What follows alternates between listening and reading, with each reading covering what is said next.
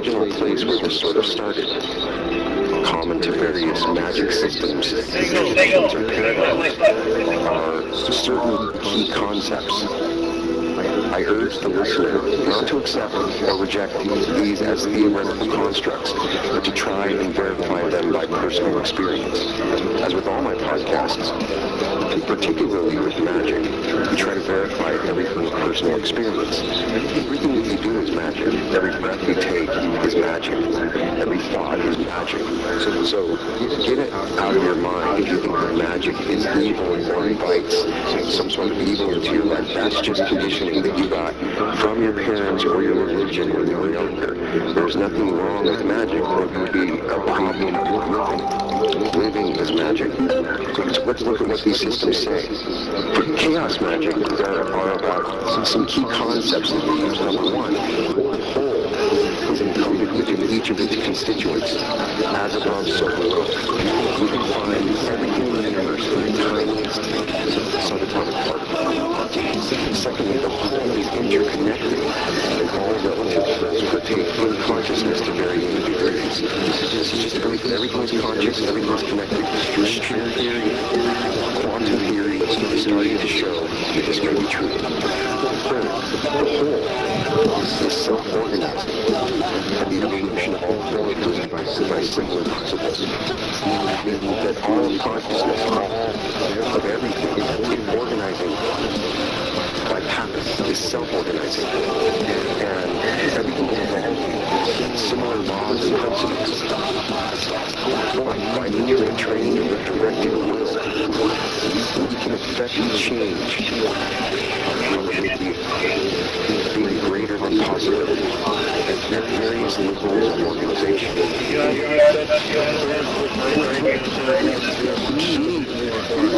The principle of chaos magic is that change is the only constant. Your universe is constantly changing. 6. The whole is more than the sum of its parts. Meaning the one that is everything is much more important than the parts of it. And 7. Our beliefs define the limits of our allowed experience. Our beliefs are the most important aspect. What we believe becomes true, as is reflected in the Bible by Christ himself. 8. Everyday reality is not the limit of our experience. By entering altered states of consciousness, we can experience other reality. This is another powerful part of chaos magic, which makes it very enticing to learn more about, and that is we don't have to accept this reality that we go to every day is our limit. We can enter into other realms of consciousness through altered states. 9, the entities which may be encountered during our experiences of these other realities are real in their own world. To question their relative existence is not important, since the universe behaves as if they do exist. And 10, magical ability is engendered through the transformative journey. The ability to have power and magic is a process that happens within, not without. It happens from the imagination. It happens from our thoughts. One concept that's discussed often is gnosis. G-N-O-S-I-S. Gnosis is the key to magical abilities. The achievement of intense state of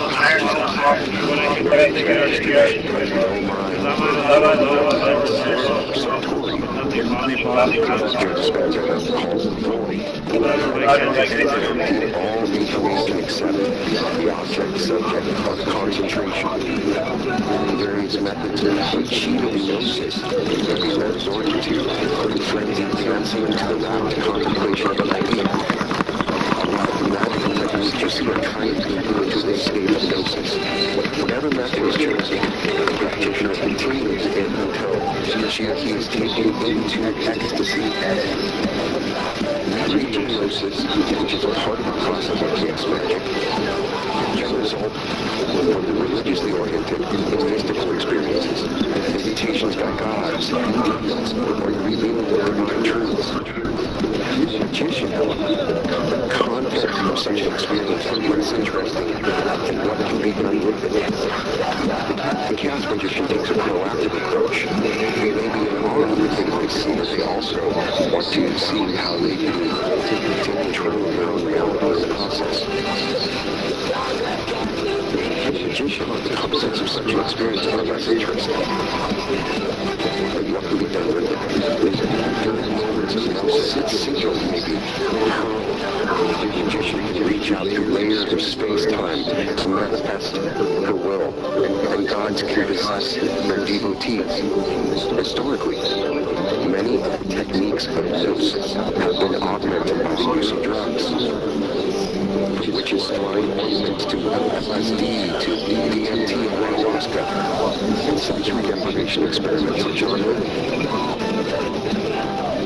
All of these have the power to create gnosis. Why do we want to enter into altered states? Sometimes we've experienced gnosis before and want to enter into it again. And this system is incomplete. Study alone is of little value unless it is complemented by practical messing about. Explain the magical nature of the various entities or spirits, but these are no substitute for the experienced reality of a deity during the course of a ritual. There is much time for mystical. The only true secrets are those which can be personally discovered through the light of direct magical experience. Altered states of consciousness may be achieved using a combination of internal changes, the use of the methods of gnosis, and interactions with others, as in hypnosis, group rituals, or even sex. Everything we know is now just sensation. So reverse all statements, or put knots into your shoulders, weep, or wake up one day and attempt to banish your everyday reality. Everything becomes new, unfamiliar, and totally baffling. Objects become intense and frightening.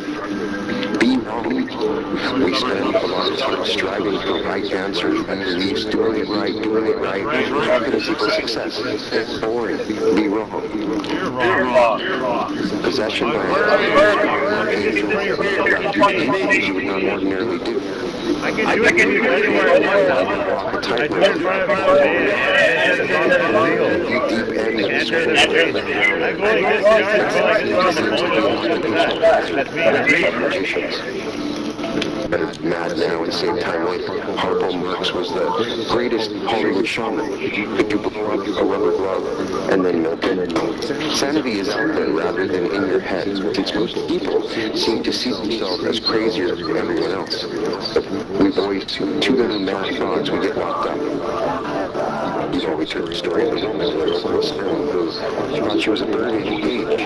She learned to keep quiet about it, as telling people don't leave doctor extra medications.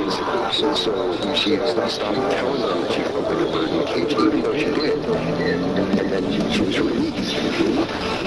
They say it's being insane to magically be in your mad thoughts out to streets and gangs.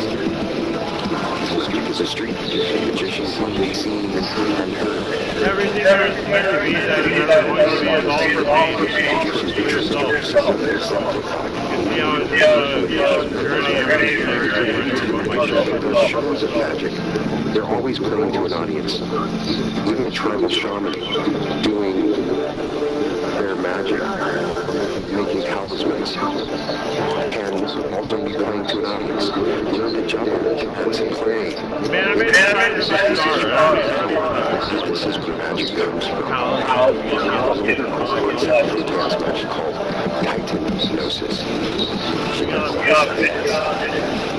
There's a great deal of discussion on my channel, on other channels. We're entering into the various energy particles. Many people, myself, the age of Aquarius is just true. And then you can watch the world on TV. Radioactive zombie, someone needs to be taken over, right? She watched TV and was right. The 20th century is resurrecting the titans, the primal builders of the cosmos, those who appear in creation myths under various guises. The giants of Norse mythology, or the Greek Titans, for instance. Once these satanic forces have completed their work, they are cast out or banished from the order cosmos, which is then populated with all manner of entity. The Titans are ever present, live in order in reality. These forces destructively created and appear in literature as the theme of conflict between reason and law, harm, nature. Such mysteries as the author H.P. Lovecraft. His great work seems to be fascinating along with various other pantheons of dark gods, dead gods, weak-fried gods. The myth cycle of the Titans, including the Anunnaki, the Assyrians, Ra, and the Phoenicians. It represents the catabolic forces which propagate change in each system when the scale of the universe over some time. They are held to be dormant or asleep, and that they are in equilibrium. However, when a system evolves to a certain degree of complexity, it becomes increasingly unstable, which can eventually lead to either evolution. The system evolves to a higher order of complexity, or collapse if the systems crash. It is at such a crisis point that the Titans once more become active, but a great deal of instability needs to be built up so that the evolutionary leap may be made. Development of nuclear technology led to such a sudden increase of access points with the spheres in between our older reality and the primal chaos of the Titans. The gateway has been opened for the evolution of all entities within the biosphere, both organic and elemental, is being affected. Titanosis is the naming of the evolution of consciousness that the Titans are generating in human beings as their stirrings ripple through our mind. The Titans are the angels.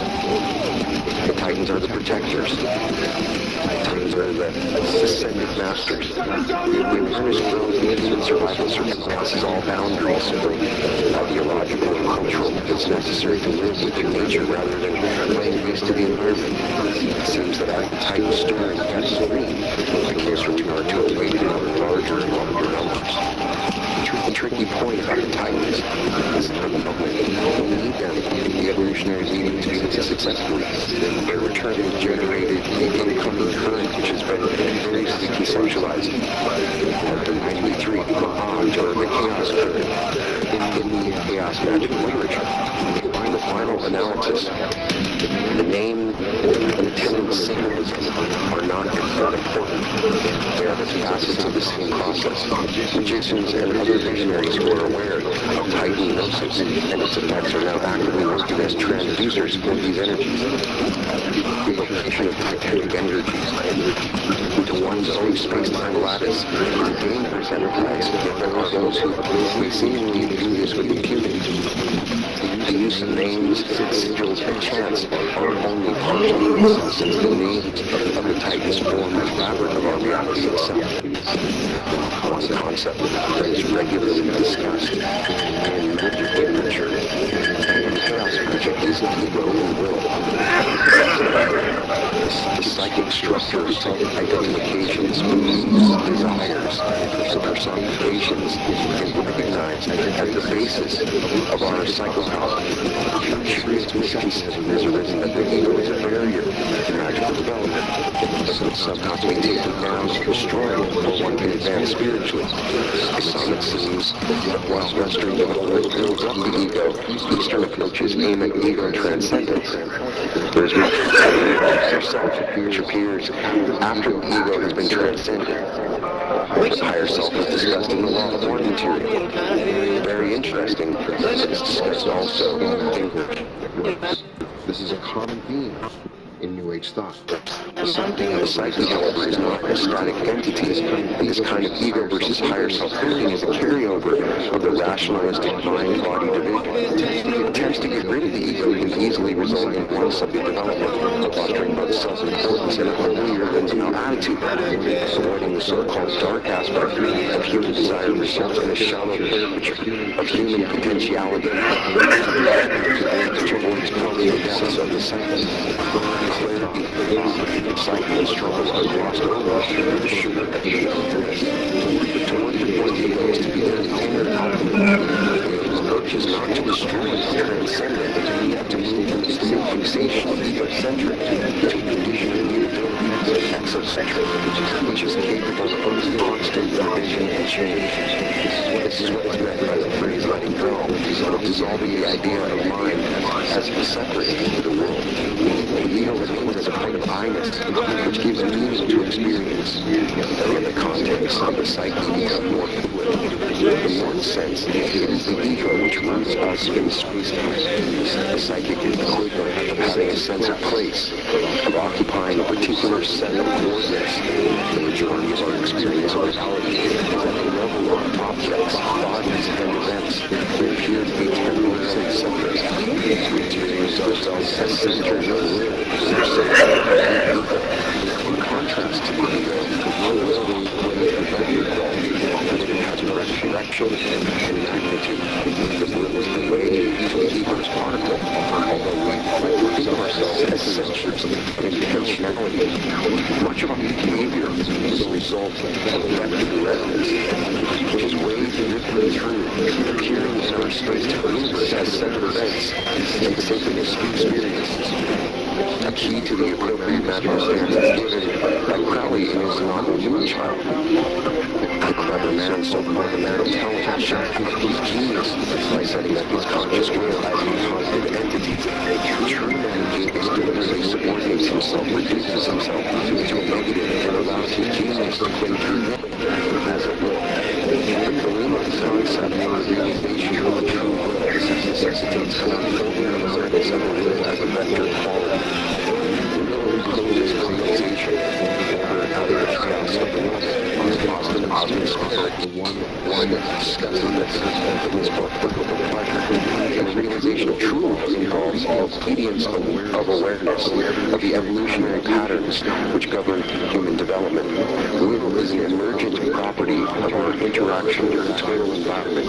It cannot be isolated to any one element. Perception and consciousness. We are immersed in them the way a fish is immersed in water. What? They are inherent properties of the vital fire spirit of Gaia. So much for the theory. What'd you say?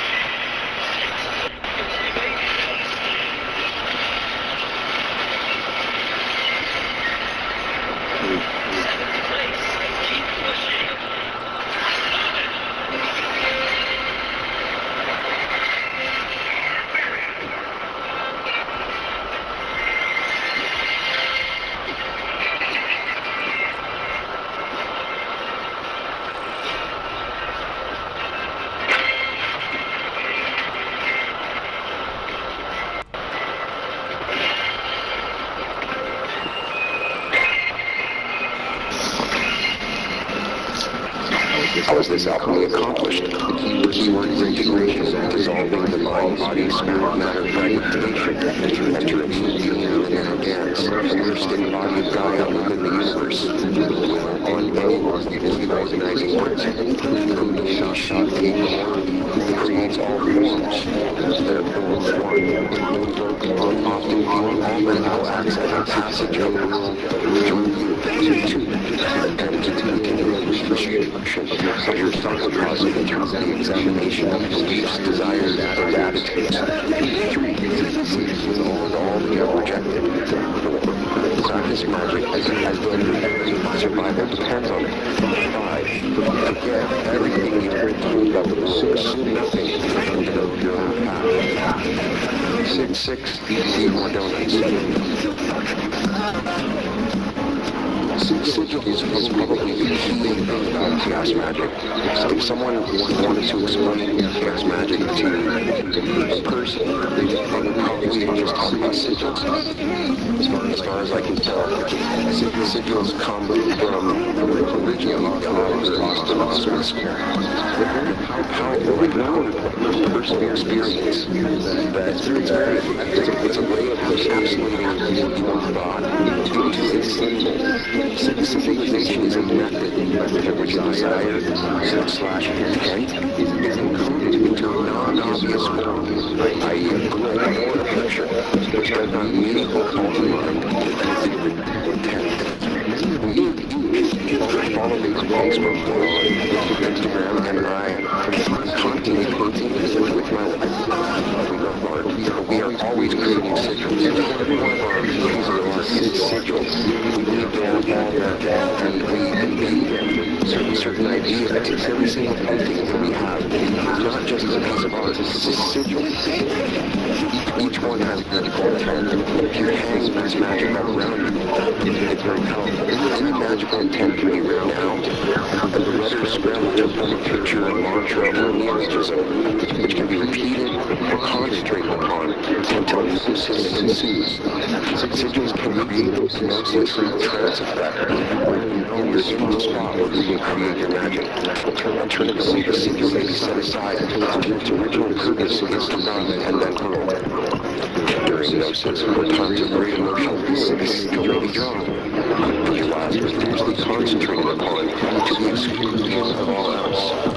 This enables the so-called conscious mind to reprogram reality in accordance with will.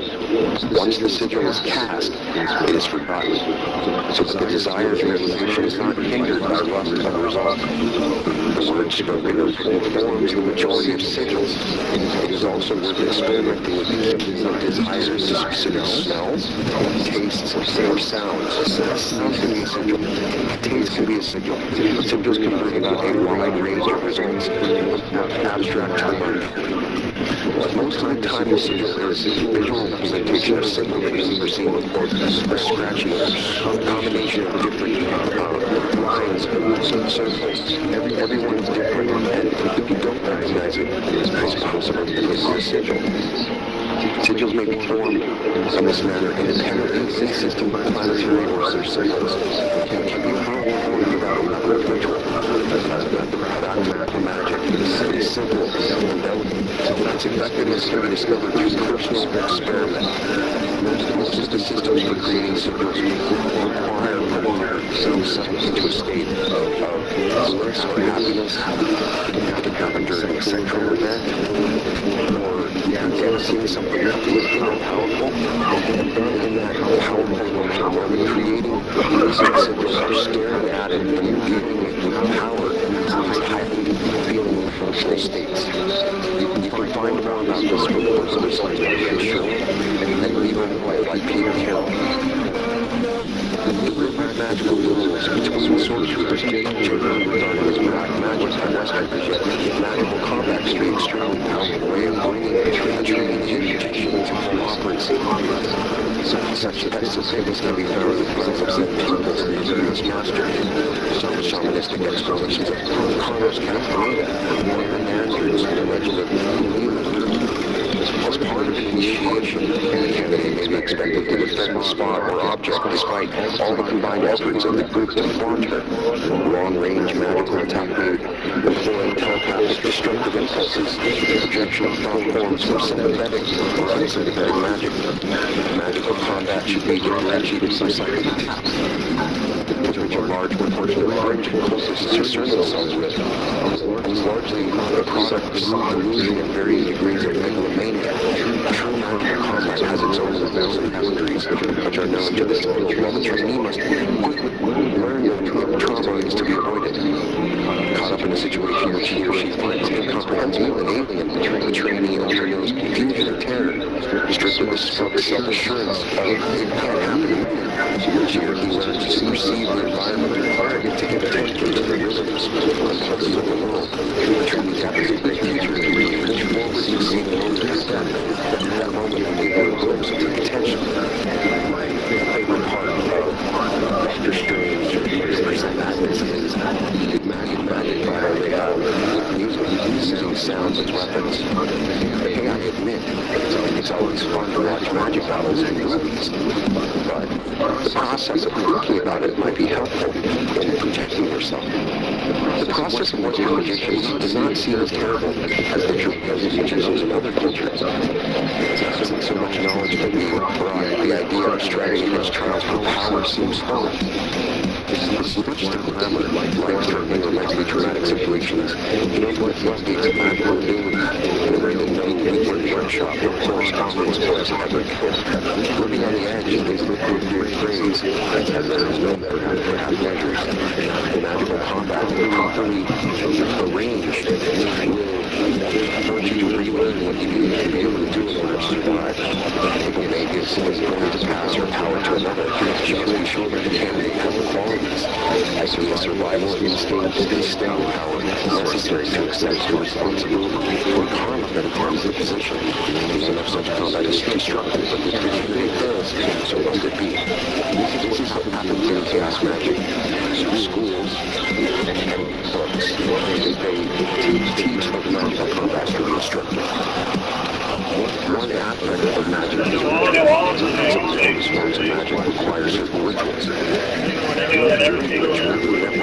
substance symbols and mental maps collide. Direct experience produces a change in consciousness. Ritual involves sidestepping the everyday world and creating a bubble where all limitations are suspended. And the power of magic flows unhindered. Well-tuned essence self-hardship within the biosphere.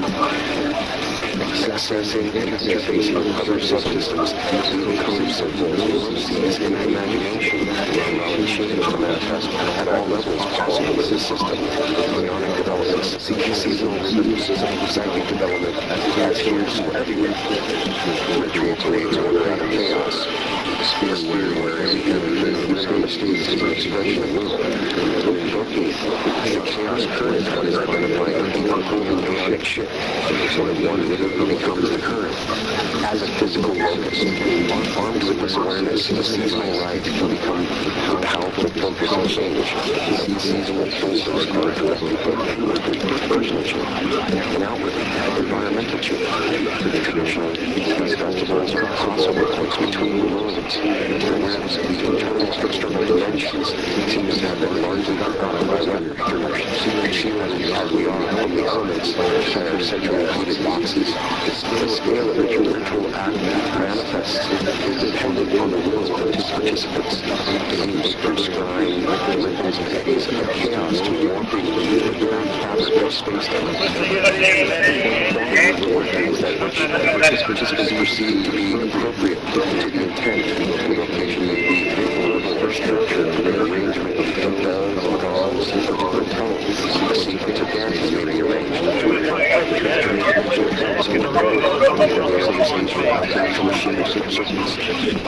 the ritual is a reenact with the most intimidating dream. Chaos magicians that have found that generally simply the structure of rituals touch on the most effective result. The other touch which can mount as anything else like someone else's ritual remedy for you up to a point. Looking at other people's rites as learning devices. Ritual correspondence is rarely effective.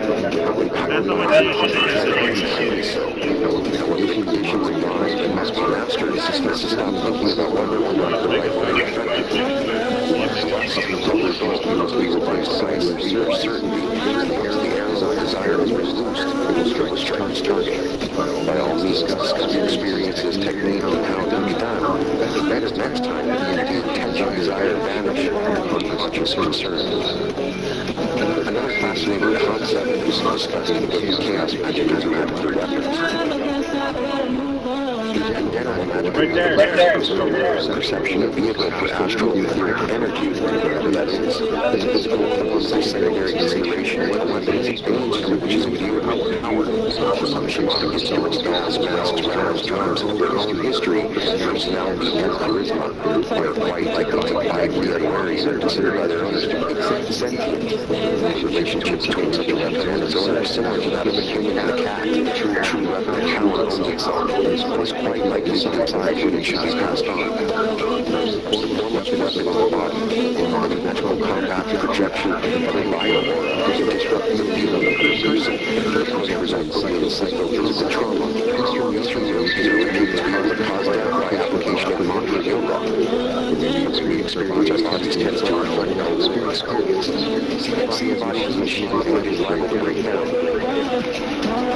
Chaos magicians prefer to view the body as a biosystem, and like the cause of the biosphere. It's like the microcosm of the universe. Thus the body becomes a weapon for understanding the greater systems which it is enmeshed. I'm not saying that you create magic weapons to use against anybody. Magic should only be done in service of others. I'm only advocating right magic, but integrating the system of chaos magic into its discussion. So, it's a weapon. It's a weapon against negative energy. It's a weapon against any infringe on the cleanliness and power of your space. That is all. Very much like Moses was given his magical staff to use as a weapon of God. One subsystem that is discussed in chaos magic literature is romantics. Neuromancy centers on ability and potential within the human brain, possibly the least understood and most complex system of all. All occult exercises according to this model have some kind of effect on the brain, and it also follows that in respect to experiences with possession or gnosis that the root event is occurring at a neurological level.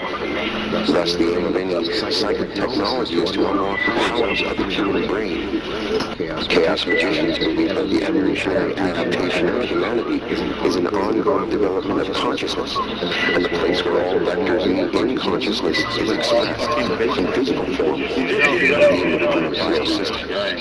All the techniques of necromancy, recourse to chemognosis or drugs, is widespread across cultures, in the Western Hemisphere particularly, have aroused much controversy. Only those who have received medical training are convinced from a position of authority that they do not know how the brain works and tamper with it. Through ECT surgery and the good old chemical kosh, while it is fine for these watchdogs to impose their will on the brains of others, it's quite another matter for non-qualified people to try it themselves. Another interesting subject in chaos magic is techno-shamanism. We live in a technological world that's constantly changing, so where can we find magic in this technological world? One thing that a lot of people in chaos magic, especially on Reddit, are into is using white noise. An untuned television set has white noise energy that you can take in for yourself.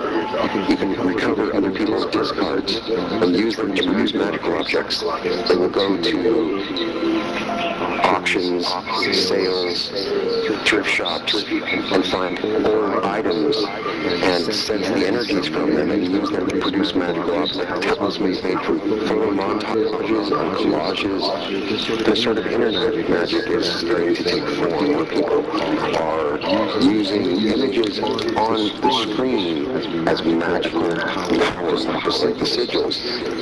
And for many, it's very powerful and works. The interesting thing about chaos magic is that many will say, don't read books on chaos magic. Write your own.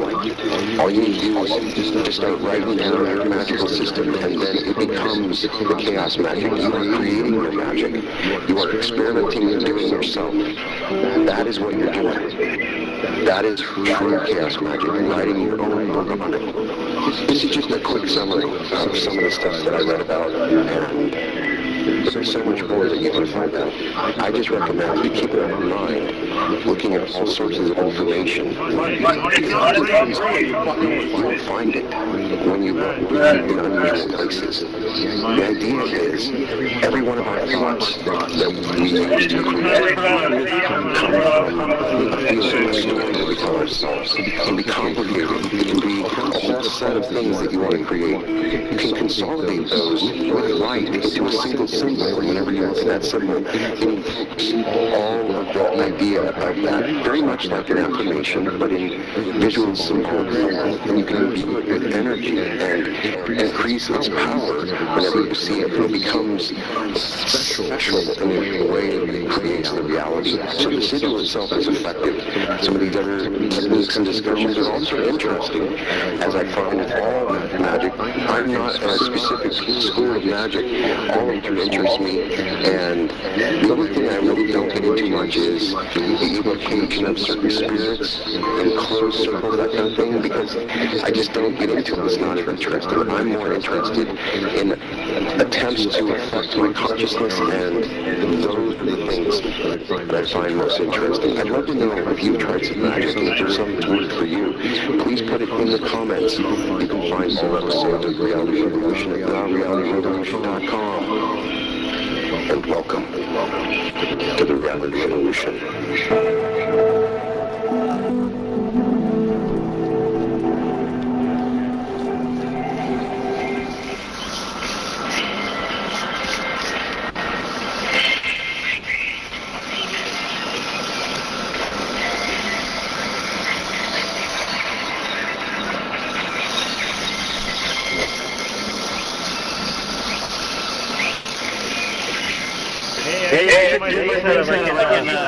Give us space on my phone.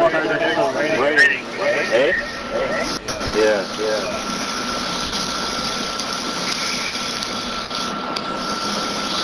Just call the number.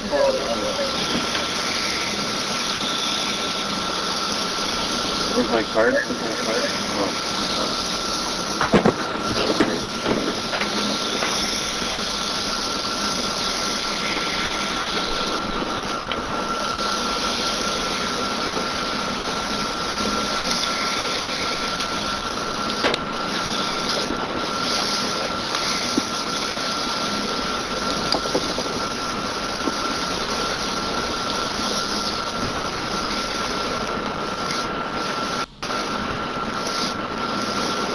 What's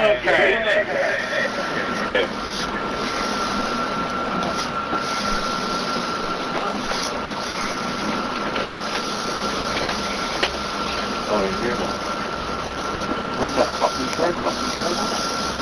I'm looking.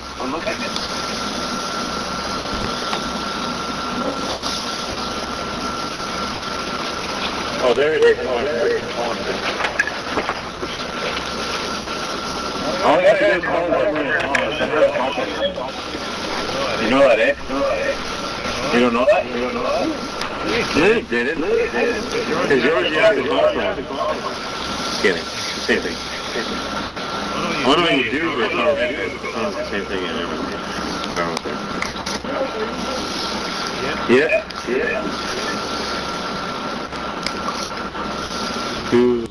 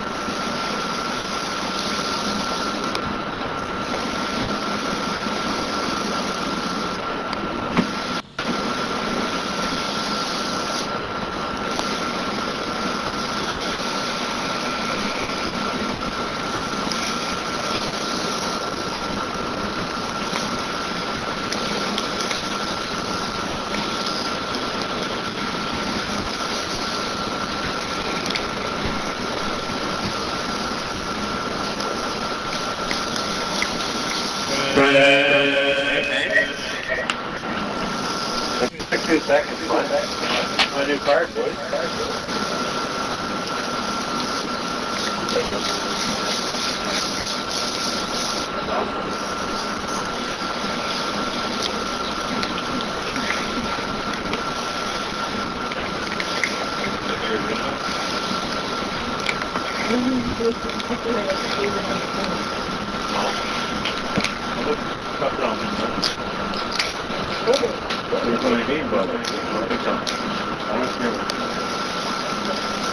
I don't want to know what's going on. I got the card here.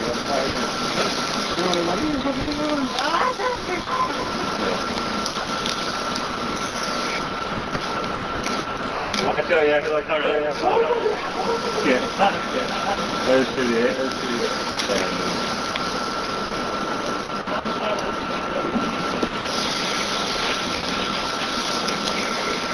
Where are those guys?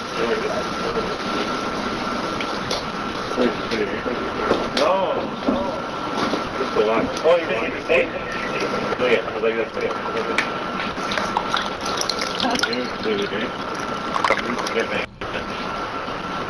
What's that?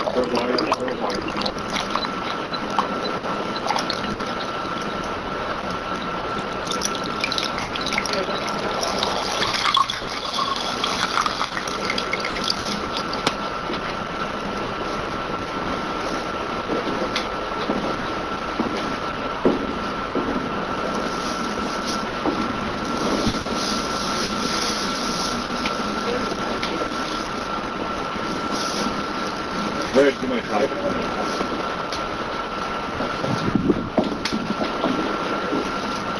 Before I finish up, yeah, all three done. Okay,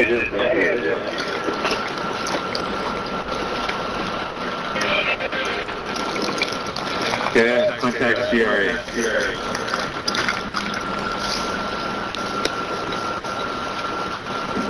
Oops, right.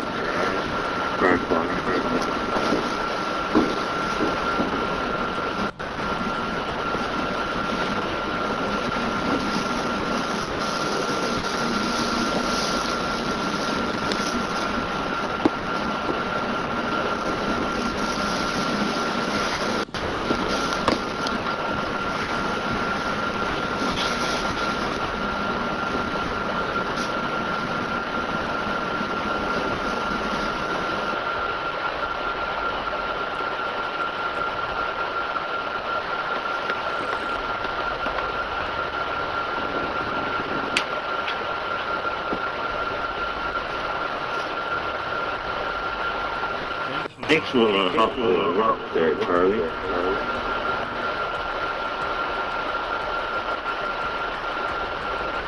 It's only until 3:30 p.m. The online chat. So then we go tomorrow. And I won't be able to take my taxi now because that's why. Oh, I remember. This morning I bought something on Apple, but I didn't. I was going to troll it because I didn't buy it.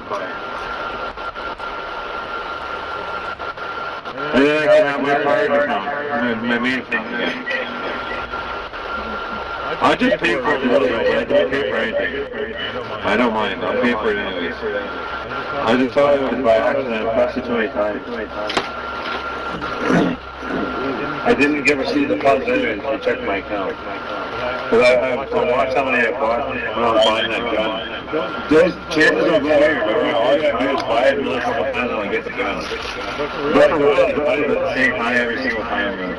One time earlier and then one time after that. The first time getting earlier. And then the last time. There's only 5 tonight, but I only fucking 5 times. Oh yeah, it's like saying to the cows, man.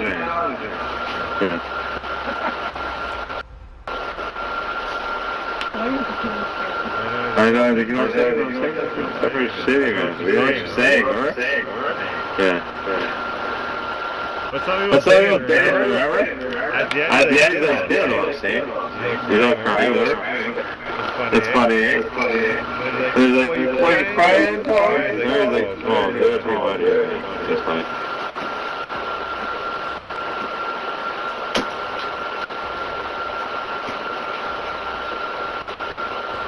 Well, I'm back in action.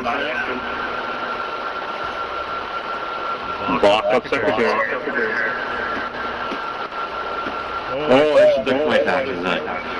I can do them and then do this paper. I did. You're in the PSN? Yeah, I did all that already. I did it the day before we did that one. Yeah. It was going to come until January, but I didn't want to do it anyways. I checked if there was going to be any, and I was like, what the heck? They said it was not until October.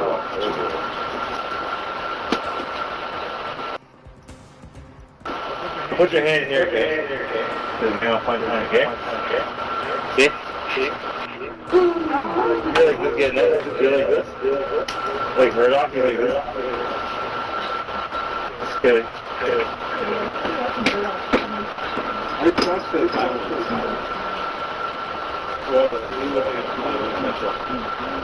You got stabbed by the doll. He's like, no. Father came telling me like she was afraid to me. Just kind of treated it as a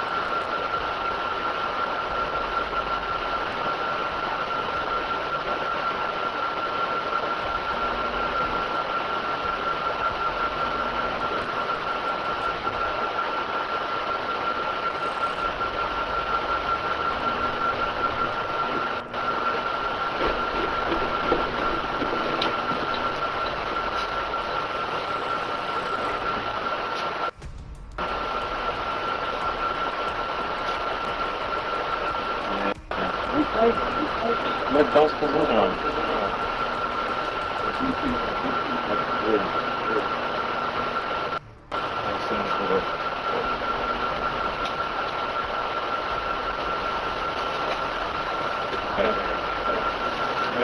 What?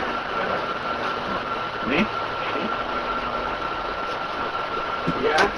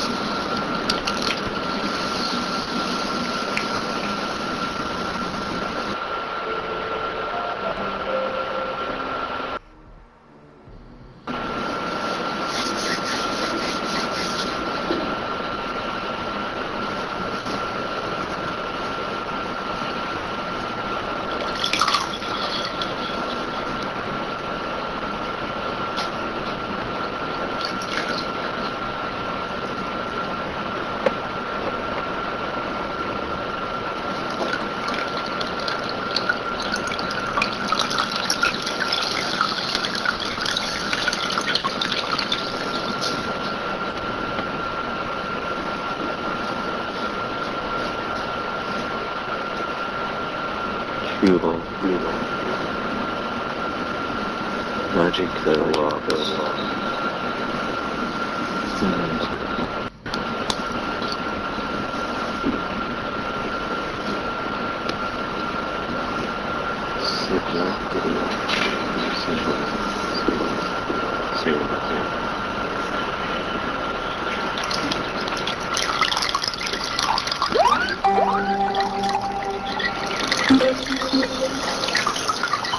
Case out, north side, told y'all. See me pull up, no problem. I can never ever be no one option. Kill the bomb, even those lies. Now you wanna say one thought. Now you wanna say one thought. Now you wanna say one thought. Stay in your bag. Get in your bag, stay in your bag. Yeah, get in your bag, stay in your bag. Get in your bag, stay in your bag.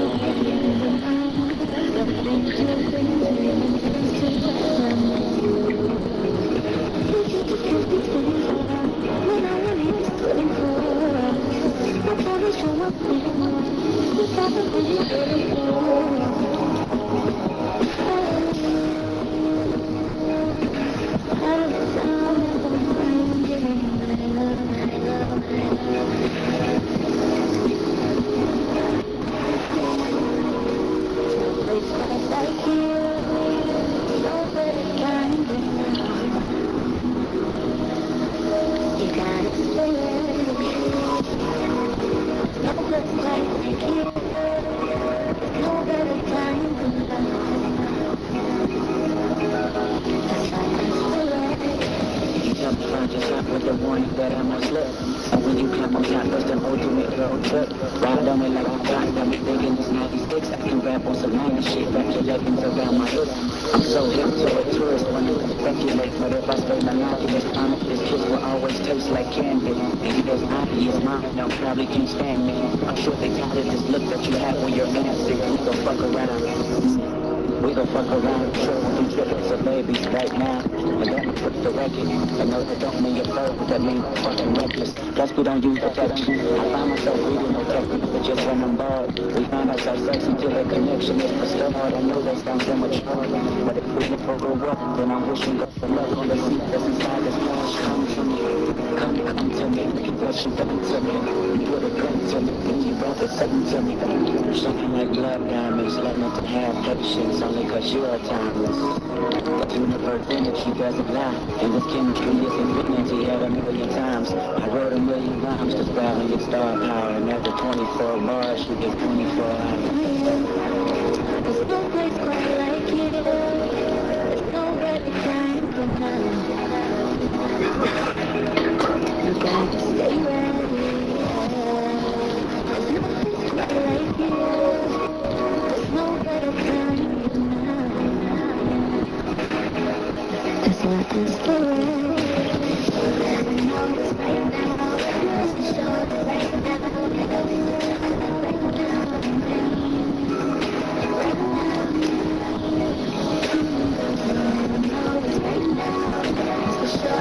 now.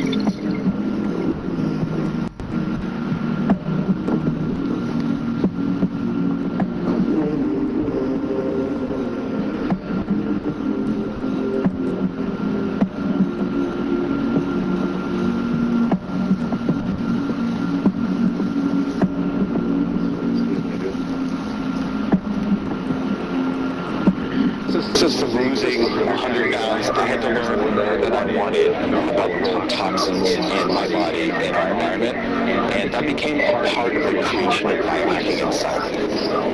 This is real. Make the present moment your friend, not your enemy.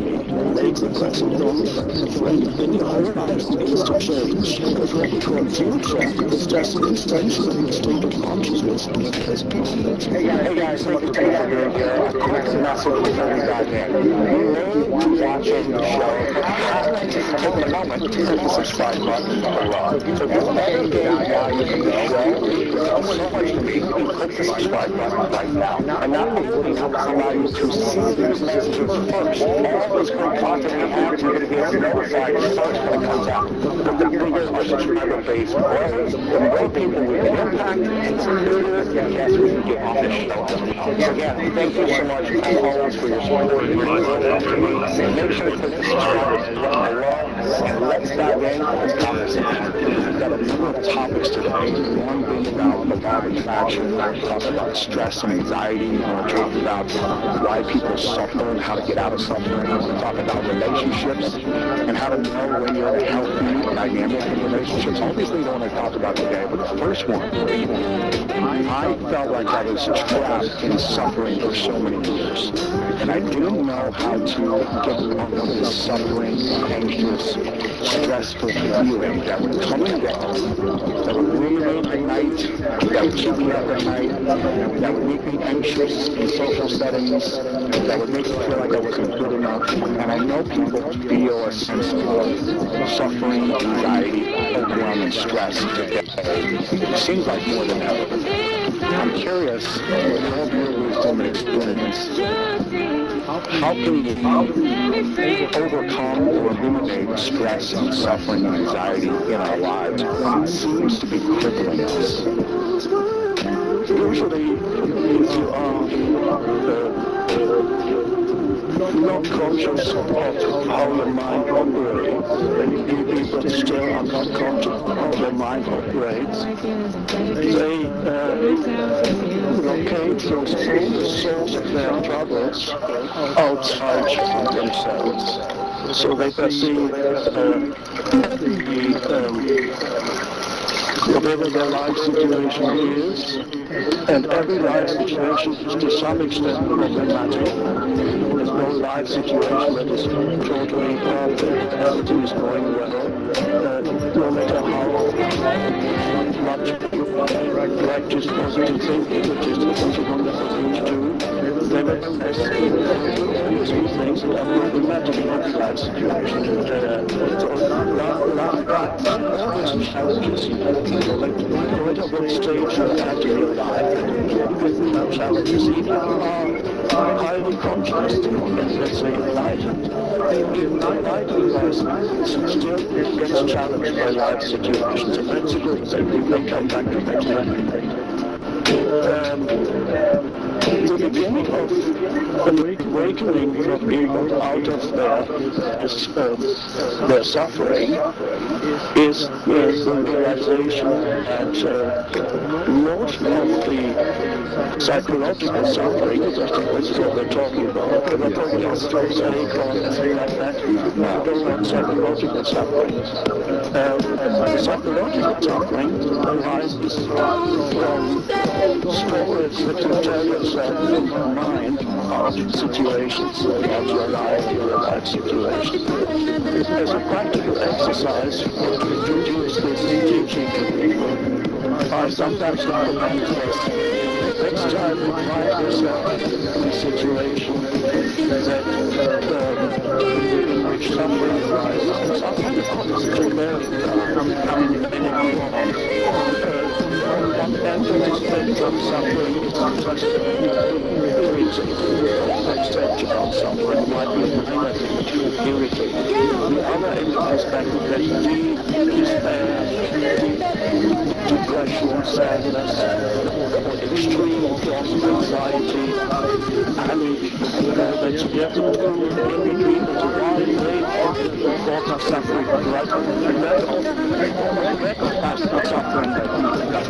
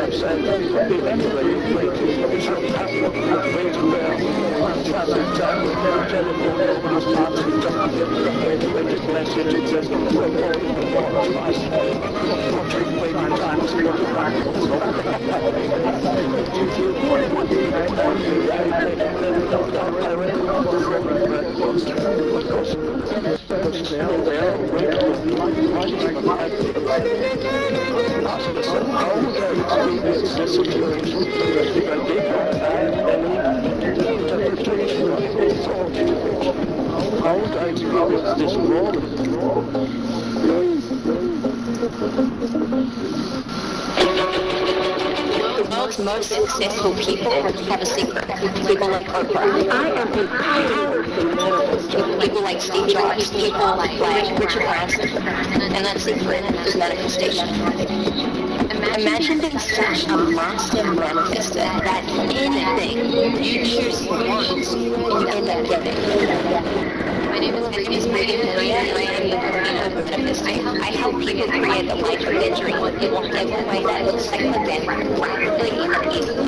So after literally working out thousands and thousands of people, I realized that people were having the same problems looking at manifestation. Often they were using outdated tools and techniques like positive, which weren't actually generating the results they wanted right away. Success is whatever you're creating is 80% internal, 80% psychology, mindset, energy, inner initiative, and then 20% what you actually do on the outside. My quest is the art of manifesting, and this is a deep immersive experience for about 30 days that really not just allows you to learn manifestation with your mind, but actually cultivate it within you from the inside out. You start going into really deep activations, which is called processes using the energetic architecture method, where you get to simply receive and allow the magic manifestation to work through you. We talk about the 80-20 trap, and we also get you really deeply familiar with the ultimate success formula. You dive into your fears, your self-doubts, your self-limiting patterns, self-sabotage patterns, and we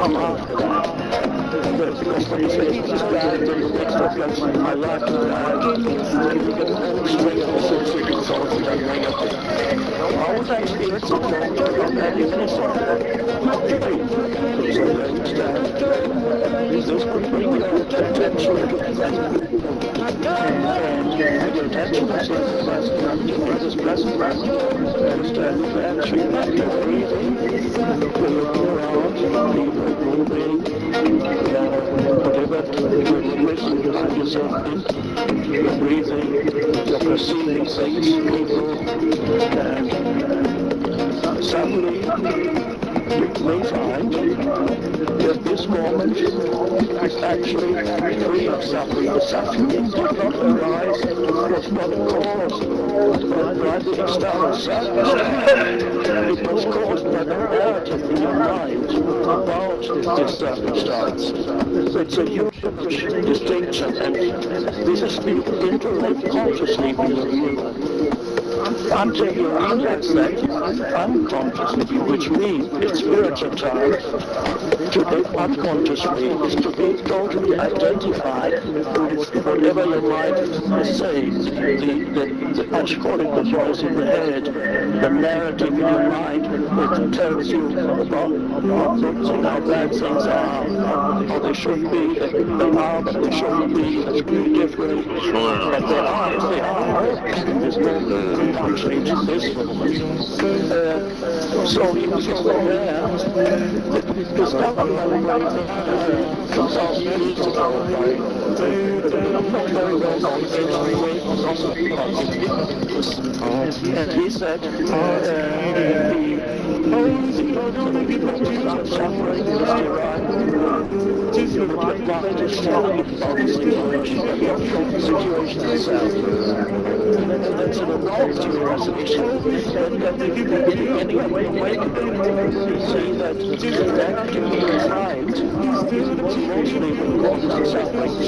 It's possible, of course, in an external situation, cause physical discomfort. Obviously, it's possible because your legs are hurting, it's possible to control what you want. But you make the physical discomfort, that's possible. But it's not suffering in the sense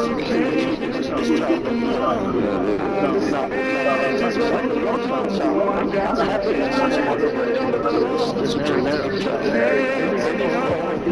Negativity inside yourself, unhappiness. So you realize that most of that arises from a mental about the situation or about the circumstances, not from the circumstances themselves. Every time you find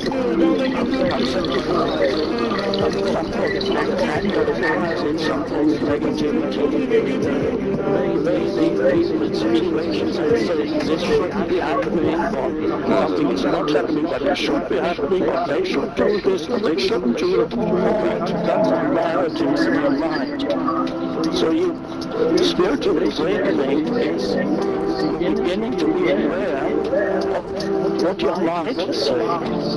The stories that you're telling yourself about situations, and also the stories that you're telling yourself about what you call your life.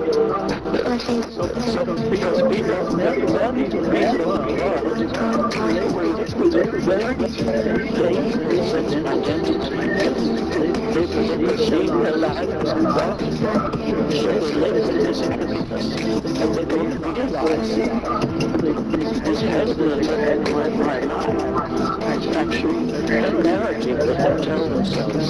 They was influenced me, all the things that have happened to me, the dreadful past, the people did to me, the circumstances to me, all really compared to my identity. So you get a very identity with it.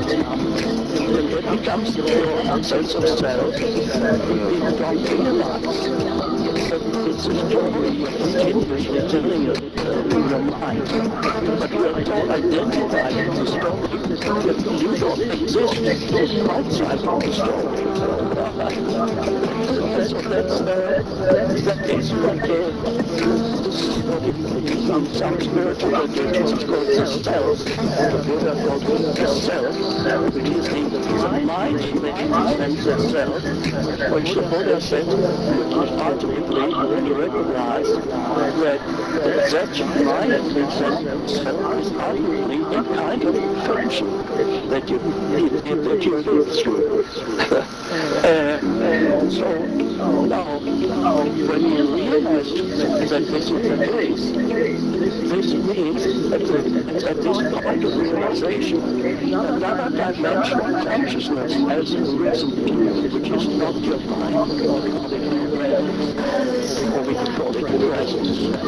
So when you realize what your mind is doing, that it's not part of the conceptual mind that's been worked through stories and words and concepts. It is a deeper, or you could say deeper, higher dimension of consciousness that is always present. I've often got awareness, awareness is to use to know what your mind is.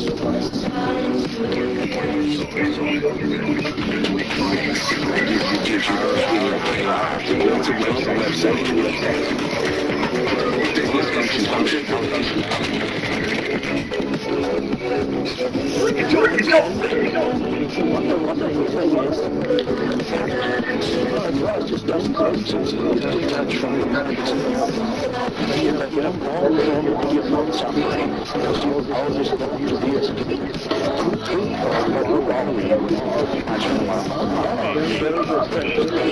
yes.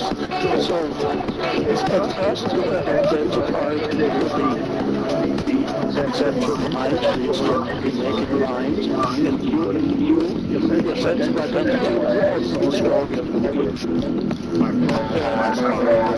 my beliefs, all thoughts that are accumulated in my brain, bank of my mind, the past, that I've told myself that it's happening, this is wrong with me, this is why I'm not good enough, this person is this, whatever. Exactly. Now, when the awareness arises, your sense of identity begins to shift from being acknowledged to the conceptual mind, the voice in the head, to deeper sense, and you realize who you are, your existence is actually the awareness itself. That is an amazing realization. In other words, this is a level of consciousness that is beyond soul. Thinking is a wonderful thing. Thinking is a very powerful tool for creating. However, thinking is all we have. Our identity in the mind, then thinking is used as a tool. It's very powerful, empowering, can be very creative. But if thinking becomes self-serving, in other words, you need to identify the true thinking that the rest of us never stops. We're talking to themselves, it's a voice in the head. Sometimes they talk, they say I, sometimes they talk themselves in you, don't that. So this is the most important thing in a person's life, and this is why we're here, is to experience this shift of consciousness, so that increasingly, glimpses of us, and increasingly, your sense of who you are is the space of awareness, the presence. Does that mean there's two of us?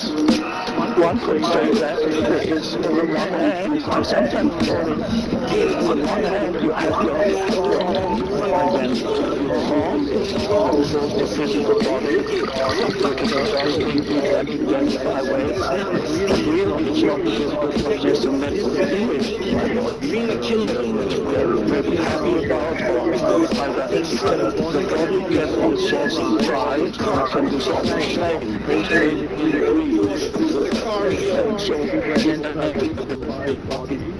it's the first whole identification. The next is the psychological form of all the things that I think that I did in my past. The past makes up what I am. All the past conditions, starting in childhood, the way of life, the culture which you grow up, the family which you grow up. All those things become part of your identity. So you have according to the form of identity, you can consider that everybody obviously has one. Right now, which is why you continue to have a physical body under the bones, and you have a strong identity, psychological identity. But up there is a deeper identity also, and this is the spiritual awakening, that is a essence identity.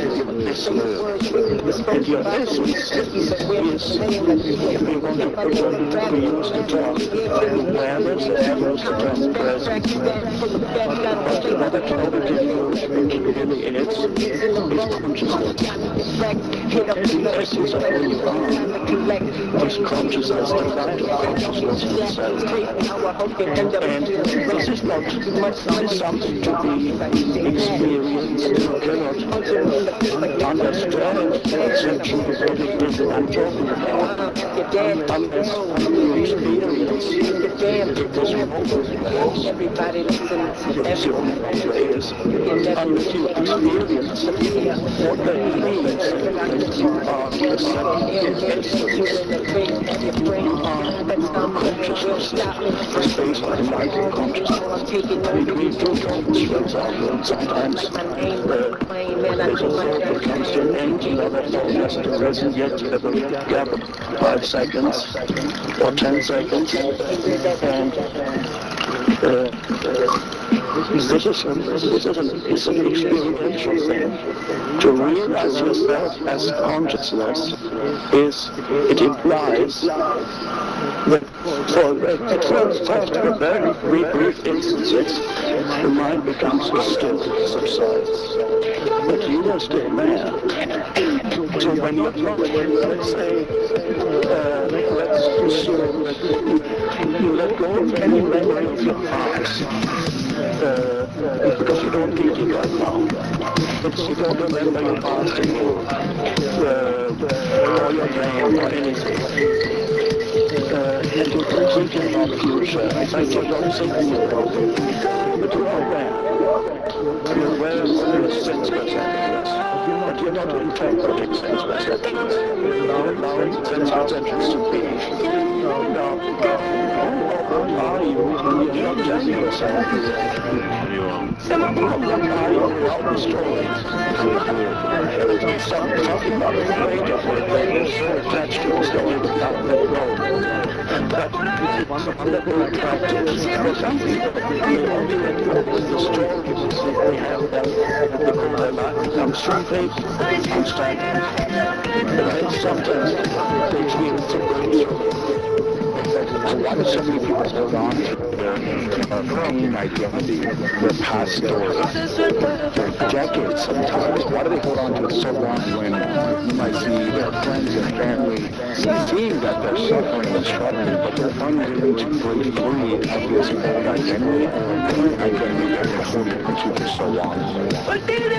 Sometimes, like you said, people will finally get so bad, they finally let that identity go.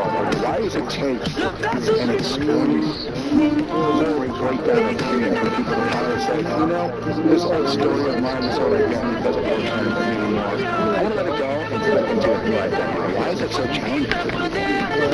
It's we all inherit, it goes back thousands of years with a collective consciousness or unconscious humanity.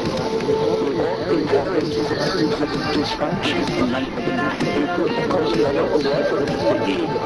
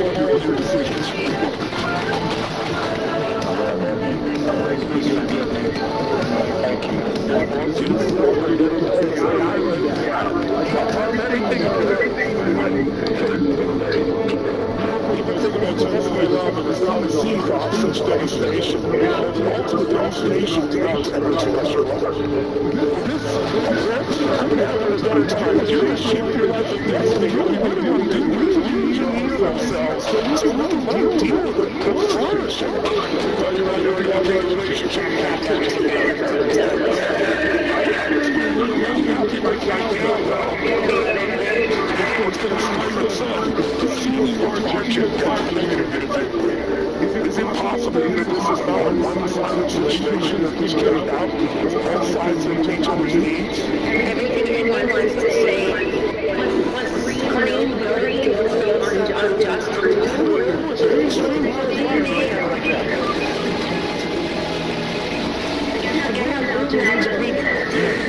What's the first thing you're going to start to do and try to let go of it all? I know more than anything you can say. So I want to do better. If you listen to your kid, you'll try to come out and fix each other's needs. To everyone, values is so much important.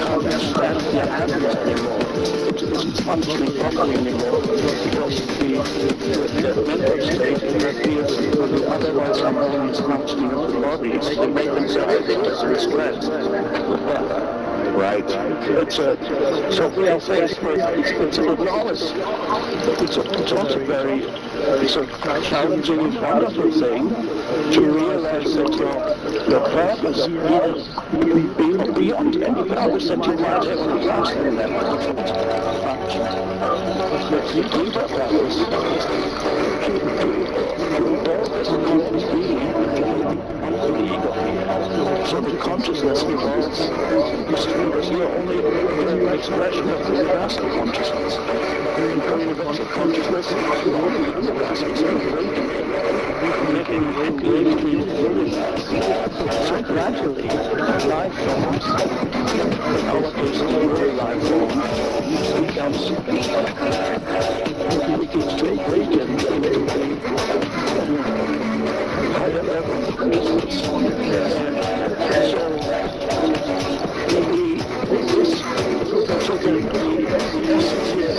Realizing this possibility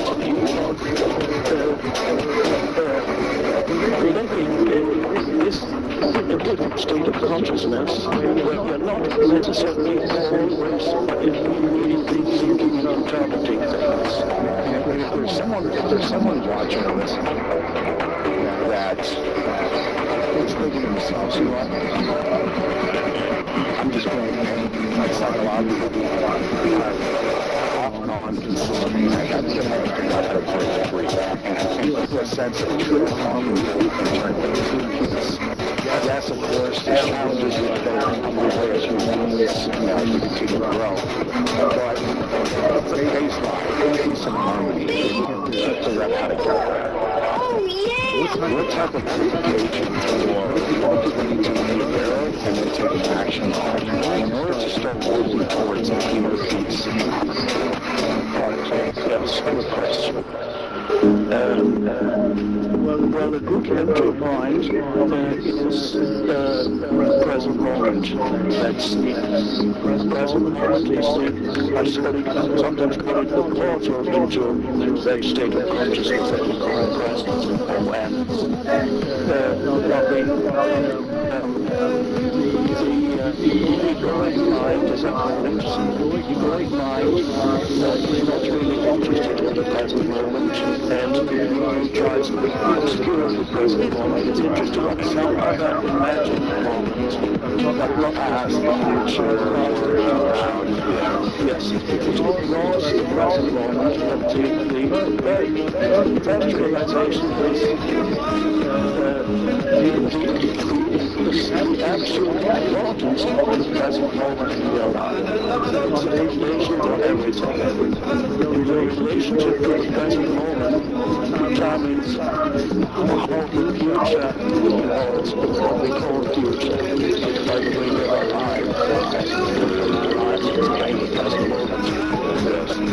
So the realization that all you ever have, all that you can ever experience is intrinsically linked with the present moment, inseparable from the present. Your entire life unfolds in and as the present moment. Whatever it is. The past happened. It was the present moment. It couldn't happen anywhere else. When you remember the past, you remember in the present moment. When the future comes, when tomorrow comes, it will be tomorrow anymore. It will be the now. There was a British pub in London that had lived in London for many years. They had a sign on the bar that says, "Free beer tomorrow." And of course tomorrow never comes. So the sign is always true. That's all I mean. You go to the next day, tomorrow. Tomorrow actually never comes. Of course we need to make plans on a practical level. The future is indispensable. We need future for us to get together here to talk. Day and time for connecting. So on a practical level we cannot do without future, but on a deeper level, a deeper psychological level, it's important to realize that the future as such does not actually exist, because all you can ever experience or have is the present moment. Yes. So that's the starting point. Begin with the realization of the absolute primary importance of the present moment. This is all you have. So you might as well have a good relationship with the present moment, because if your relationship with the present moment is not functional, the entire life is not functional.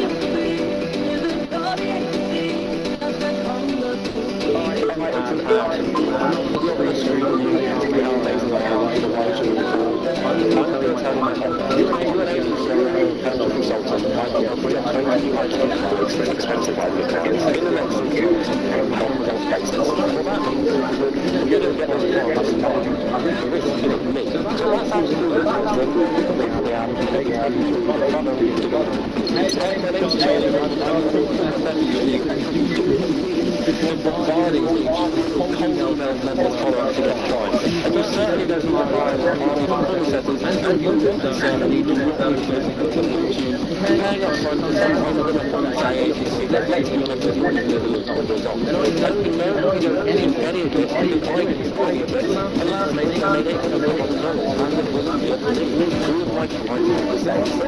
The same systems I used 7 days ago. All they have to do is utilize this system.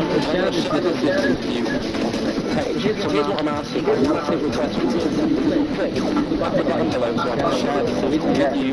Basically, my secrets around how you can get ideal clients like you. Other partners guaranteed so you can sign a wicked point in the next couple of weeks. Electronic guarantee, so to speak, my right to run. Say, I'm not asking for anyone else's so put that down below.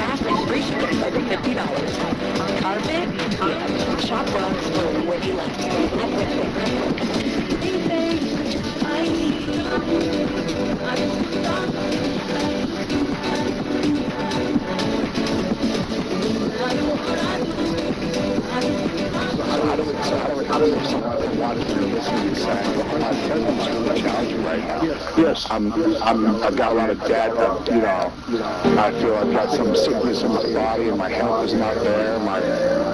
I'm going through a divorce or breakup. The career is not as good as I want to be. There's some type of pain in the present. Yeah, how can I actually enjoy the present when I'm in breakdown everywhere? Yeah, let's aside from all the physical things, it's another story, but the psychological pain that's there is again associated with certain situations. It's associated with your life situations, which make probably like a imagine on some level, whether it's financial, relationship, or work situation, or living situation, or health situation. It's very likely that at a given time, your life situation will be automatically at least one of these levels. Right. Sometimes it's not punished 2 or 3 or 4 because really problematic. You lose your money, you lose your job, your wife leaves you lose your home. These things can sometimes happen. When you have that, let's these life challenges, situational challenges, just being part of the present moment, but they're not really the present moment. They are what's called, what I call your life situation. But other than your life situation, it's something that I call your love. Life situation exists in time. Life is now. They never not now. And since your life is now, you have to ask yourself, yes, I have all these problems. I don't know how I'm going to pay the rent, maybe, or my relationship is broken. I have to, I'm in the middle of divorce, all these things that happen to people. I've just my company has collapsed, might collapse, it may not do that. All kinds of things are problematic. Sometimes they're real, sometimes imagination, so they're having big problems. Sometimes they're such a mind that they seem to be private. Other times they're real challenges happening around you, right? It's single out the present moment. And action that you might take in order to change that situation. is every act I take. That's a secondary question. It's important, but it's secondary. Primary question is what's wrong about this moment? And then you can start and say, I'm running out of money. This, I believe this is not pleasant. It's very right. It's a no. Running out of money is this is just this one. Right here and now. What problem do you have here and now? In this moment. And then you look around. You maybe become aware of your breathing, and you look around, and then you reluctantly sometimes people have to admit, okay, I'm ready to admit that at just this moment there isn't actually a problem. Next try it might be of course, this moment you may have a challenge that you need to deal with. If you're going forward and you encounter one animal coming towards you, you don't say, I don't know that any problems at this moment. That's a challenge that you need to deal with. You wouldn't call it a problem. I mean, if something towards you, so if you encounter that, then it's not a problem. It's a challenge that you deal with it. Either you run away or you don't, whatever you do that. The problem is this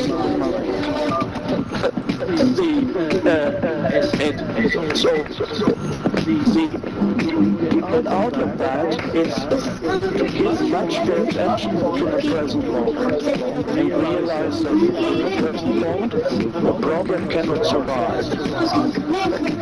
Any more time in the present moment, the problem, any problem cannot survive in the present moment. The problem is the word that carry in your mind, the mental emotion. That's what the problem is. The rest is situations and circumstances. Either you leave them alone and there's nothing you can do, or you take some action. But there's no problem. Either you act or you don't act. And if you don't act, take your attention to the present moment and see that it's actually I think how often get correspondence with people in prison. We're in prison and we have through our foundation thousands of doctors to prisons saying for prisoners to read. I often in communication with people realize that in their prison cell realize that actually I have no problem. In other words, we come to a complete alignment with the present moment. Get to do this should not be happening, because that's where the suffering arises. The present is a situation where you can't probably take much action, but you can try to escape, but you probably won't succeed. Yes.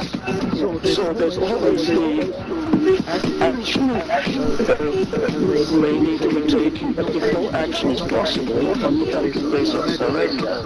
But it's positive surrender, not negative surrender. Positive surrender is uncompromising yes to the present moment. Uncompromising yes to what is. That is a place of great inner power that arises. Yes, this is that's what started. So you're not arguing the useless of things, because that's insane. You cannot argue with what is. We constantly arguing that's actually amplifies the ego that you're going from. Just the ego loves to argue with what is. It needs to. It loves enemies. The ego makes the present moment an enemy. You see how saying that you make the present moment into your enemy, because that's all you ever have. You should make your whole life because your whole life is the present moment.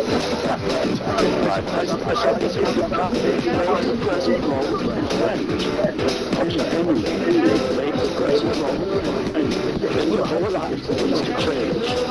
Because what we call future is just an extension of the state of consciousness. The state of consciousness is knowledge. Very likely you experience actually a negative also in future. Comes a build. Discover Desi, a United Concept studio, the platform for agencies and enterprises. Responsive.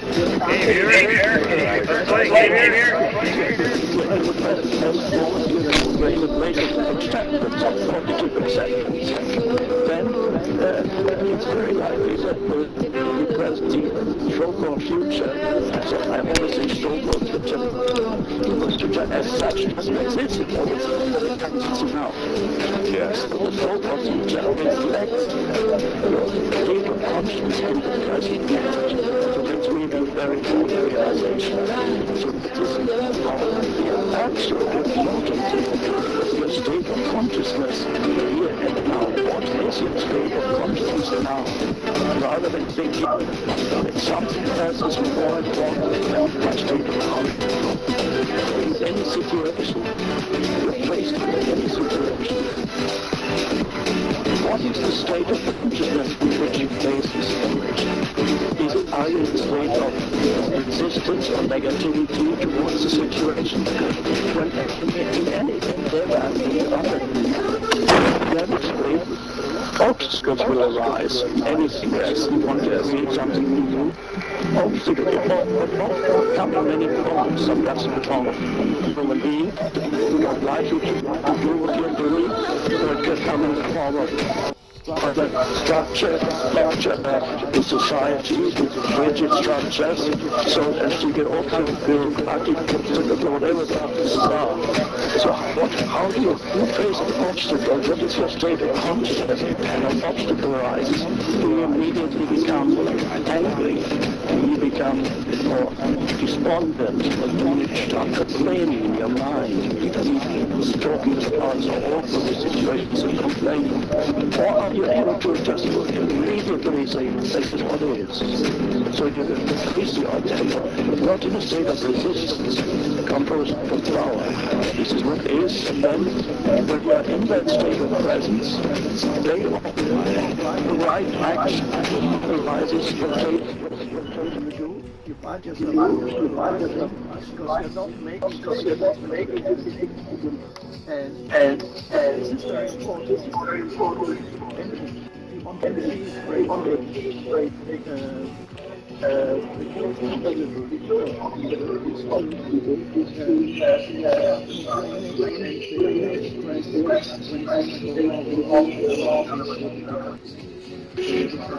Negative. They become unpleasant. They become pleasant. They become pleasant people they work with. And a lot of negative energy can build up the company and so on. So, and that is not some of the most effective people in this world. There are perhaps a few. They don't work with negativity. They work with positive attitudes. They don't make the enemy.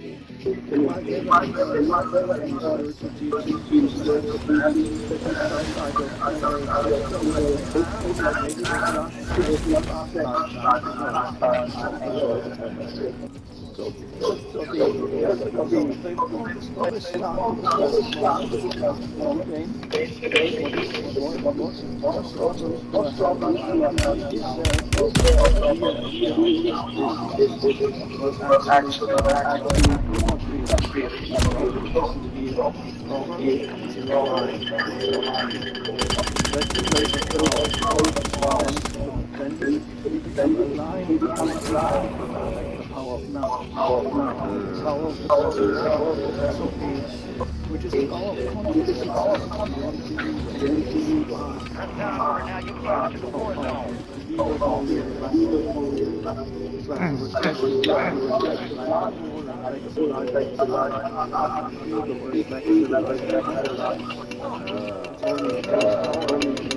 One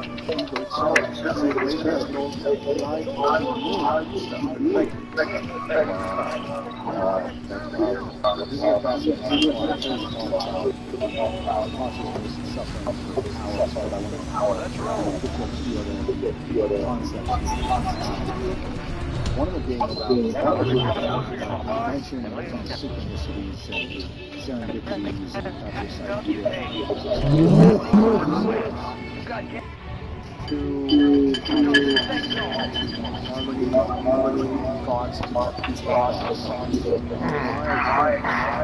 things just come. The right things, they happen very and unexpected. I would love to hear your thoughts. You're definitely also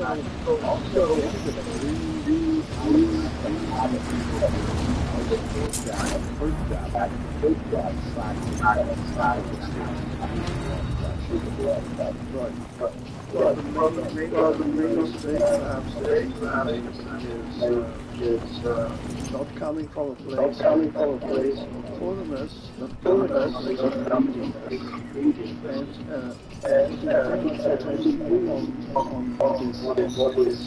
the undesirable that they want to get rid of on the undesirable not enough problem for many.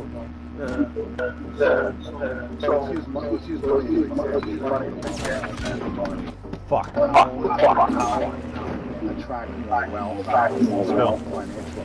We'll get him up.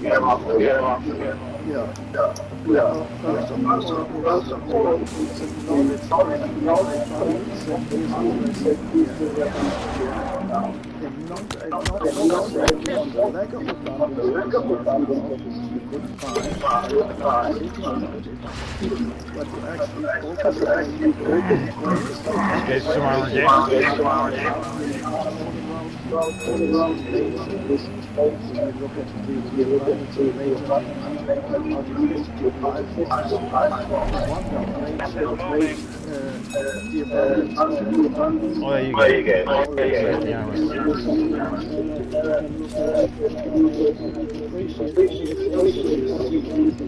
It's good we can still play the same way.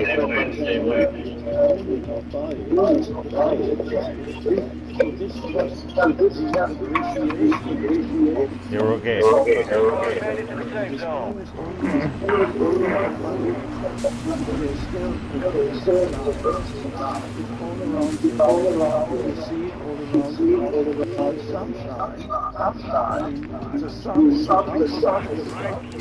Symbol of energy itself,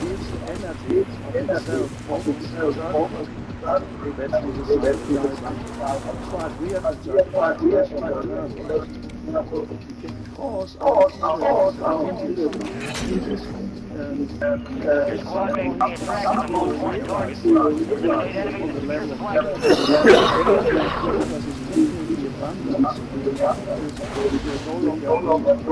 the young gun is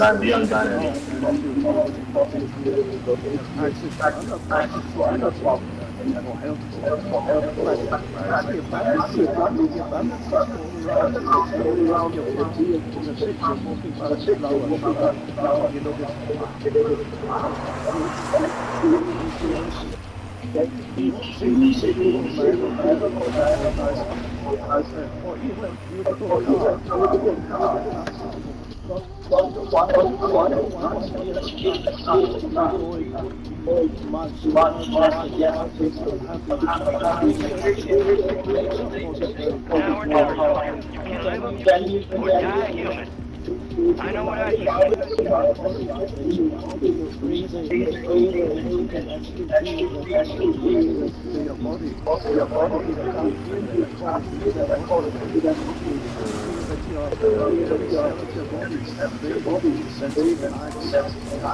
You can feel that every basic buttons of life all around you. They feel the life, so we some people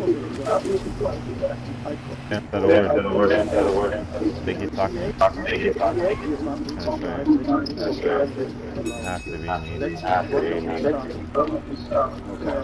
So you're not focusing on the light, you're focusing on the buttons and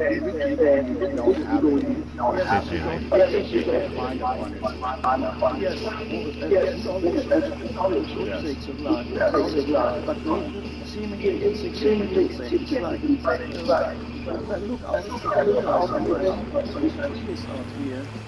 here. Why not? It's a slide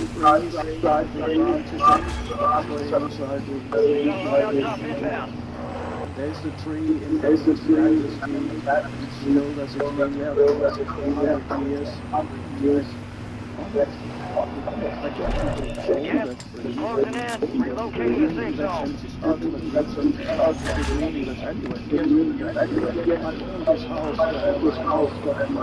some point,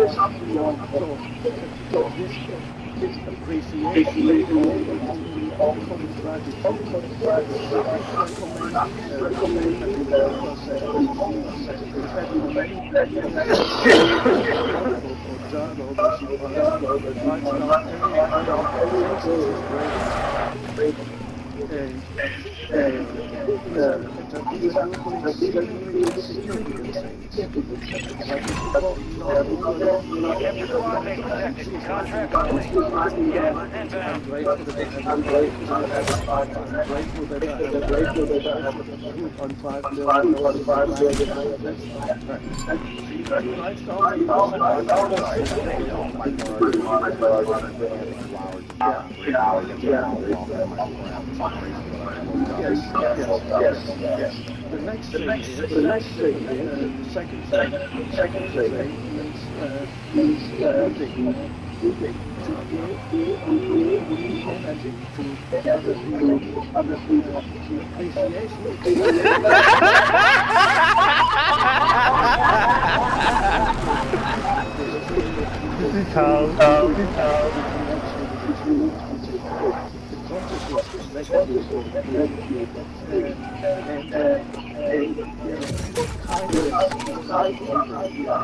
Life of shit is smoking all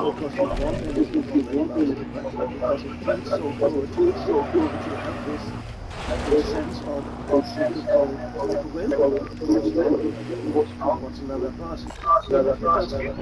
Doesn't want to go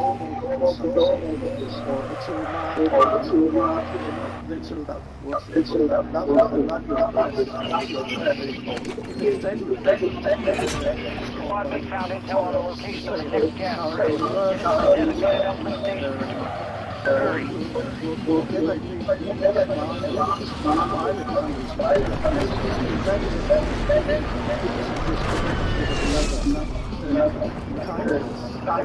is a very powerful thing. You're not the more you go, it's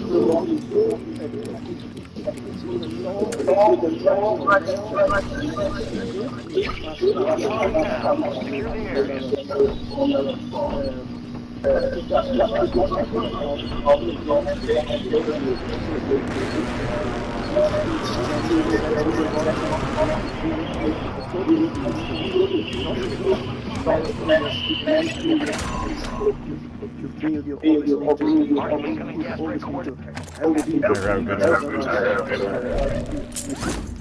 don't think of yourself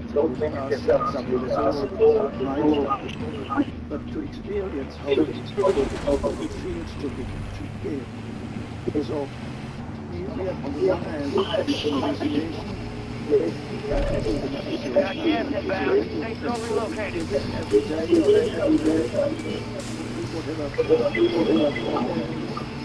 And the next thing is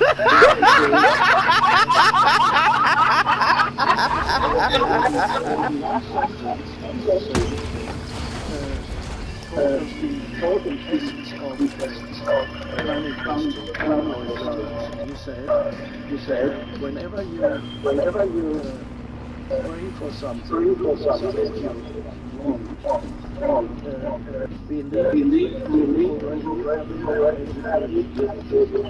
Yes. There's the You can't say it, you can't say it. Now this may not be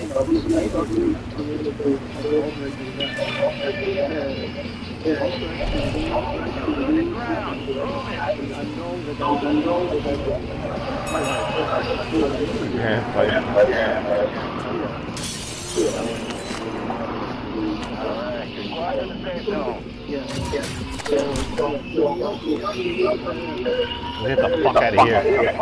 Get the fuck out of here, bitch. It's the music's on a little bit,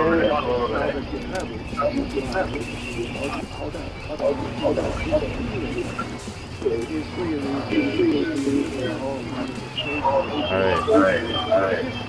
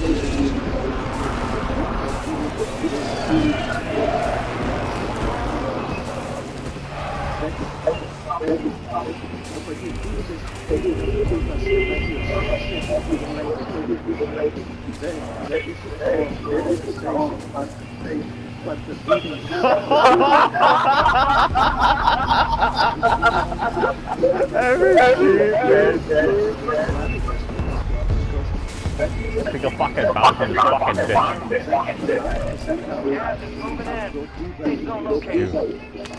Funny. It's like their motherfucking dick. Let's take it and we suck his dick.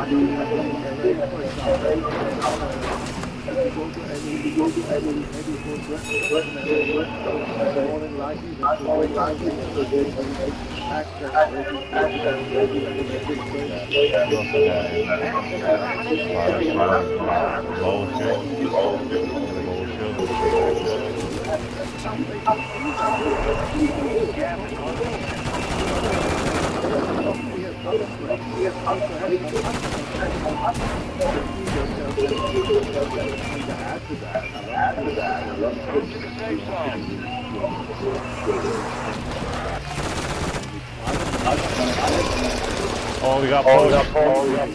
Lucky man.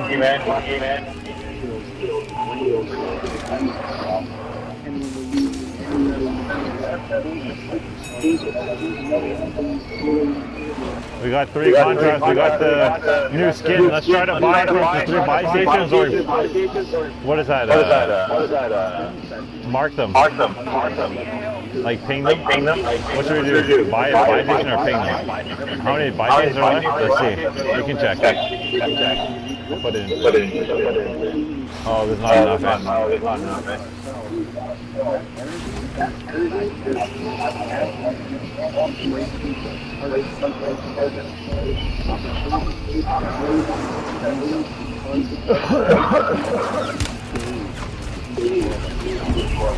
Next try, bitch. Back. Come on, shit ass.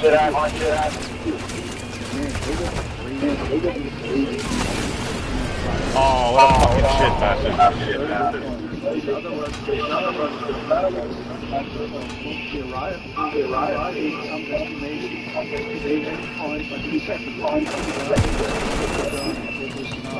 Okay, we're gonna respawn. Let's try again. Something else, man. It could be much better. No shot. We'll go for this guy. Oh no. What can we do here?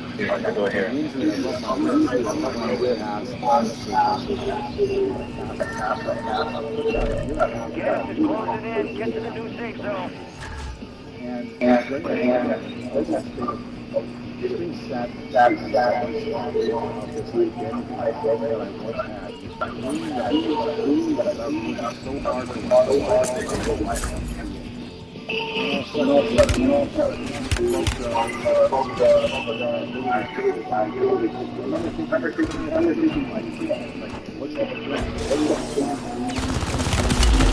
I can see you.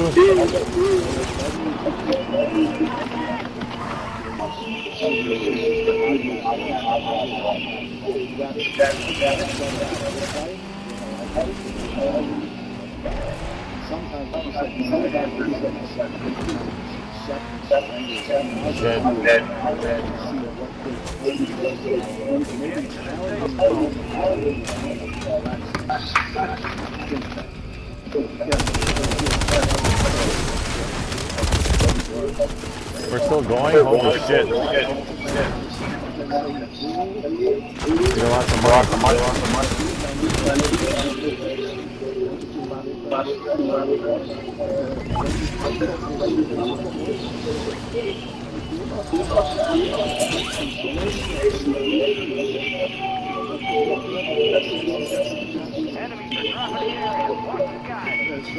Save him.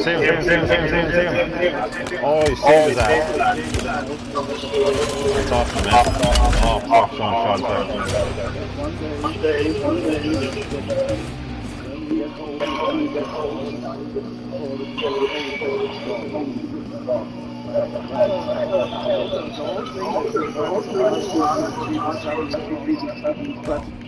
This place of that it's beyond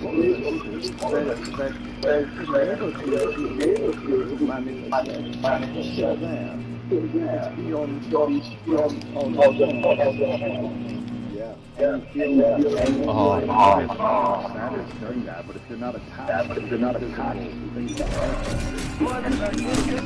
sure I lost my No return. Absolutely. space. When I moved in, and I thought and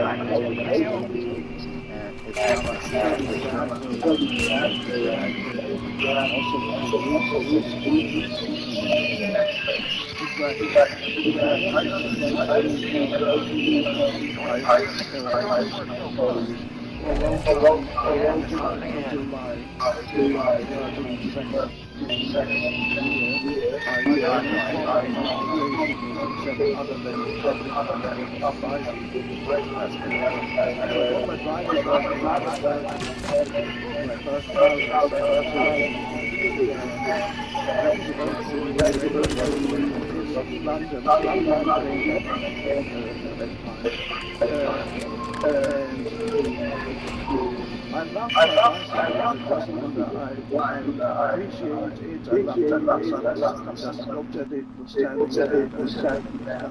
And then somebody gave me a flower at the time. Somebody gave me a flower. And then I was able to see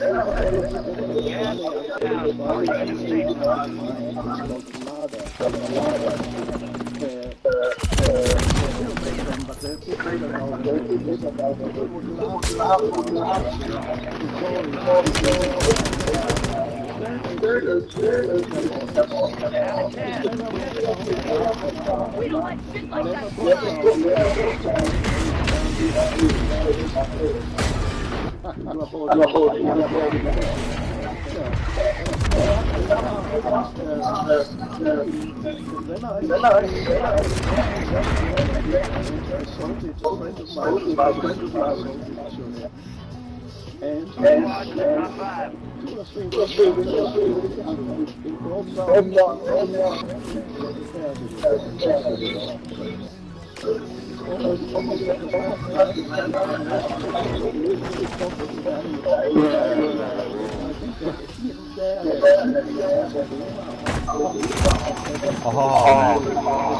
He jumped down.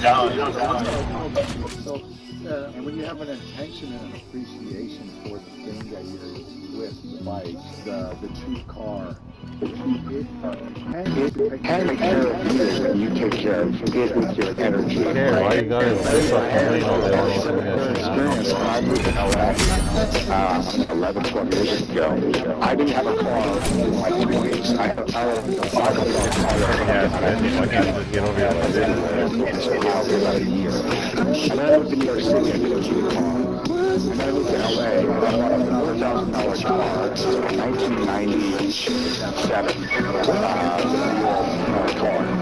And one of those cars in the world I drove every day. It's a $4,000 car. So being in LA, you know this world, that's kind of like down upon it. I don't even want this nice car. I drove it for 5 or 6 years and I loved it. It was like it outcomes from place to place. It's comfortable, reliable, and I was happy with it. So, yeah, it took care of me, and I took care of it. That's people saying, and then later, finally I had an expensive car, which was good at 60 years ago. It's now a fantastic. And I love that as much as I love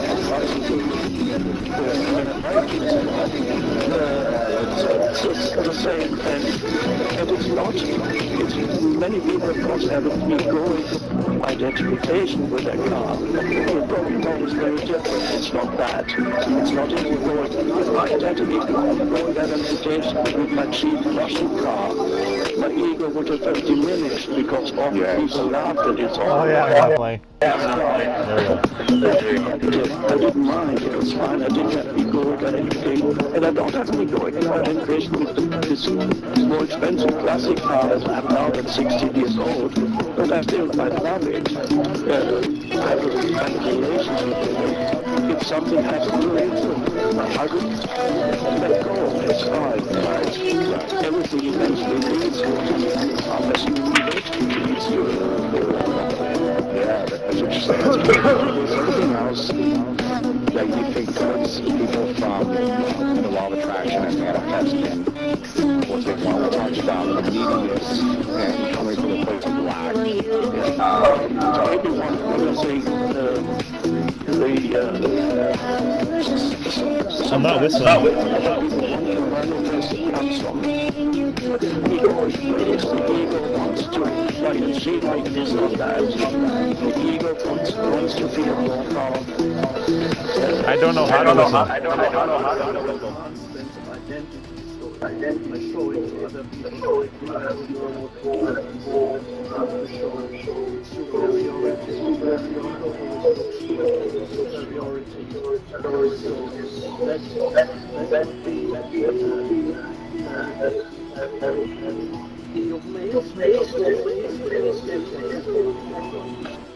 Okay, wait.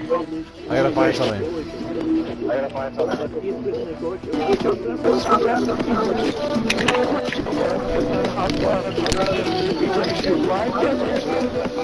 But it won't make you happy. When you get it, you're very quickly feel beating. So why is that? Why do you think, I'm sure you know about very famous rich billionaires and people with lots of money who are still suffering and aren't happy inside once they've gotten the thing they wanted. Why is it that people suffer and struggle when they have lots of money and have big homes? Why are there people still not enough? Yes, well, the ego is related to the ego, not because the ego is a sense of lack, a sense of not good enough, not enough yet, so it's never enough for the ego. And to have empathy for the world that tells you you really should be happy now because of God. I've made people like that, because money, huge amounts of money, fame, recognition, and private jets. When you can do anything, go anywhere. And that's particularly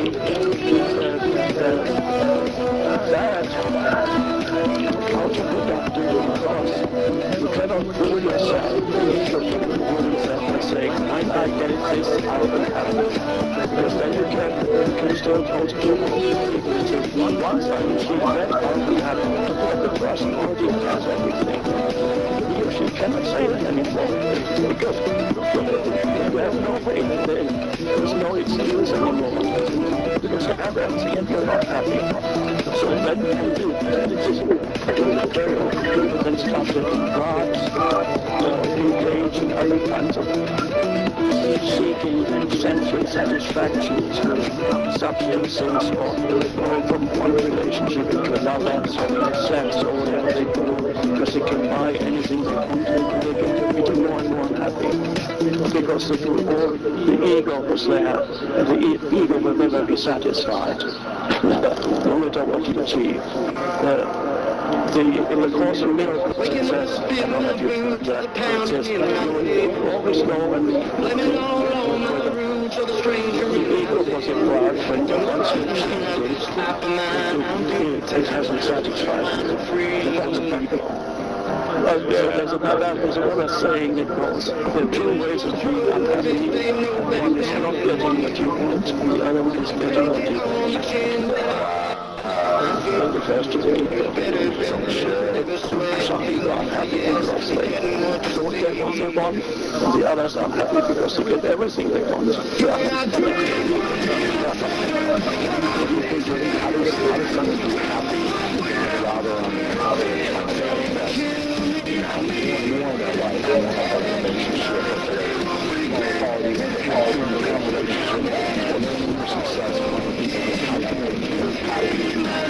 No matter what happens.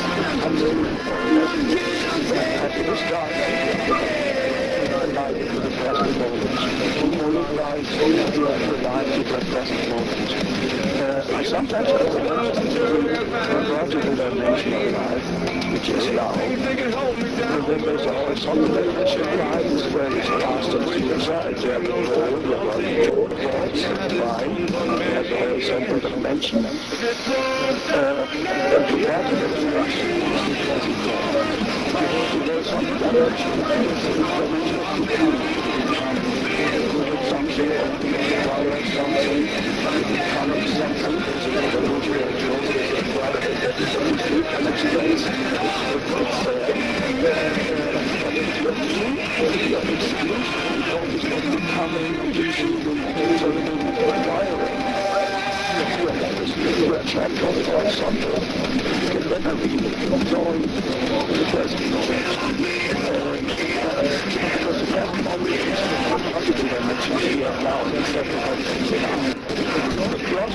something, the cross one could interpret as which is an ancient predates Christianity. The cross is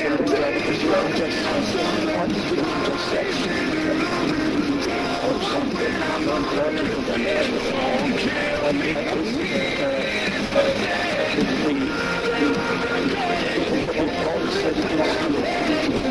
the other dimension,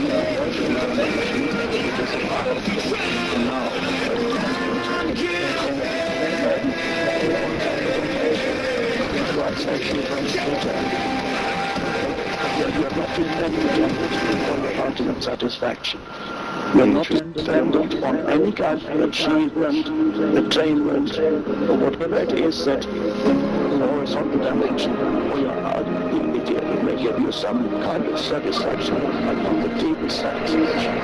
The deepest satisfaction is inseparable from going more deeply into the present moment and discover the essence of what you are as consciousness itself, presence, here and now. In other words, let's say, the sense of the feelings of the sense that you are. And so there is an enormous power there that has not fallen.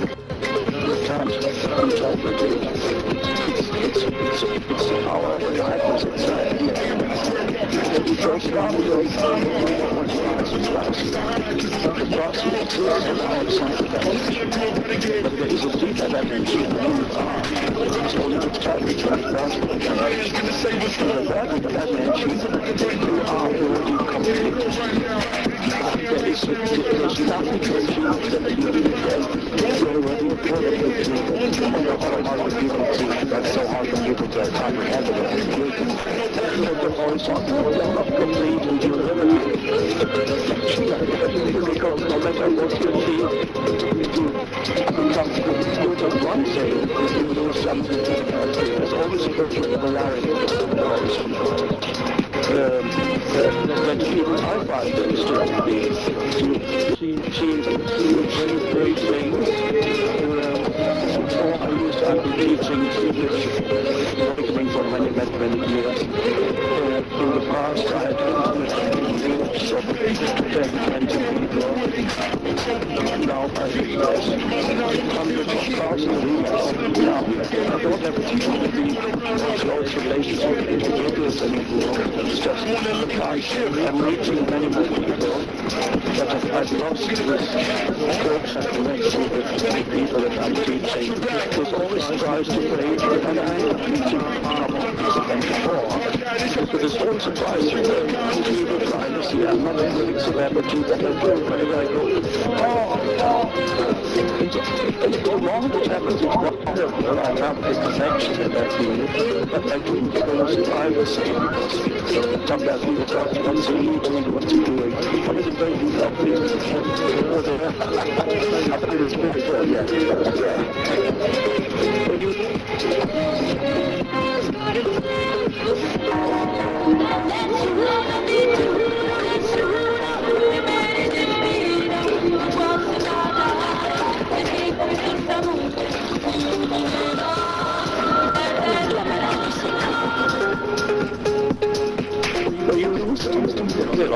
There's always gain and loss, a lot of polarities, and the becoming dimension, the become, again is a positive and a negative side. On the one hand, you can become stronger as you grow up, you can become more knowledgeable, you become healthier, but eventually the becoming becomes positive negative because then your body becomes weaker because you get old.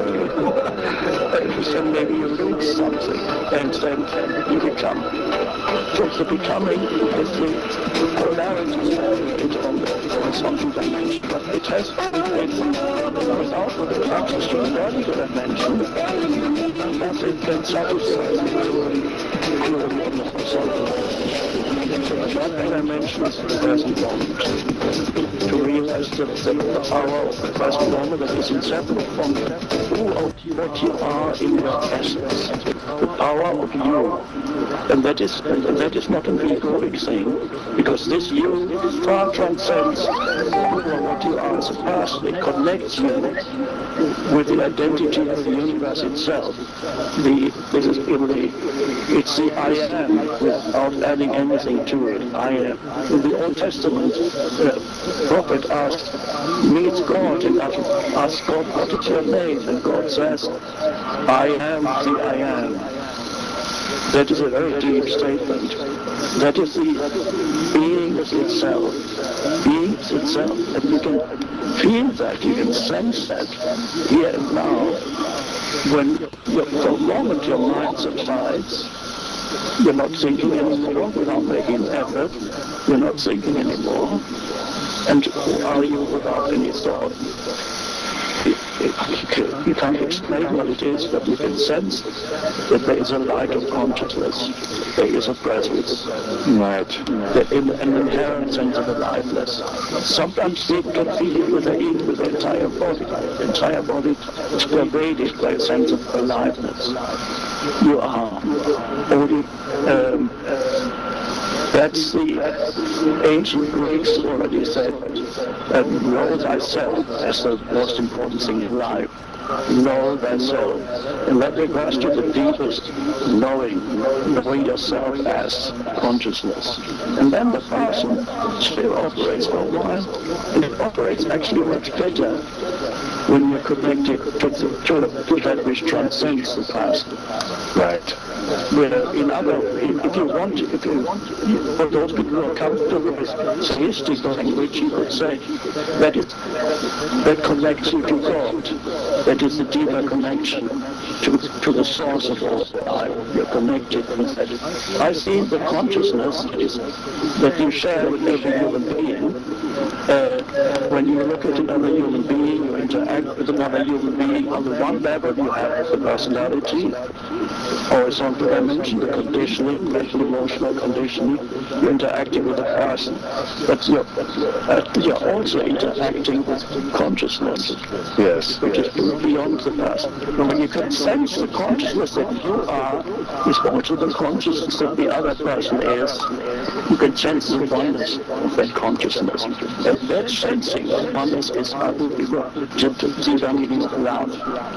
Love is to recognize the other as ultimately one with who or what you are. One to recognize. I would say love is the recognition of oneness. It's not the egoic love, it is, and then you don't you dare leave me, because if you do, I'll hate you. That's not that's the egoic so-called love. But the real love is to recognize yourself in the other. But in order to do that, you need to first recognize yourself in yourself beyond that person. So, and then connect you with other humans in a different way, the sense of connectedness. Yes. It's the word for it could be there's a good will flows out from you towards others. Even others that you might only meet casually for a few seconds. You can sense an outflow of goodwill and connectedness, and feel so good to recognize there is a human being.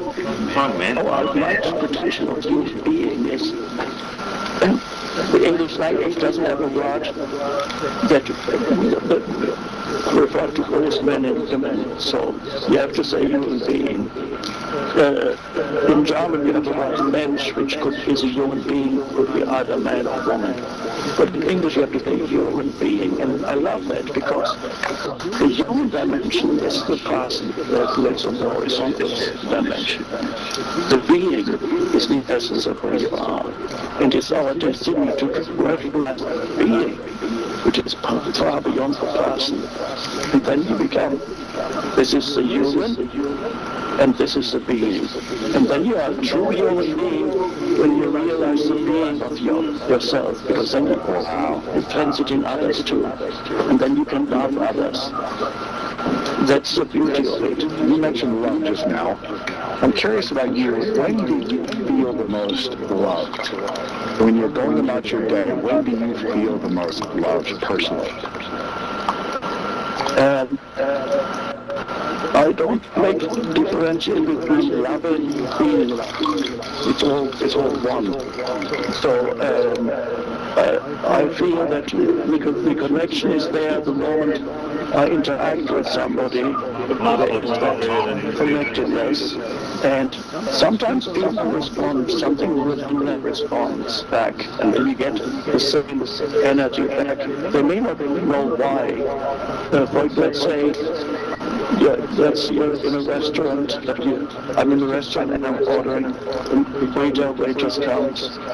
And so you have, on the one hand, on the human level, you are the guest or the client of the restaurant, and this person is a server.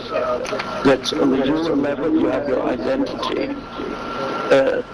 But is that all it is? No. There is the server. This is only a temporary function. It's not the real identity of this human being. And I'm not. My identity is not to be a client or a guest of this restaurant. It's a temporary thing. So am I able to recognize the being in this human? The human is the server, but behind that there's a being. When I look at this person, and there's a really, let's see if I can describe it, how I experience it. There's while the person talks to me, there's a still presence, and this is for the still presence. In that service I can sense beyond the human, the beings of the other also. I can sense their beings. And that is the connection. And then it sometimes happens that they can feel something, that they feel acknowledged. They may not be able to interpret that, or they start to say anything without you saying nothing to say. And so usually it means that often it means that they like you, they feel attracted to you, they love you as a person, and they like to be in your presence. There's a very positive response, and that is one could say that is love coming back at you. So you send it out, and you don't always put it back. Sometimes the person may be so deeply trapped in their ego that nothing much that's where they're at the moment. But it still feels good to feel this emanation. But very often when the emanation is reflected and then comes back, and then you feel obliged to. Of course, the other person doesn't understand the deeper level, doesn't understand that what they love in you is not the person, it's something deeper, and that connects both of you. So I feel it's always the process of you is always useful. I feel even when you love a flower, even flower, there's a certain, it's not a little mystical, but there's a certain response that you get. The way I show it, sometimes when I recognize and appreciate the beauty of a tree or a flower, I think this is similar because even the flower of a tree is a manifestation of consciousness at a different vibrational frequency from the human. So everything is a vibration of consciousness that is taken temporary form. So there's the flower of the tree are also an elevation of consciousness. And when I recognize and appreciate the beauty of the flower of the tree, there's a sense of oneness, and at that moment the tree can sense that it is being recognized, and it becomes aware of its own beauty through you. So you redeem nature, you add something to nature by recognizing the sacredness and beauty of nature. You add something to nature. And then you can say nature loves you back too, you can say. So I sometimes recommend people to go to a tree and allow the tree to teach you stillness, because the tree is there, it's deeply rooted in the earth, in the its branches, and it's very still. It might have been there for 100 years, 200 years, very still. You approach it, and nature can teach you anything in nature can teach you that the stillness connect you with the dimension that's beyond egoic consciousness. Wow.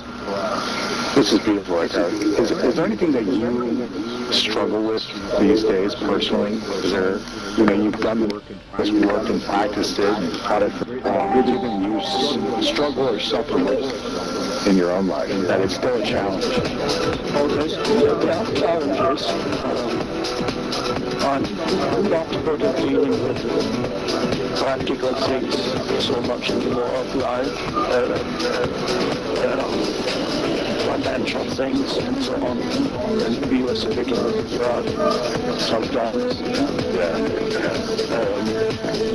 The humans are, but otherwise there's no suffering. I don't have periods of suffering at all. It's wrong. The humans have just being doing, it's another way of putting it, being dimensions and article doing dimensions into something. The two are important. Some humans are more drawn towards doing, creating, manifesting. Yes. Others are more drawn towards being.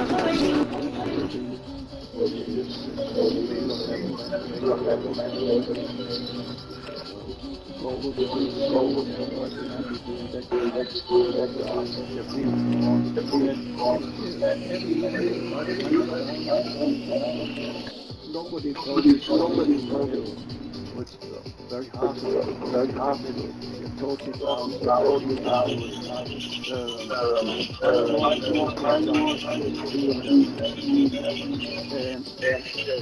a few years when I was younger, I experienced a kind of awakening.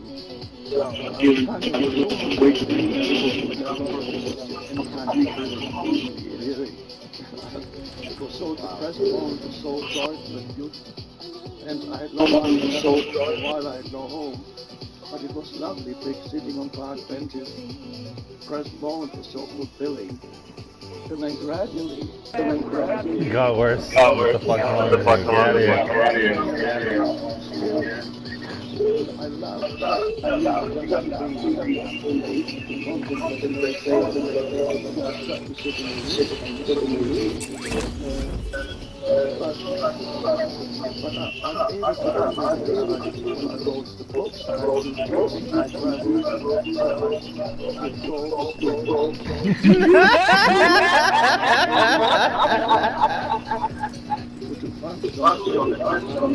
Fuck you.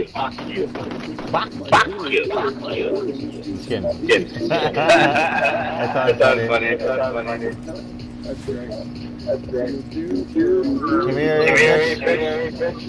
Yeah. That's amazing. Welcome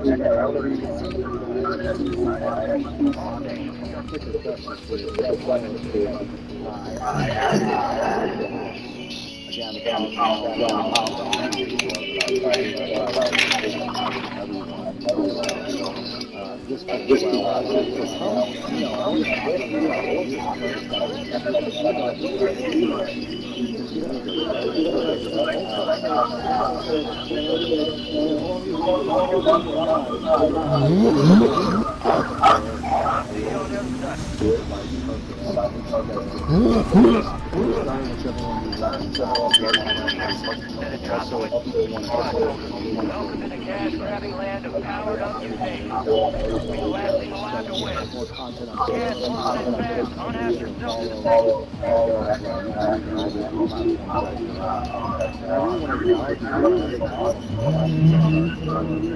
You're a level of 4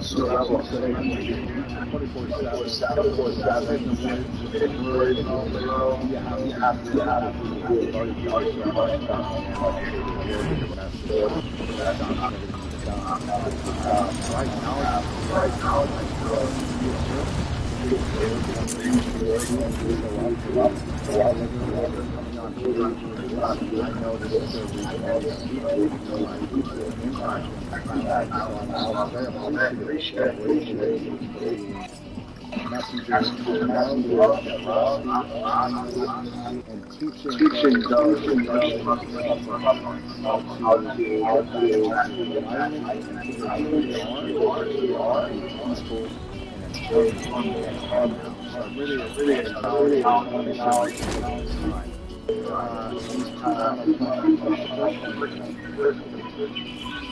He's a I call this like for you to never imagine much as you are now. Let's go. Get the fuck out of here.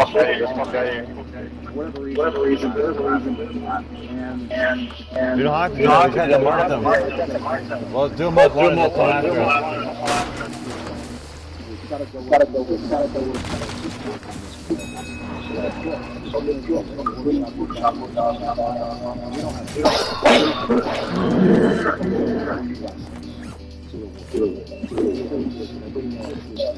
Don't hide, baby. We're in the middle.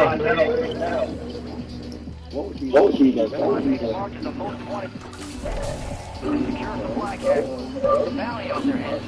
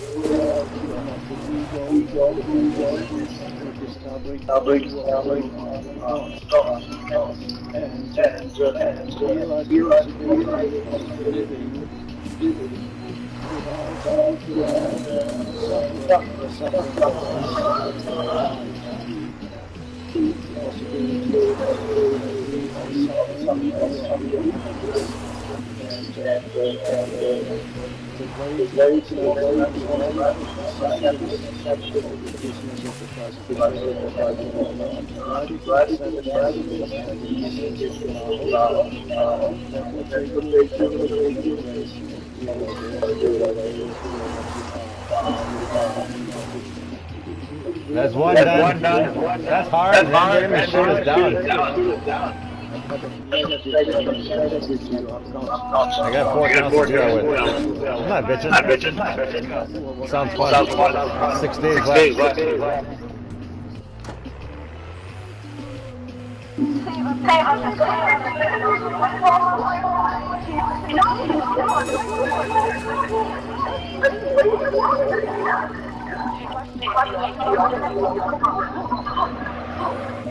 People over there.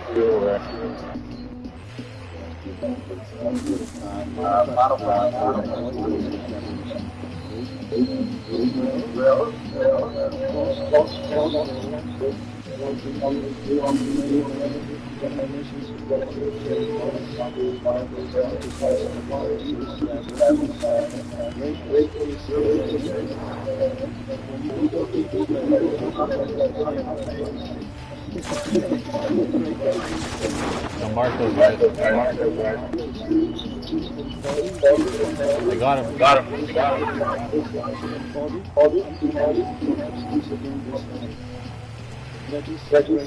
Find some more people.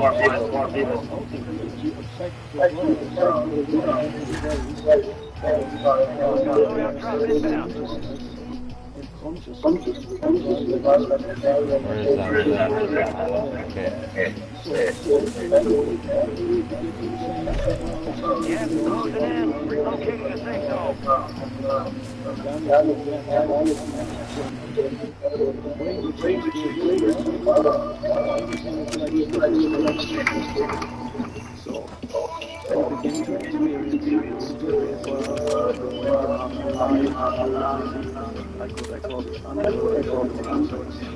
You kept the squad mate alive. Most wanted contract complete. Missing one guy's leg.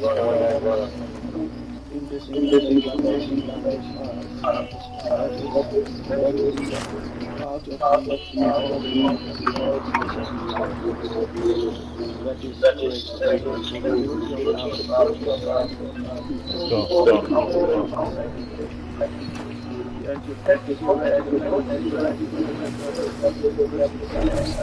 Losing ground. What'd you say?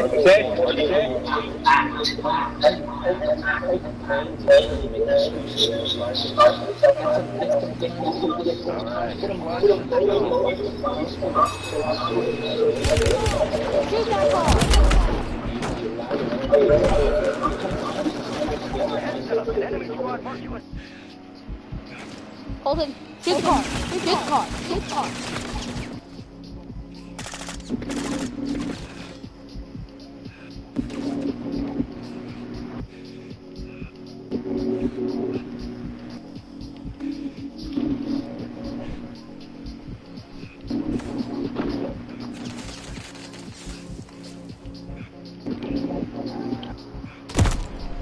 Fuck, he died.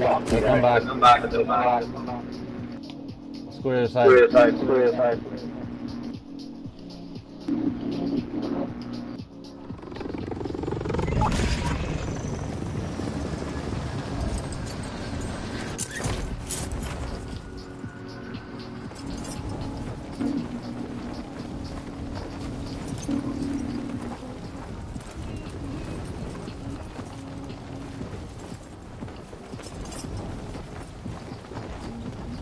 We'll drop it somewhere.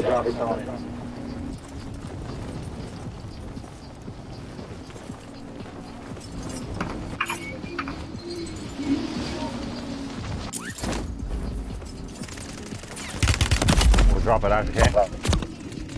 Fuck, he went down again.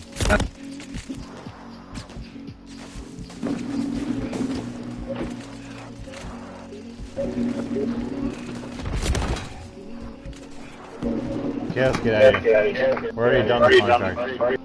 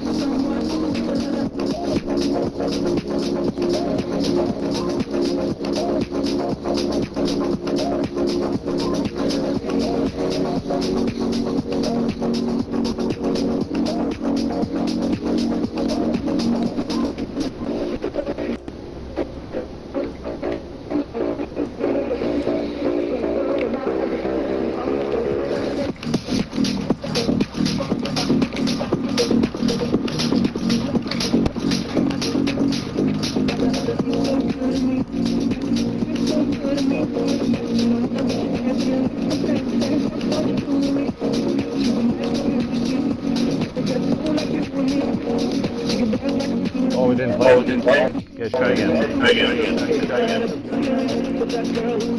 Wait, let me get that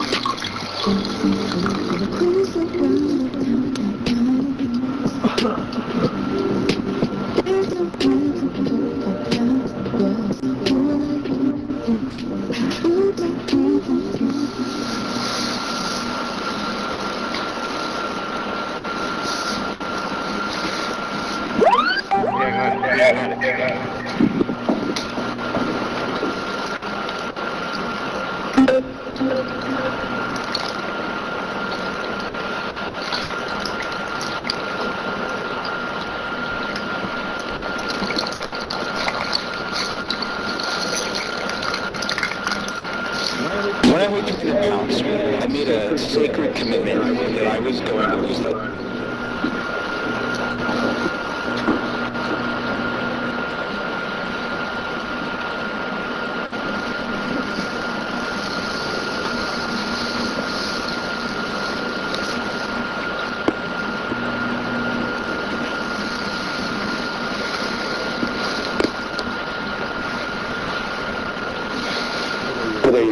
Because I feel like the modern world is lacking self-discipline, self-knowledge, and they're lacking connection to their authentic selves as human beings. And I've been there in my life. I've lacked these things as well, and it's a constant process of learning, staying accountable, and disciplined to these teachings that you have.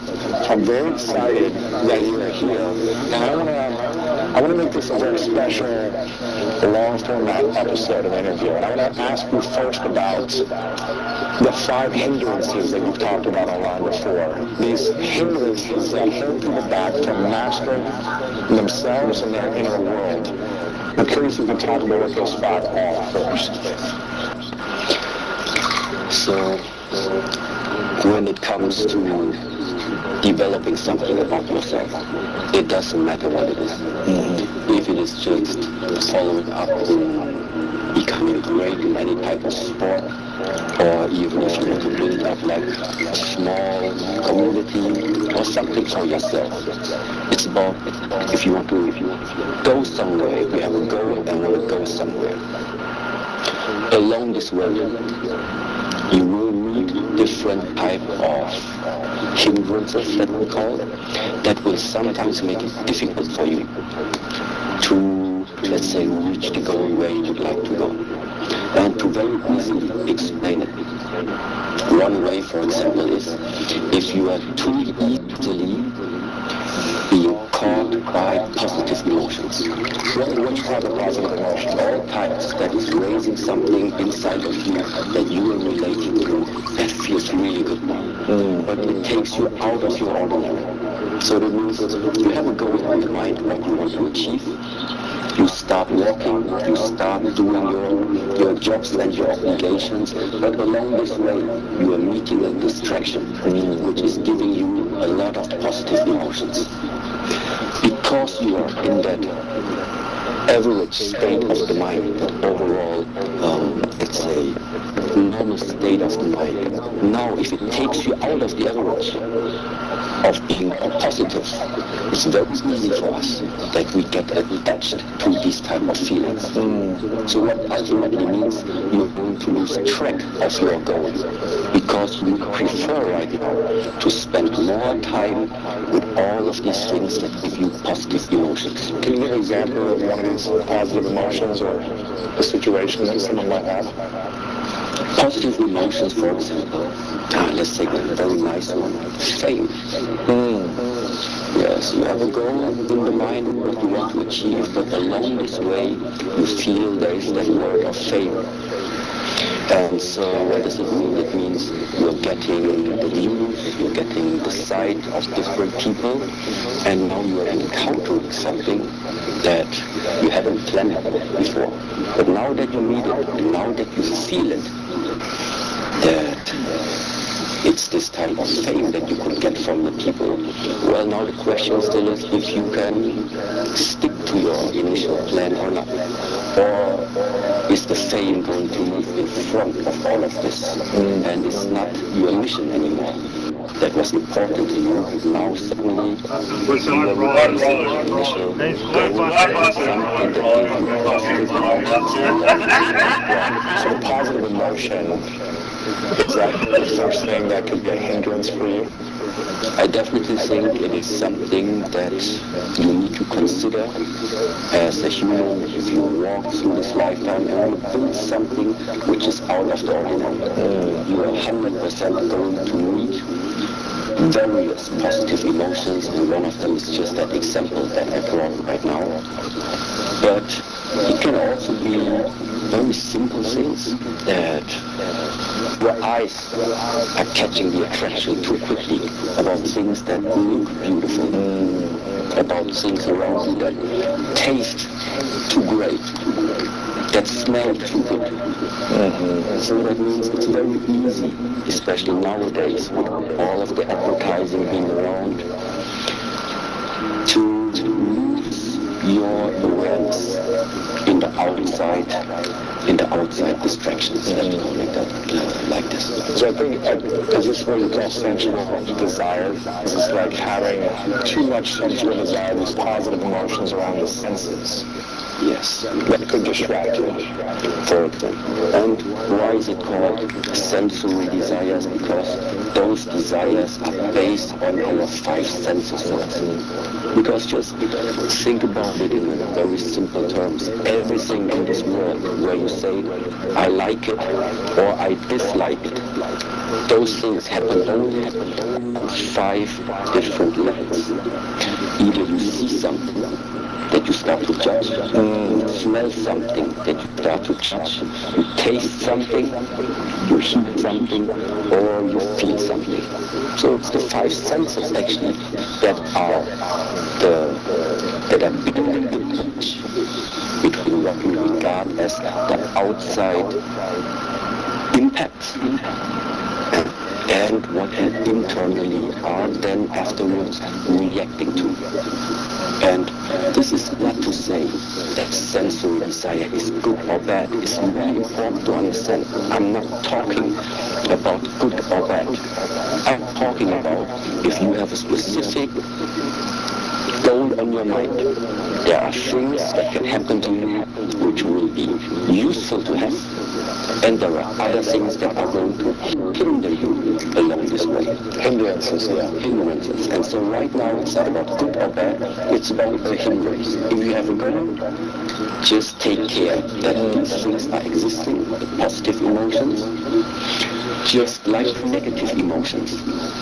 Negative emotions meaning you have a goal, you are already preparing yourself to go there. But now things are becoming difficult. Your daily schedule is not going according to plan, how you wrote it down in your schedule. Things are coming that you didn't expect. Because you didn't expect it and maybe are not prepared for it, it can easily happen that you are getting stressed out by so many different impacts.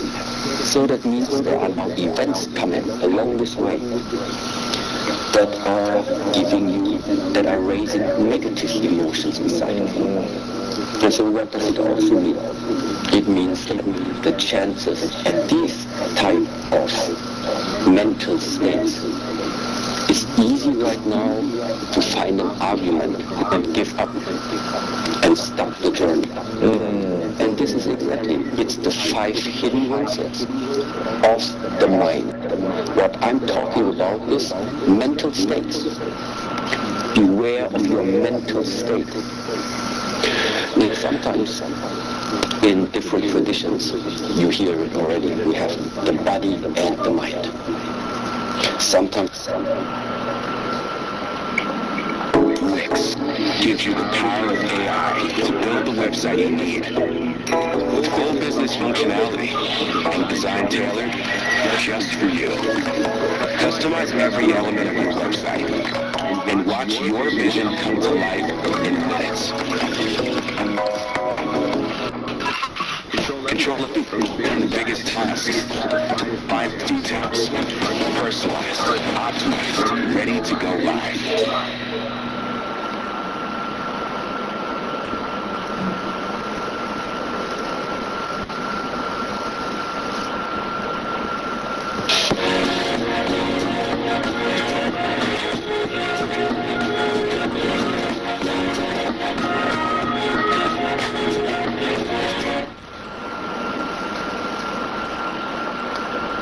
Sometimes you also have conditions where we talk about the body, your thoughts, and your emotions. So now you suddenly have 3 areas.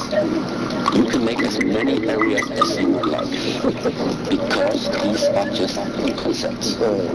They are there to help us humans just get into the right direction that you can work with. And now the reason very often we are only able to say there's the body and the mind, and are not separating anymore into the feelings, is simply because of this.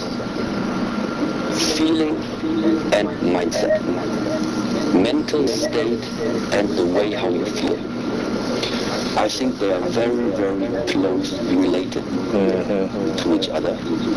And what you can try to just observe about yourself is the feeling, no matter what it is, very, very often, is just the postponed, let's say, the postponed reaction of what way before that was already implemented inside or cultivated inside the mind. Can you give me an example of that? Yes. You go to any type of meeting where you have person that you maybe meet for the first time. Just choose any of them. Before you talk to this person, sit somewhere in the corner, always observe the person and pay attention to everything that you can criticize. So that means consciously educate the mind to always find the mistakes in the present. Look how he dresses, look how he's sloppy, less talking, look how he's behaving. So then just make this, project this idea always over and over again towards this person. A judgment. Before you even go to that person. So before then, just use it as an experiment. And then, after some time, really go to the person, even without talking to him or her, and just feel. What is it? What type of feeling do you have when you're standing now next to this person? And it is my belief that you can never choose how you judge the people. You can continuously pre-condition your mind that your feelings are going to follow in this direction. Or you precondition your mind in general towards people around you, towards this world, in a completely different way as well. In an empowering way, a positive way, a way that supports you in building a relationship or connection, for example. So what I'm saying is, the way how you feel, meeting people, getting into a situation and then saying, see, I told you it's going to be like this. No, it's like this because you, before that, decided already it's going to be like this. It's interesting because when I meet people, like for today, when you're coming here, I just said to myself, I'm excited to connect with you, I'm excited to learn, I'm excited to learn about your lifestyle and your lessons, and that excitement, when you walked in, I was excited. And I enforced that belief of thinking, that prejudgment of excitement to learn. So hopefully you felt that excitement, right? As opposed to, who's this guy, this Shaolin master, what does he know? I didn't come in with that belief system. Is that correct? So that's a good example. So I love this feeling and mindset conversation. Which influences the other? Is it the thinking that influences the feelings, or the feelings which reinforce and influence the thinking? I'm sure that this would definitely lead to any type of scientific discussion. The easiest way to test for yourself without trying to next time you go to a situation where you have no matter which one, just ask yourself where is the root of that feeling right now. It could be the way how you feel right now in regards to that situation. What is your relation? What did you thought about this type of situation, let's say weeks before, months before, in the past? When was the last time you had such a type of situation? Is it the first time you got into a situation and actually you just heard from your friends, from your parents, from your teacher, this type of situation exists and that you need to be careful of this and that? So where is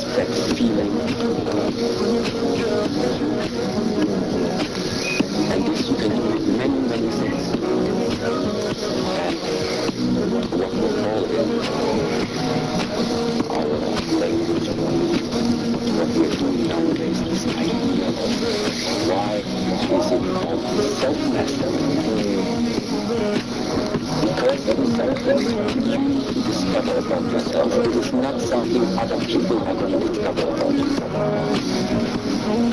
It is you and the entire watch yourself. This is the path to go. Sometimes we call it also your universe. Because there's these nice pictures, always something goes wrong, and there's always, yes, because of you. There's always this step. The hard part in this world is this one. It's the hard part, and it is the one that opens the greatest doors. I'm curious, what have you been looking inward at yourself over the last few months that you've been able to, see in a different perspective that is opening up for you personally? Whether as a master teacher, or as a human being, or a friend, what are you seeing and learning about yourself in this season of life? It's not just in the last month, let's say. I do think that it is in progress. The general idea is that from time to time, it absolutely makes sense to take that conscious decision. Okay, I have a family, I have friends, I need to take care of them, I need to take care also of my job.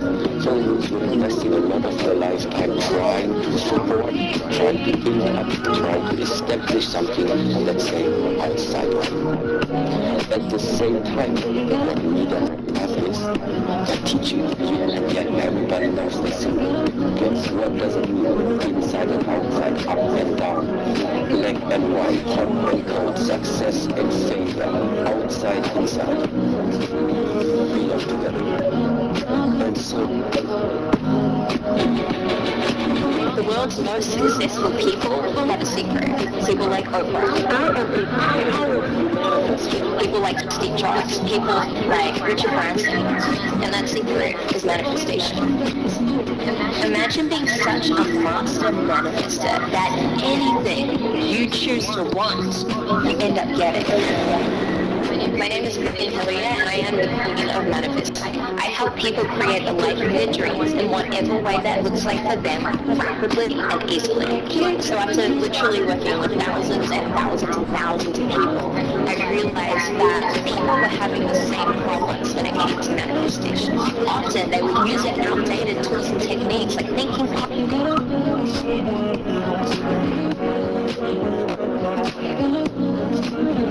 besides the time that you spend outward oriented, I think it is normal and it's necessary. I think there is no choice to decide from time to time for yourself that you take your personal breakout, your personal time out. You can take care, of course, but you also need to take care of yourself in the first place. So, the reason for that, until I come back to the question, you're responsible for your team, you're responsible for your employees, you're responsible for your family, you're responsible for your children. Responsibility, what is it necessary? Is it the way how you behave? Or it's the behavior which comes out of the responsible feeling. So that means, how can you be responsible for something around you? If inside of yourself, your body, in the world of your feelings, don't know how does responsibility feel? So that means we're talking about it's a feeling. Just like you love the world. How can you love the world if inside of you do not carry the feeling of love? Why is it important to respect your parents? To be thankful and grateful towards your parents. Because with the people that rented this life right now, you will not be grateful for. To who else will be grateful in this world then? And let's mention, sometimes we also call them these are qualities of the heart. It's hard because very deep, because it's related to part of fear. So whatever you would like to express into the outside world, number one is you have it. This is the main thing. If you want to express love to the outside world, you want to have love. Yes. But if you don't have anger within you, it's going to be hard to express it to your friends, your family, or whatever. Yes, but that's way easier because anger is something people are sure about. But the other attributes, they are not so easy because anger from its quality, it's a quality that naturally starts to separate things. Actions out of anger, thoughts out of anger. What is their nature? The nature is you are separating stuff. It's a jumping yourself, is that right? Yes. Loving is not to let it's separating. Loving can never always, let's say, understand you in a way, like with another come from the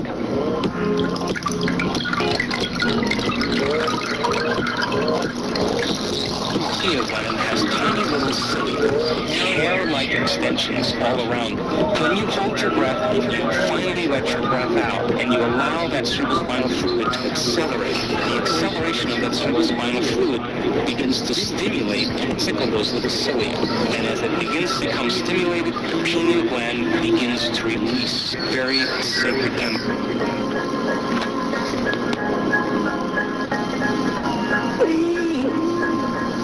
Out of the feelings, no matter what stimulated, is different.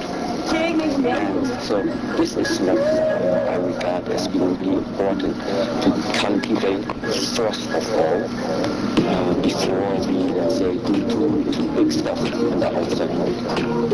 And this is the point where it comes back again to this personal retreat. The time when you touch inside yourself, what do you feel inside yourself?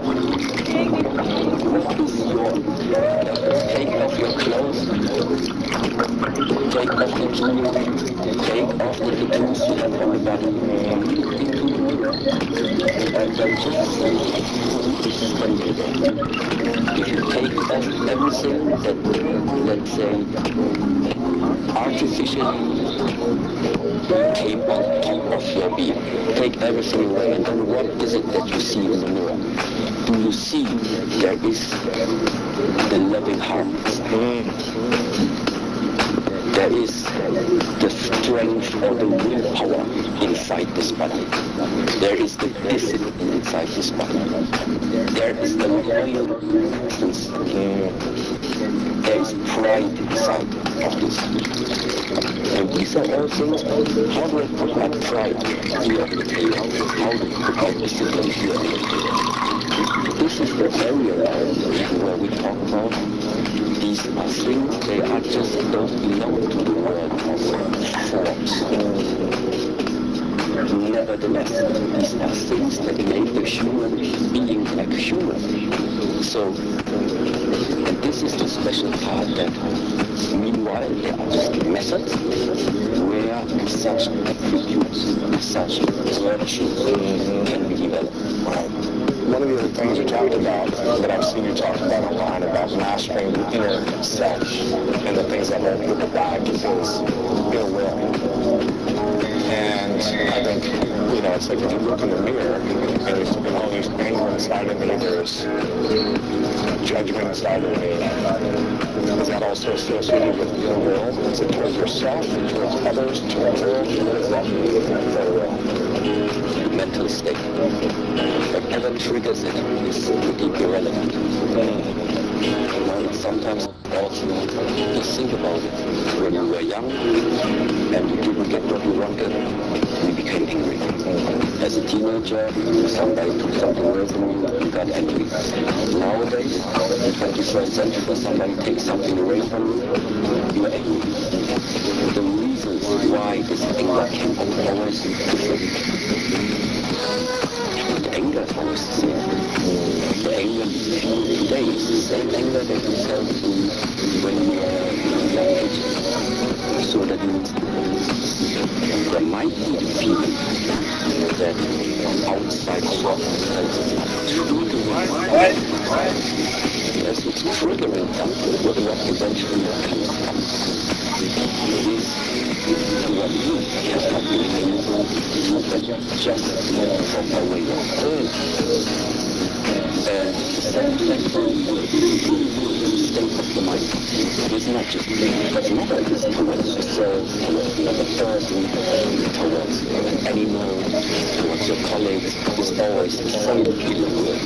It is something inside of you which if you don't pay attention to is going to be a hindrance along your way of life. How do we heal or integrate ill will so that it's no longer inside of us? How do we reevaluate it, mend it, heal it, go beyond it? Go beyond it, I think, is the more proper expression, because this is how we play with work. That is important, because you don't try to get rid of all of these things. You don't want to get rid of the body that is never going to be inside of your body. You don't want to get rid of your jealousy when it comes up. You don't want to get rid of the joy that you don't want to get rid of your feelings.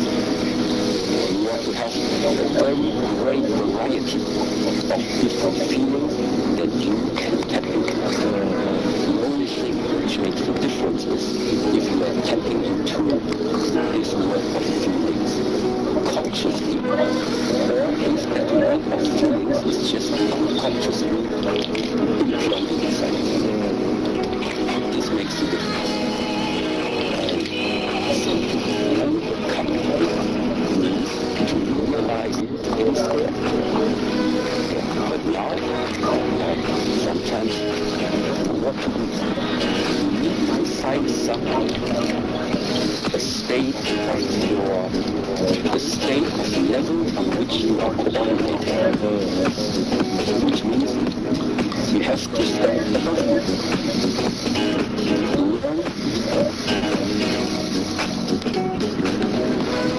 Ever wonder if there's a strategy celebrities use to grow their bank account that others might not know about? The answer is yes.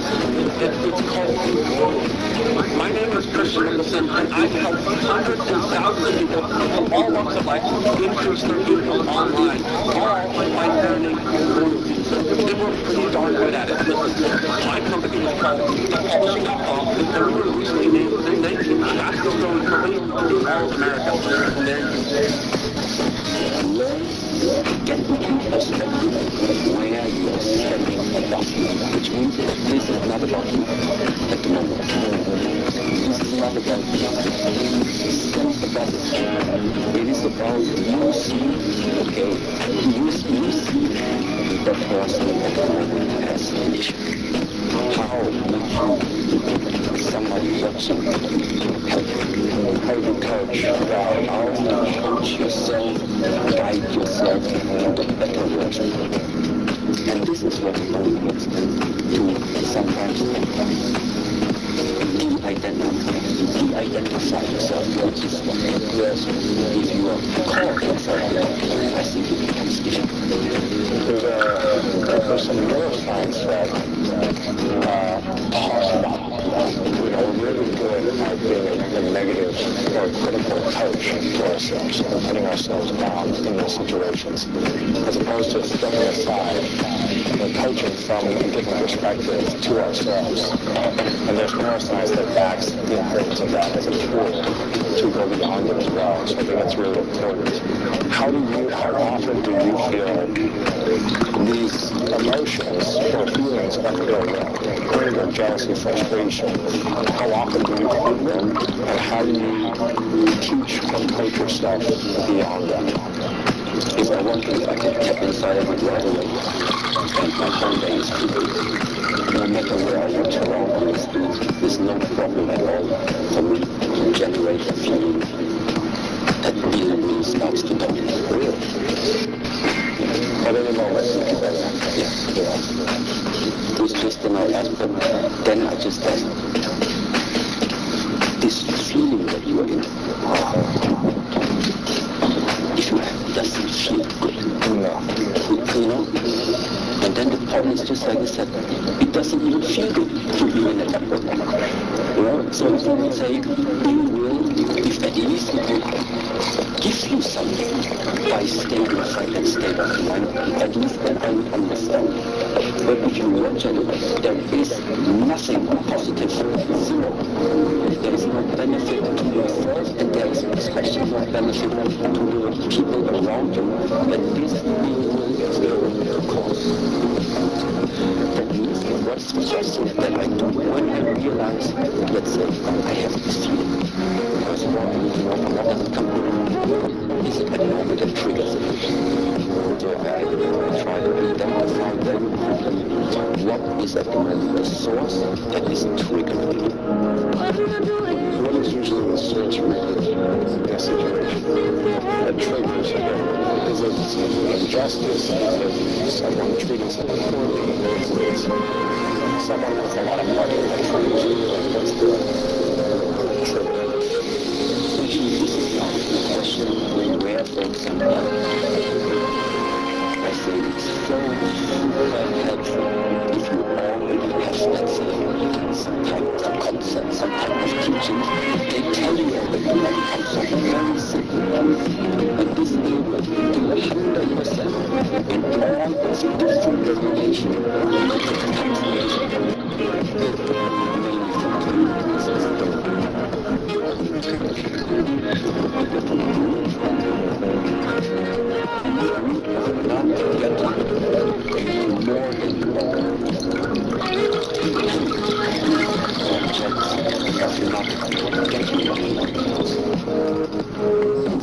sometimes let's say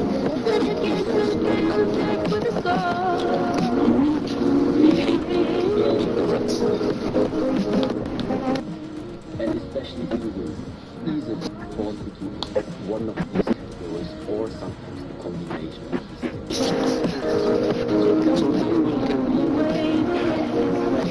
Why does he get it undeserved? Why? Because you think that hard working in that combination is that there's unfairness from your subjective view, unfairness, jealousy, no respect towards yourself, so that also can make a low level of self-esteem, self-confidence, a lack of it. So it's often like a variety of these attributes. Yeah, but ultimately, all in all, I think that's great. When you still enter your emotions, what is it that you see when you feel it? Obviously, it sounds like you know how to go beyond it. What happens to you? I would say then very subjective experience that because this is the one I always catch myself then everywhere is not so bad. Subjective unfairness. Unfairness, unfairness in the world, or jealousy, unfairness, like how very much like it's not about they have something. It's about they project something upon you, not knowing the full truth. So I'm kind of carrying focus on the actual, maybe sort of judging you as an opinion, or criticism that they don't have the full story of the wisdom or the, but I'm right. So when that happens, when you feel judged or criticized or there's an unfairness about you, how do you not let it ruin the day or stay in the emotions of anger, frustration, or unfairness? How do you go beyond it personally? And lose the people. And lose sounds so ridiculous, but if you realize how well complex the situation this is no longer like I'm very aware that I have it right now. And I combine my breath moving slightly getting out of my head, together with my deep intention and with my connection of my mind together with the breath. They don't know better. If they would have more information available, they would make and together with that physical, this is what this is the first, and it's like about before you start to feel, before something starts to rise too much and the pressure builds up. First of all, get rid of that speed, get rid of that air, and that's why it sounds very ridiculous sometimes to be squeezed out, but it's not about the breath, it's about how serious are you different types of teachings and lessons, and if you learn by the breath with intention, work with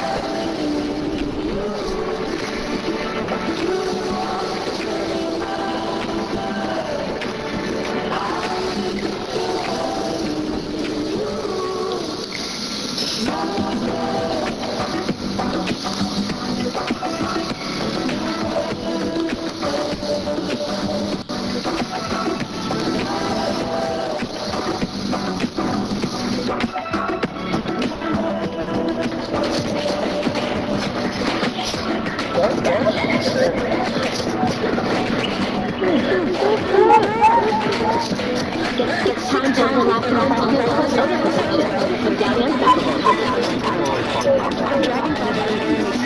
Introducing the beta Music Fully Advanced, game-changing character controls, core, and ways with increased to get into an area where breath becomes everything. Yeah, I don't believe in meditation strategies, whatever meditation or breathing strategies work for you. But having some type of breathing practice where you slow down the breath, I feel like benefits all human beings. And there's lots of different strategies and styles of breathing. But I think focusing on the intention and the breathing combined, like you said, is extremely powerful. I'm curious if someone is feeling anger, unfairness, or any emotional about something that's happening to them. They feel this is unfair. They have this anger and defensiveness. Talking about the breathing, what is the intention that they can think of during those moments, 60 seconds, 2 minutes, however long it takes, to go beyond it? What is the intentional thought? While they're in that stressful, the heart is pounding, I like this, I want to break free of this, but can they think they're safe internally along with the breath to help them go beyond? This is sometimes what people get into a mantra, yes, especially in such moments when you have something you always tell to yourself and keep saying, and now he's going to fix it. If you work together with something, you don't know that. Together, with the cultivation of the heart quality, compassion inside.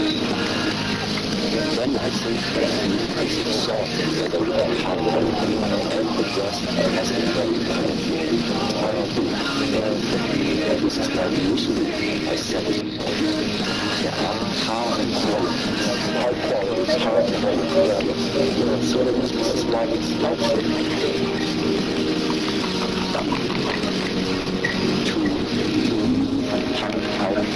Make clear to yourself again. So, the greatest love you have ever felt in this lifetime. How did it feel? How does it feel? So somebody fast nowadays, when you're small, you really get less. Because first of all, you can't make it on the go. Second of all, people nowadays are ashamed of getting into this state of being while other people are watching around. This is why you do these practices alone, where nobody is watching you and where I am sure you are only with yourself. And there what you do, you start to travel. Travel to everything that you are still able to recall in your mind. That has happened in the past. When somebody tapped you, father, mother, grandfather, the first girlfriend, the first boyfriend, it doesn't matter. You recall the situation when you feel this was the greatest feeling I've ever felt whenever you about that love.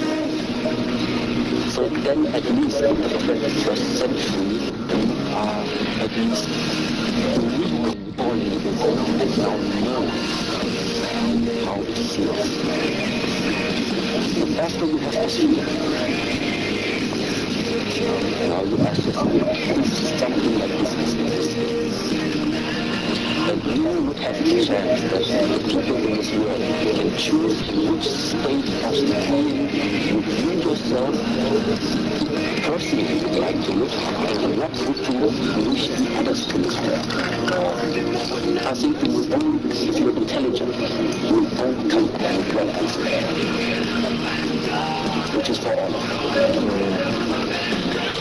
And this is why out of loving arises compassion, which means I know how great this feeling is. So that's why maybe I know in which direction I would like to guide my life and finally have this feeling more in my life.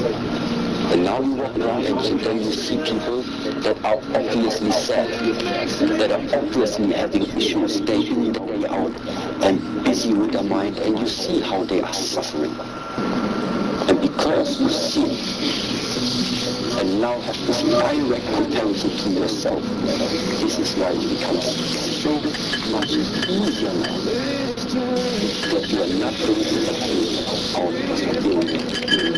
So the feeling is only there because you are not at that level yet where you can stand up. Easily said. Yeah. Feel the love and the compassion for yourself and others at the same time. It's really hard to do that, right? When you feel like somebody compares to you, attacking you, hurting you, or someone you care about, saying mean things about you, nasty lies about you, judging you, about you, have the feeling of love and compassion. You feel like this comparing to the right is just why don't they just stop it? That's why you feel like no, I'm too overwhelmed. Number one, get out of the situation. You would get into a big argument right now and you feel like, no, this is too overwhelming. I would now be sad. Get out of the room. Number one. It's also something very practical. Yes. If something is too overwhelming, then you say, get to distance. Get to distance. Now, nice pastor or something, or Edward Thorson, necessarily also teach us, he always said, that you need to be able to adjust room and time.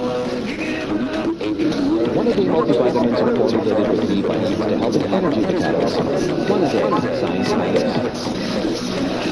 Upgrade to Tampa Radio. Only Tampa for the same geographical time zones. That is the space. And I want time. Because time lets me think more clearly if I'm not under pressure. If you have someone that you don't like, then vice versa, you also know exactly what to do then. If he's a friend, he or she is a friend. You always give room and time. If you want to make enemies, you just this space. Don't let them move, and don't give them time to react. This is all enemies. You pressure them. Pressure them without the man to find us. Because this is what arises out of that situation. If you put people under pressure, is something that is overwhelming. And overwhelming your emotions are not clear. Let's see what we can do. That is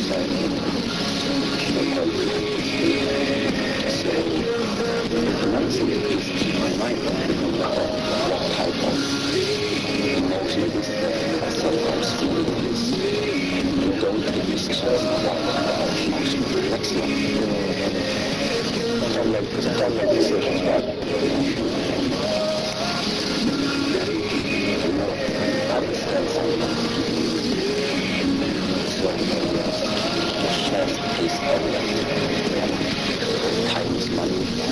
I don't have time to think about that. So, you have this culture where like somebody walks in with a question and expects the answer right away.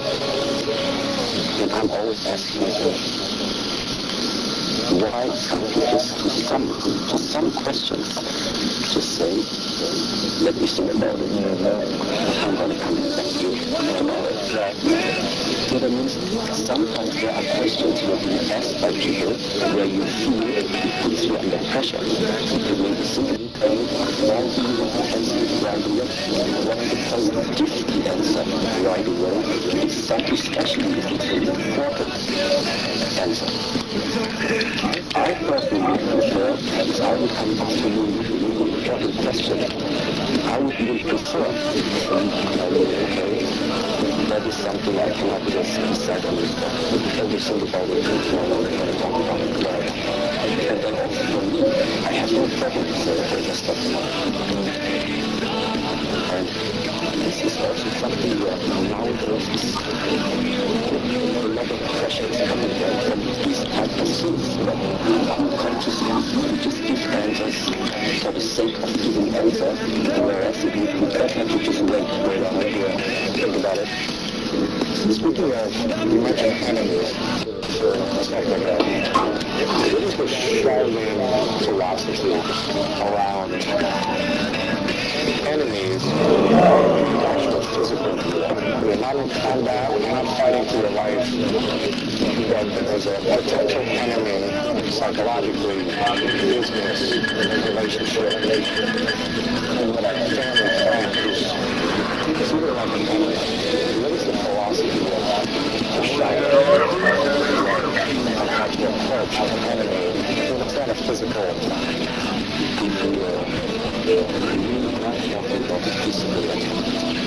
then I think it's very expressed here right now in Buddhist teaching, Chan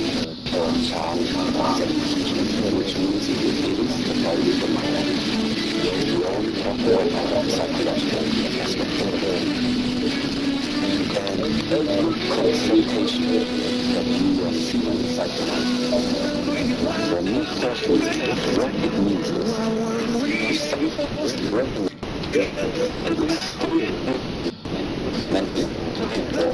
the only thing you do is that is one of the next area.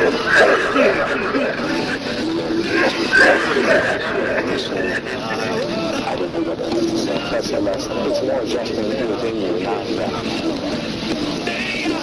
The reason why we are there is to show you what is your biggest weakness that you had as you started to grow up and studying martial arts, moving in the modern world, and becoming, a teacher or student? Just play.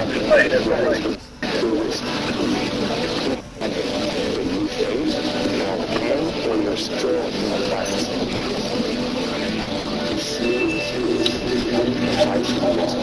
because it's just something common. So actually one of the next hindrances is laziness. Yes, very easily. The lack of energy.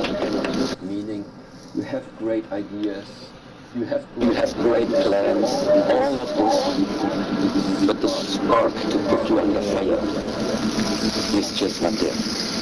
Why do so many people lack the spark to act, to launch, to build momentum, to consistent? Why do so many people lack that energy, desire, and stay lazy or don't? I think it's based on the way of life, and love is what lies inside. Both of what I not only let's say the physical laziness of that lazy but why is it? And this has so many different variations. This has so many different variations because the lack of input that you're having, because of your habits, whatever type of habits it is, that cause you to now end up in that body, which is at the moment pretty inefficient. There's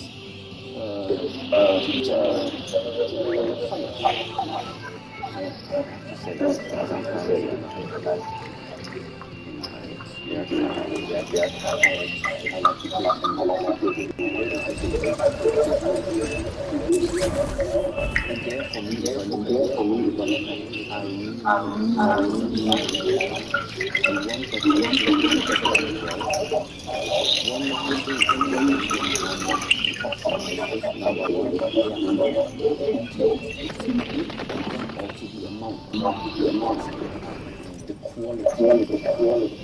That's why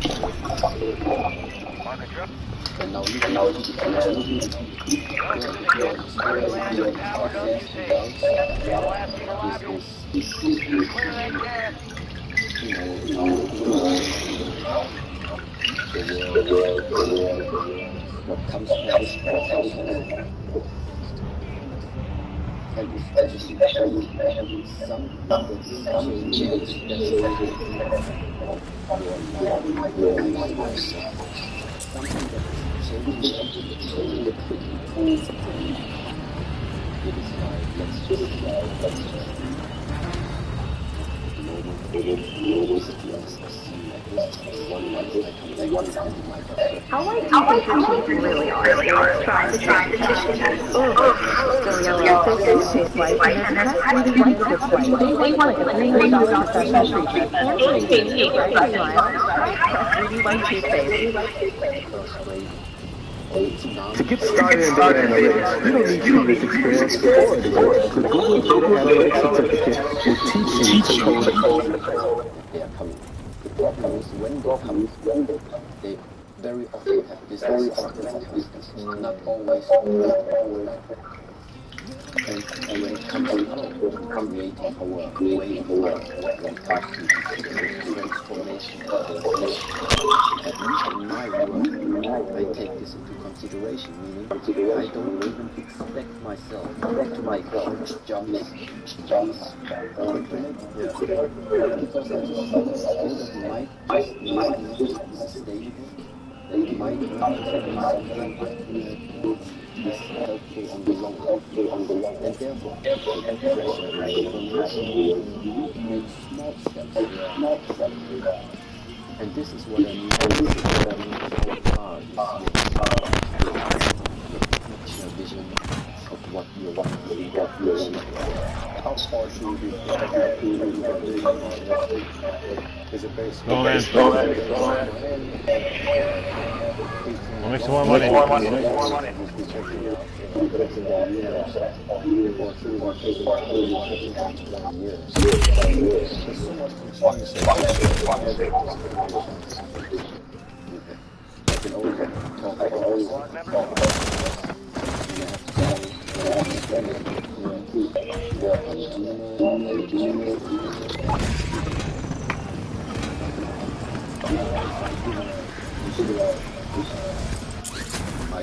My way of life where I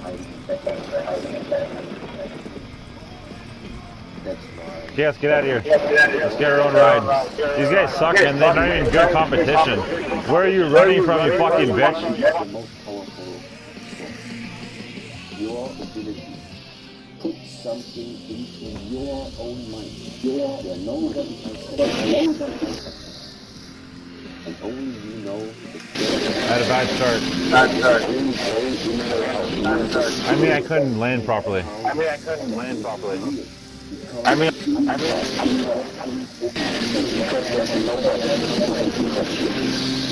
all nonsense. And probably I can just say that makes me cry it out. Okay?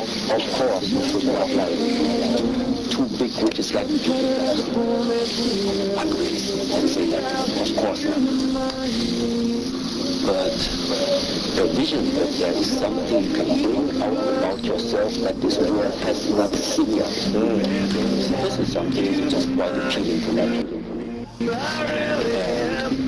It's therefore also something that I say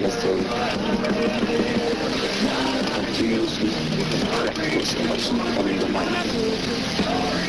And now comes the battle. You have no vision. And you upon yourself.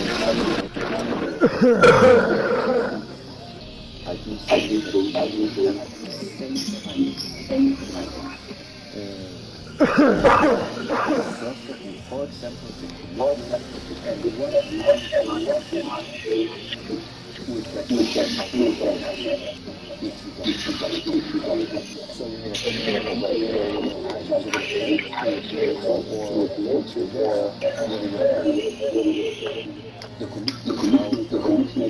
It's not funny. It's not funny.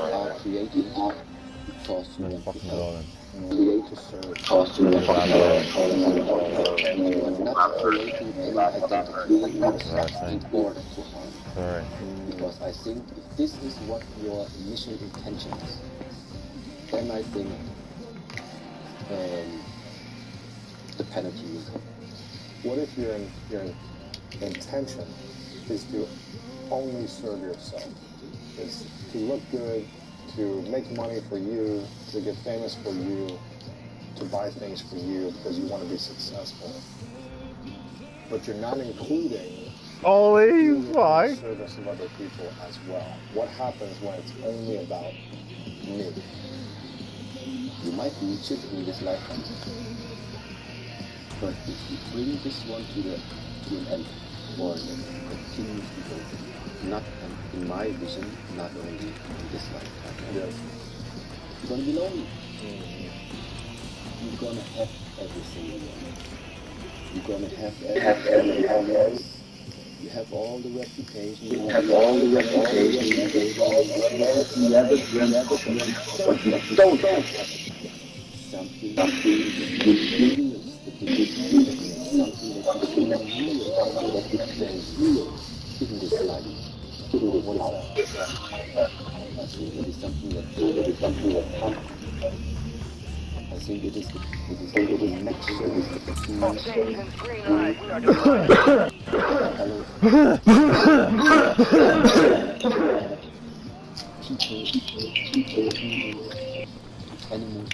animals, world, all this life.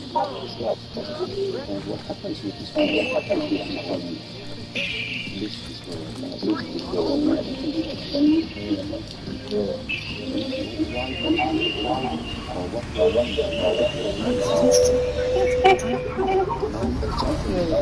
She deserves an upgrade. Welcome to the Cassidy land of powered up today. Blasting along the way.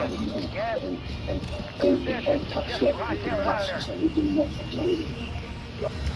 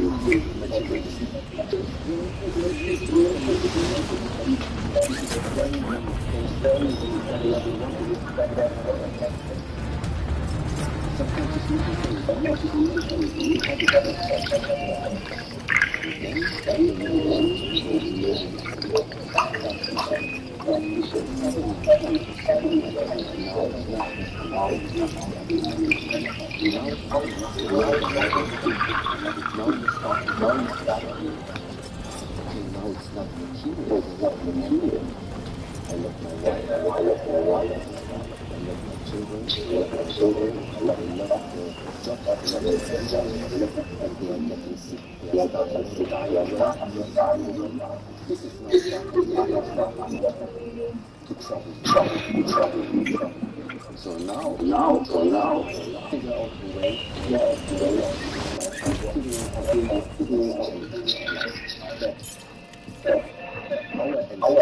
Eliminate all targets.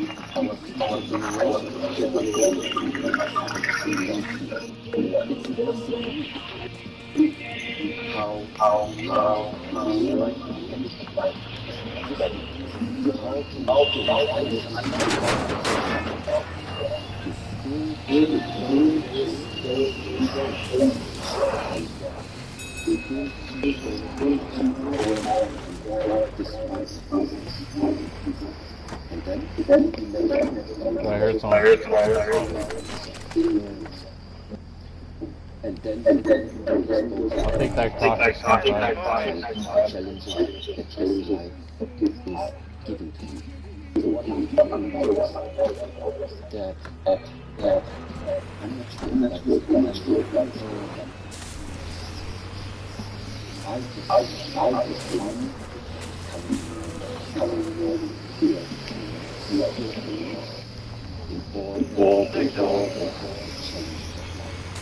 I think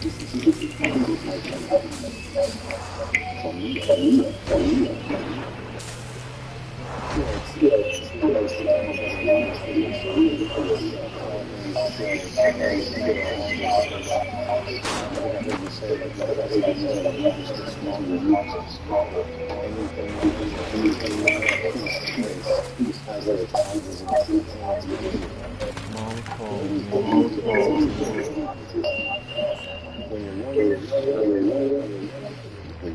me.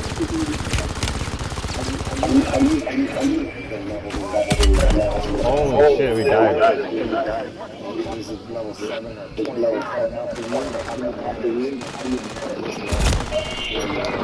Where you're stepping into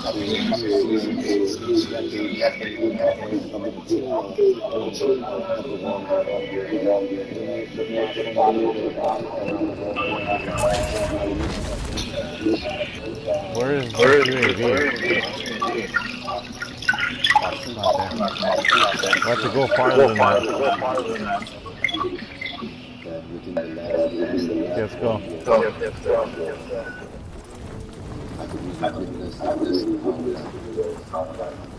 This type of teachings or spread out inside out the world, people start or to participate. What is it? We share our at the same time, everything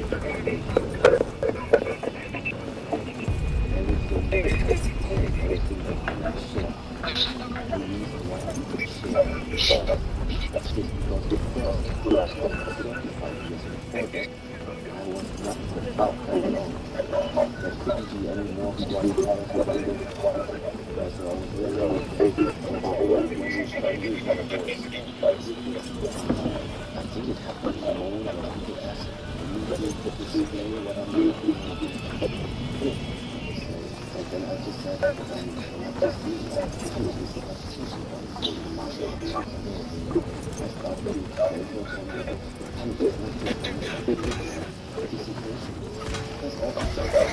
What I'm doing here inside before you throw because if you throw out something outward, question for them. Watch this. 500 punches every day, you just throw them out. I don't even care, man. Get the energy from? I just want to play. Like, if you understand, that's what I'm trying to play.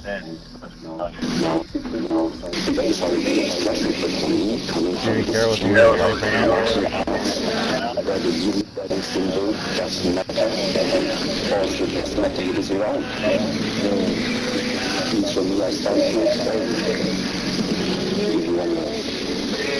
Throw a punch. That is the place how to throw it. If you have a lot of mess already on yourself, you probably can just use a straight line movement. No issue at all. But if you look at me, small angle, I have to compensate for the lack of mess. And therefore, I need to use another method. Methods compensate for the lack of mess in comparison. So, and suddenly out of the question how do you punch, starts the talking discussion. And honestly, device where then people sounded interesting, but apparently there's a high I can resonate with the fact that, you know, you were shy.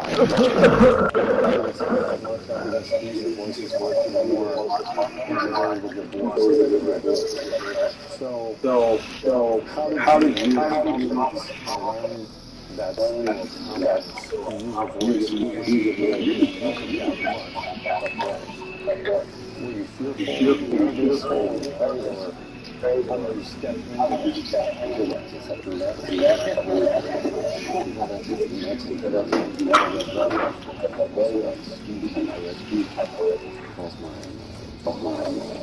my friends that are standing in the break time, everybody my friends that are standing in the break time, everybody had a break time. I knew what I would say if I would open my mouth. So it's just that I didn't. Voila. Because ultimately I just thought that it's pointless. It's pointless because sometimes the topics are just right. It's superficial or whatever. Yeah, it doesn't bring benefit to anything. It's just meaning maybe that you are like profiling yourself with everything. So that's why I something for myself. But internally, observing, watching, listening, inside of me the language was always speaking. I always knew like what would be my answer if somebody speaks to me like that. And so ultimately, it was for me not difficult at all.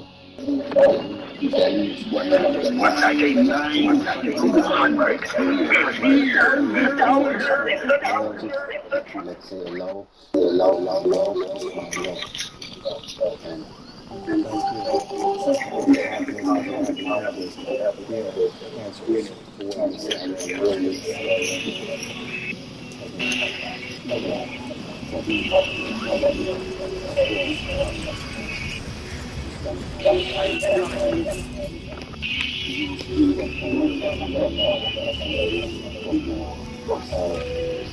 All stations, we are ready. Stand by for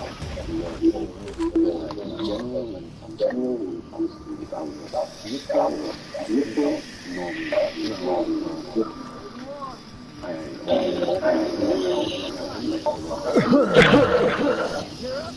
This is something I don't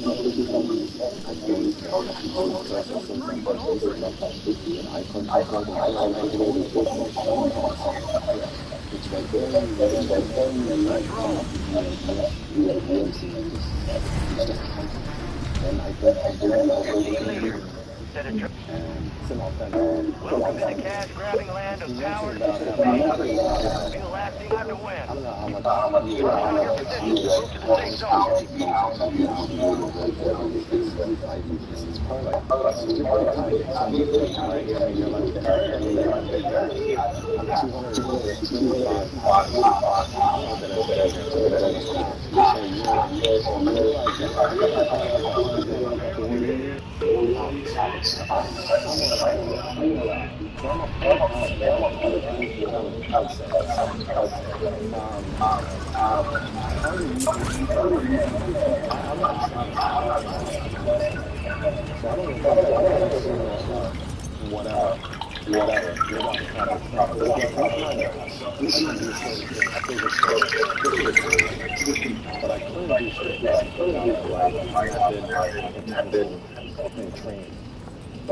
How would you prepare for let's say a situation?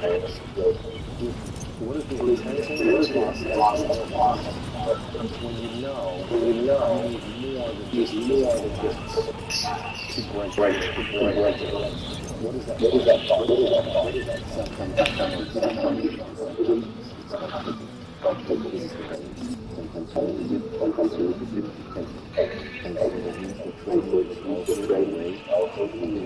See, we got it. Fuck, someone's here.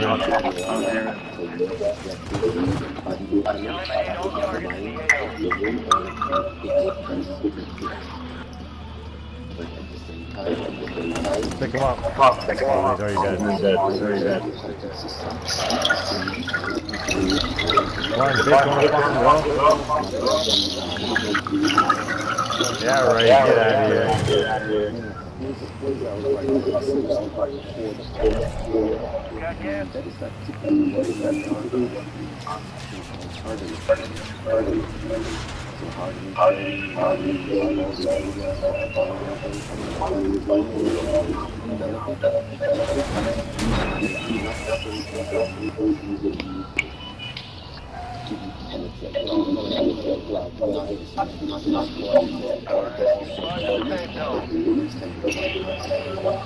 We're grabbing this LTV. I lost my indoor. Not everyone needs indoor.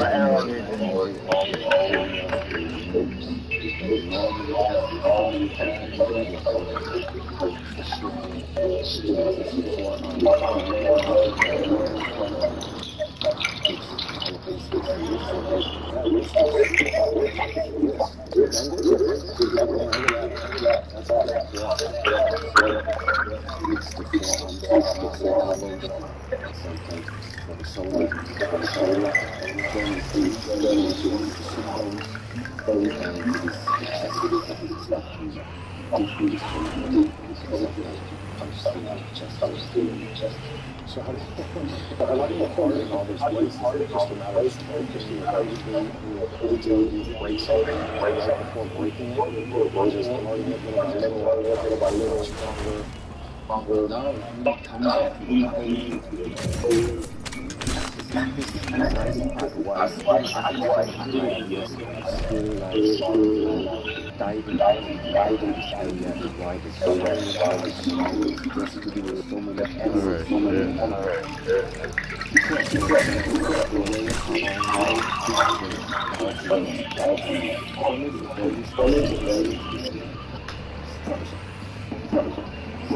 and this structure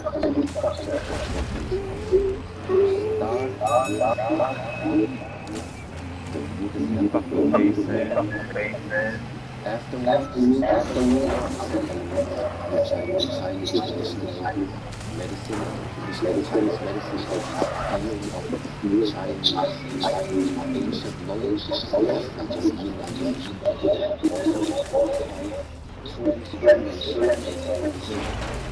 What do you mean, Chief here?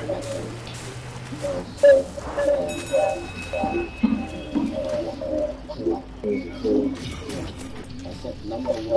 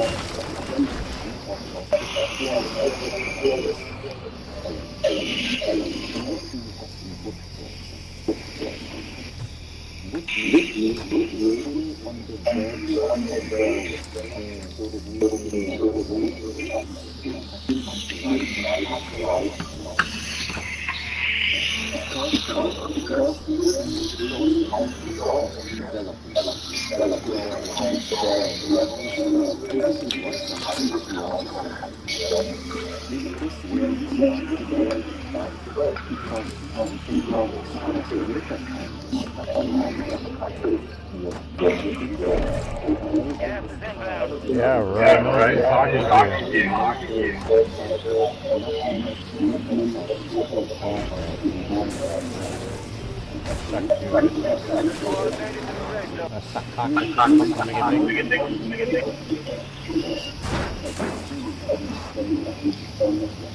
Don't forget a little radio sound.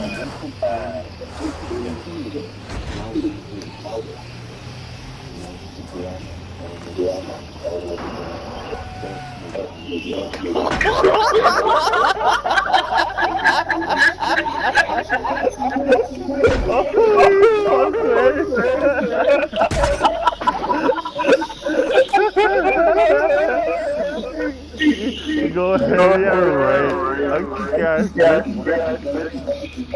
I want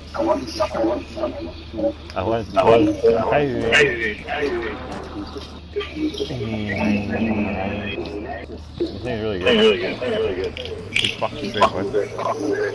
Shoot the fuck straight bud. Straight up bud.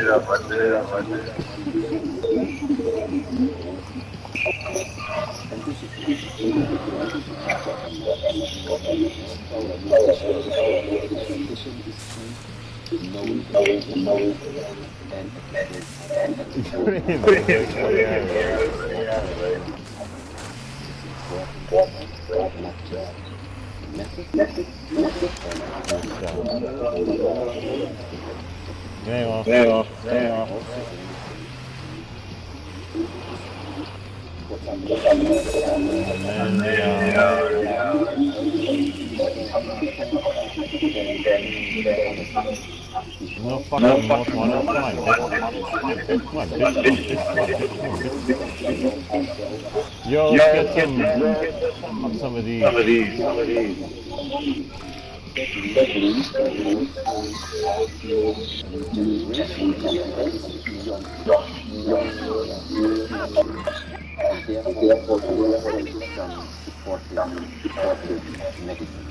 Medical type of medicine, but never started with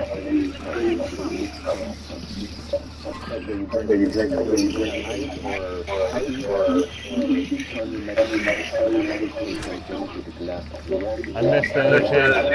Let's get that Rosada voice. We're getting operator unit marks because helicopter in here. I think that's why he's marked it. Yeah.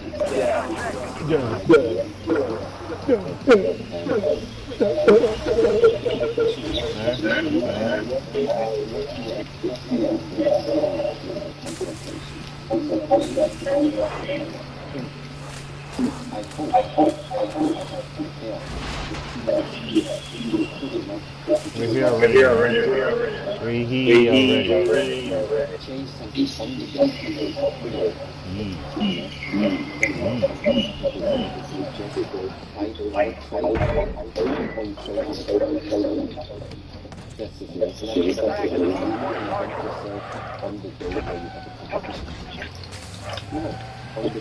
Get out of here, kid. Fuck. Grab this LTV.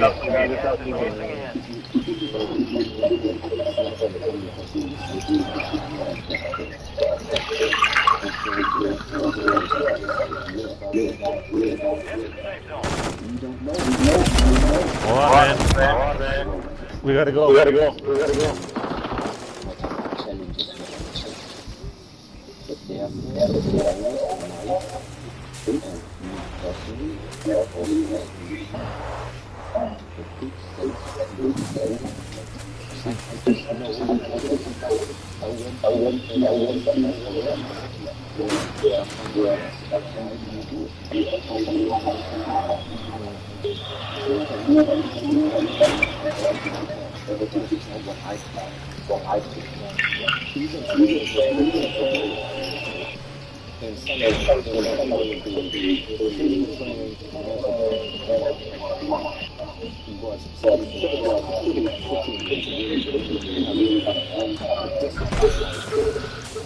Oh my god.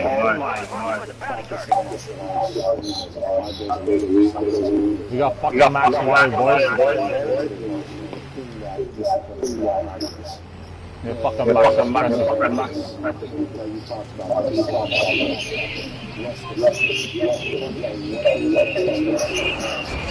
Turn recurring bills into recurring rewards. There you go.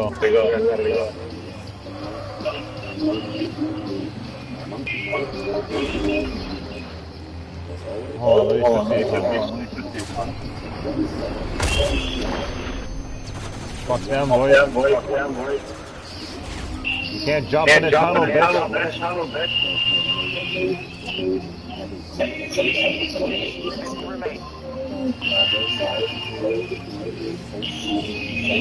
Oh, what's this on? Enemy.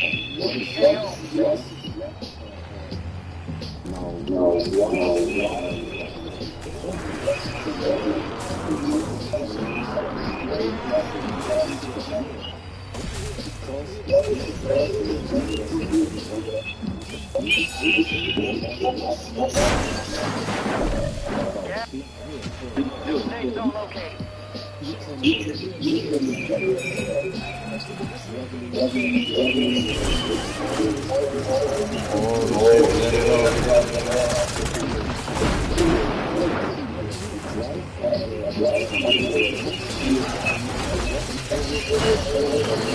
But you're not going to get over it.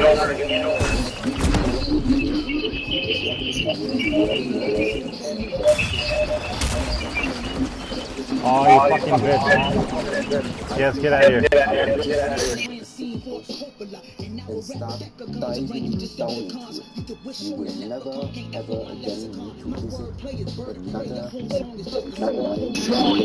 need to visit another So please liberate us from this kind of killing us with a syllabus. I've been billing this the hard hitter. You can't make it past again. Conviction in my walls like I wrote this verse with a state pen. This kills it every time. Toe tag it and bury it. What's the turtle to a carrier? Power by secretariat. The rough fast, smooth, pussy, that's all the target. I'm a DPG demigod. It's not the hardest. The hardest. The mic ball. Tyrannosaurus Rex complex. I recognize A side to this genetic aquatic. Set this rhythm. With this radics start to spill the chamber, motion, devotion, spill Devotion, fricassee, tedious seals, I break the seal, and break back brimstone, fire and acid rain, the doom of arcones, pain, harsh and severe, draconian in the road, forever slumber from here to endless, suffering, panic, paranoia, now do what I do best.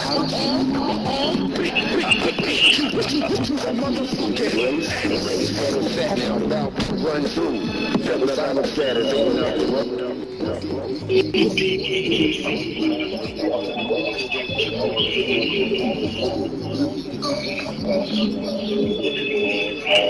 How much you got here? 14. How much you got here? Moving on here. 6, 7.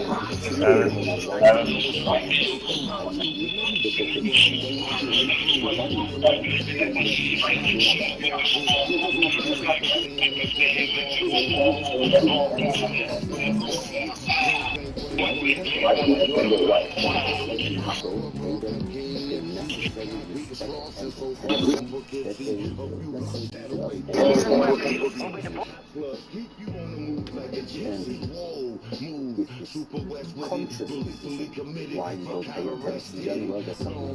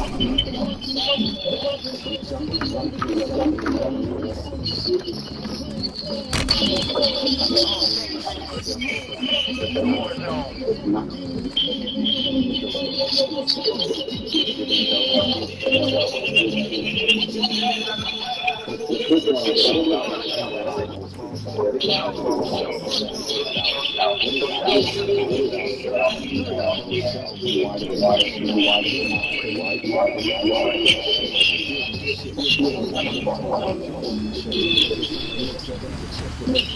you on the side.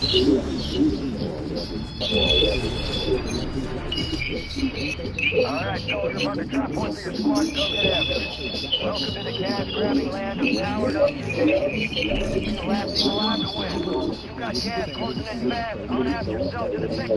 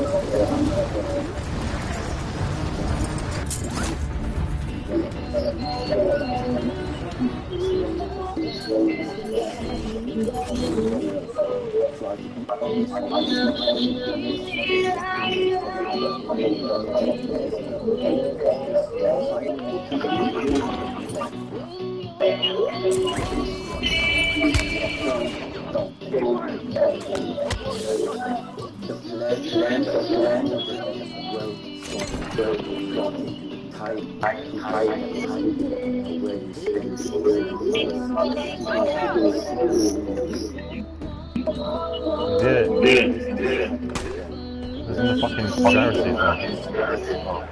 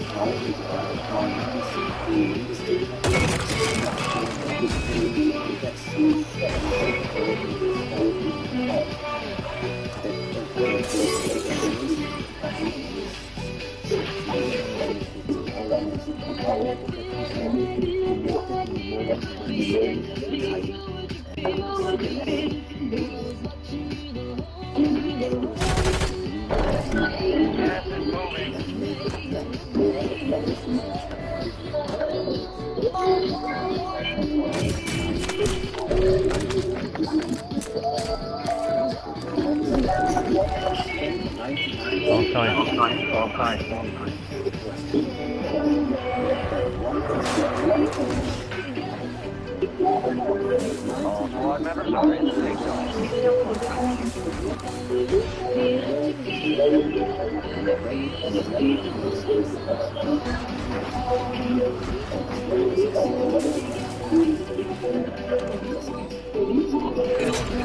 Squad mate has intel revealing the location of the next gas spread. Be sure to see up late station marked up the attack map for decryption before it's too late.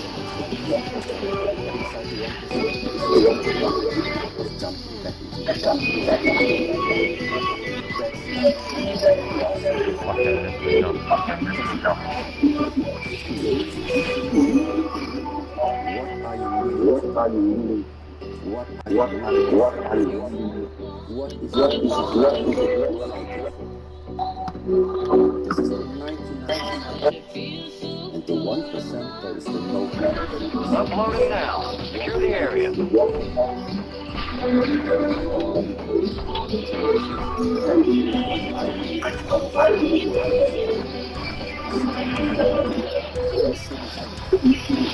Holy, I got an RPK. Upload secure. Get your gas spread coordinates are marked on your attack map.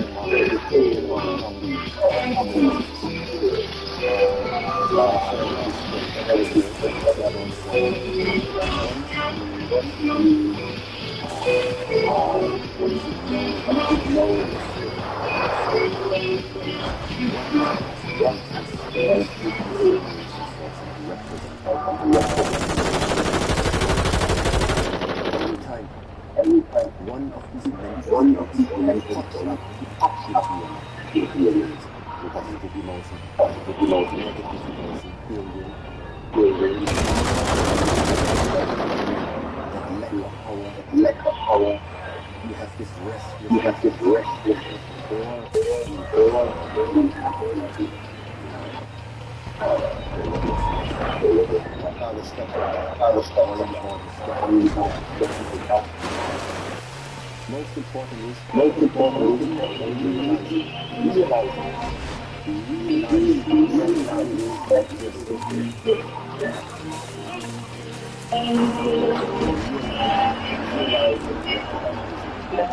Yo, guys, mark them and you'll be able to get points for the thing.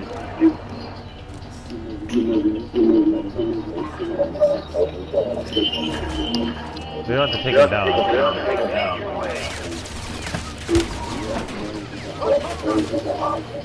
He's probably getting harassed, so that's alright. You've got gas inbound. Safe zone relocated.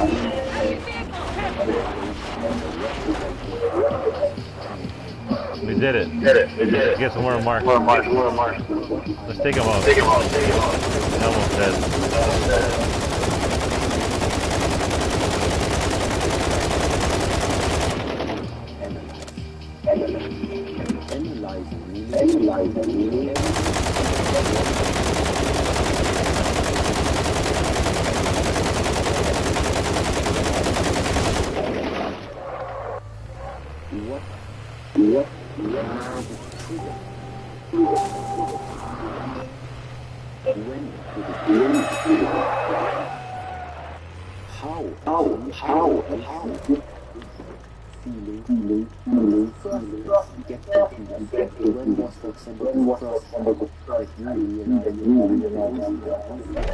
Mental state.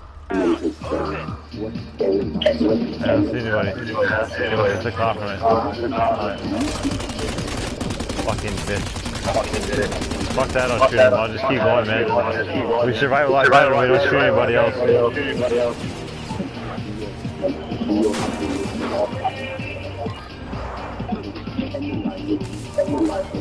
That makes some money here.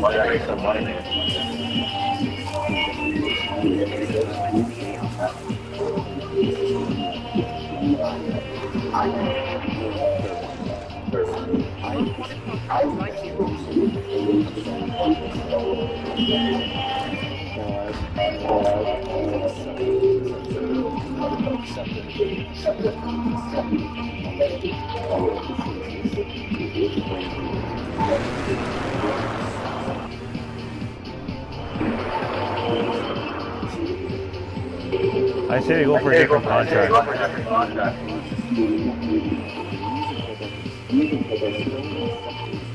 Fuck, man.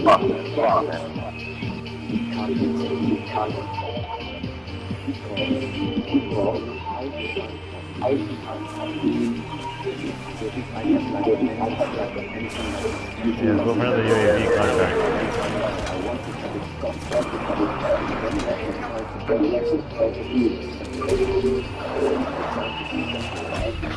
Enemies are dropping into the area. Watch the skies.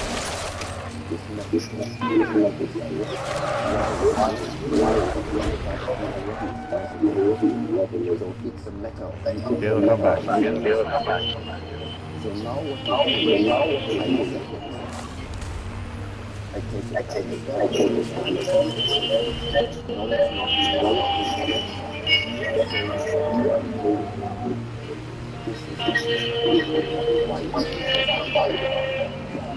It's not too long.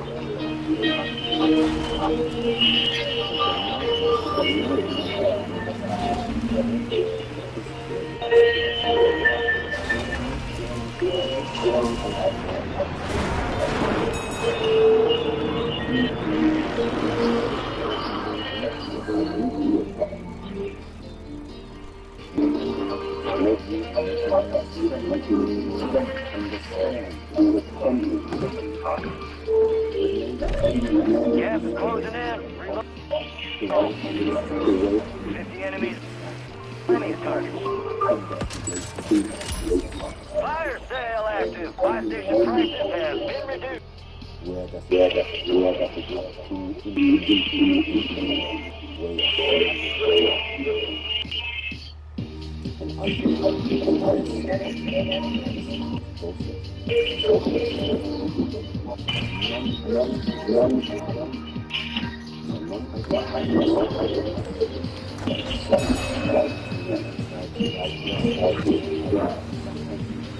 You grab that one. Dropping into the A. Go for the other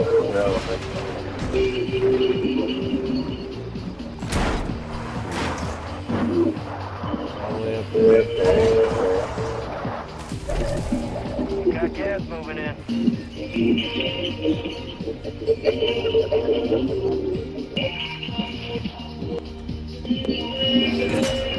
Squad mate found intel on the location of the next gas spread. Headed to the designated uplink station for decryption.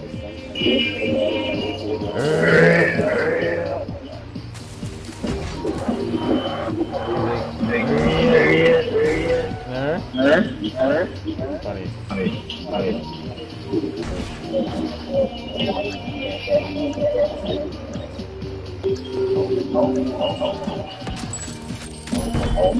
Sails over. Adjust right.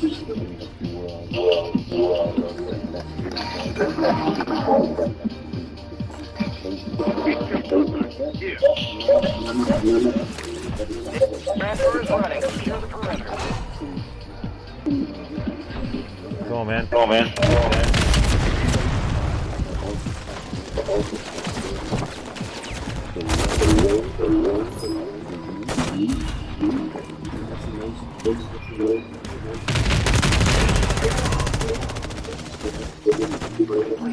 Marking incoming.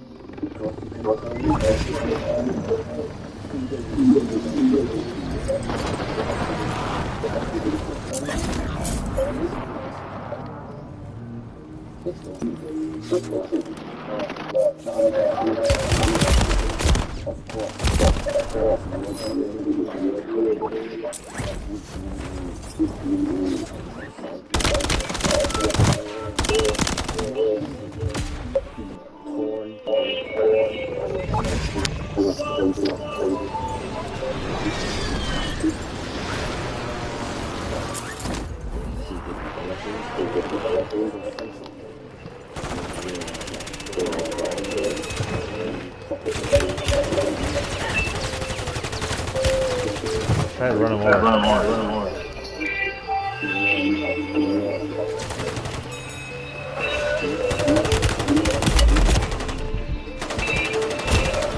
Fuck, almost got him.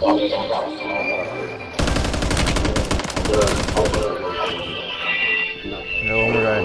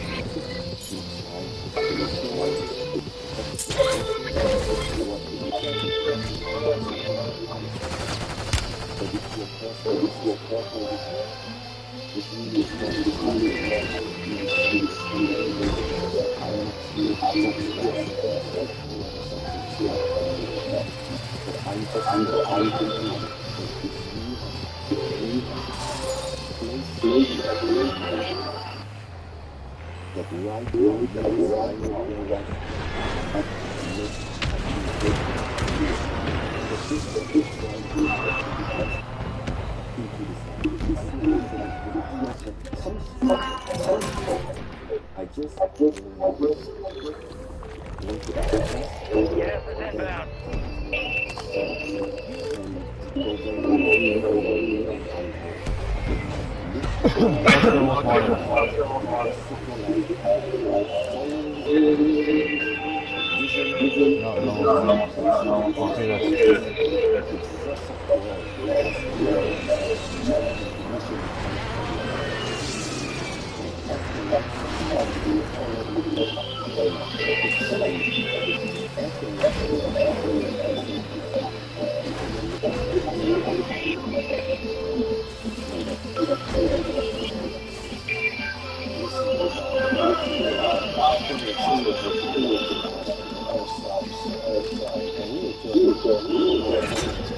Squad mate securing intel on the next gas spread.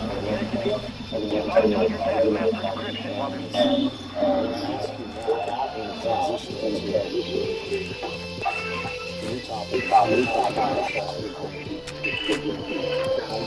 We're gonna time to do one more.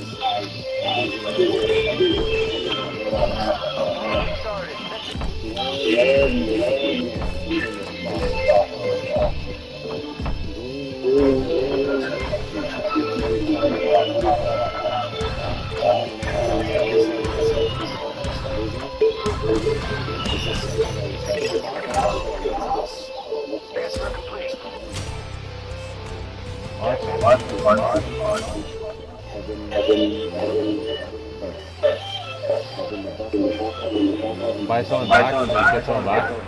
Just a wall line at 4,500. That's the best game back. Oh, a bunch of people here. We gotta go.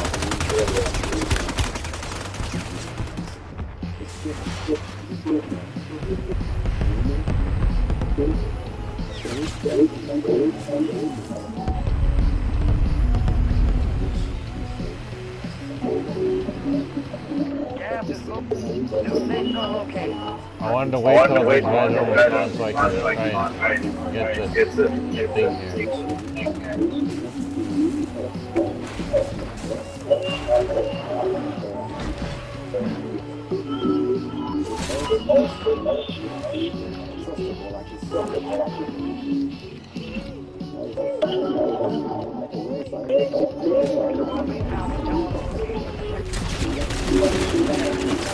Fucking bitch. Fuck, man. What is it that people see? They only see something that has a shape.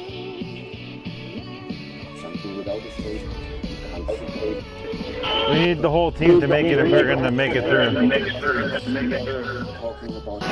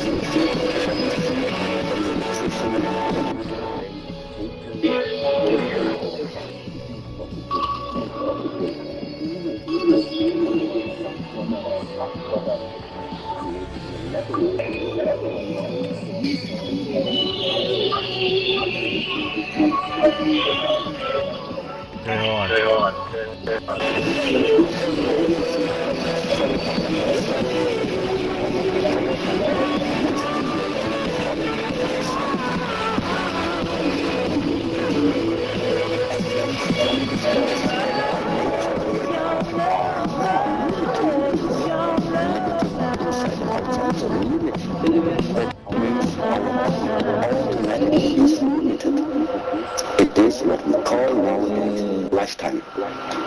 So 50 seconds. I'm going to my bank account. But that is what it needs from me. It is no doubt about that. I don't need to find us a shadow around. I can see it. This is out of question if it's gonna go. That is the worst part about ourselves. At the same time, giving me insights to change something about that. What is it to take care of? Everything that comes from very which means the truth, the ribs, the breast. And so that is like how I will use all this things to my day. To just answer, okay.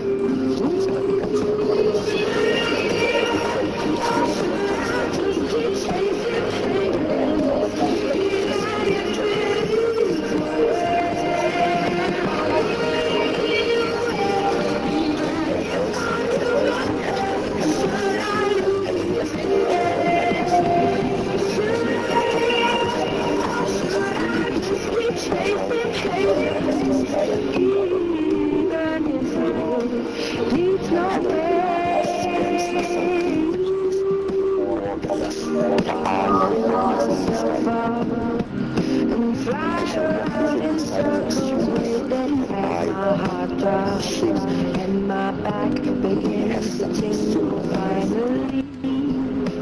Could this be? Or should I just keep chasing places? Even if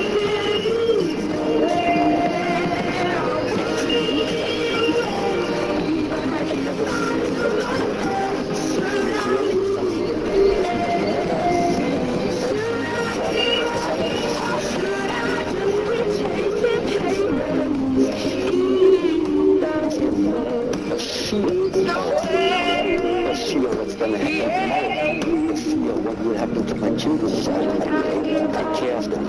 So there's something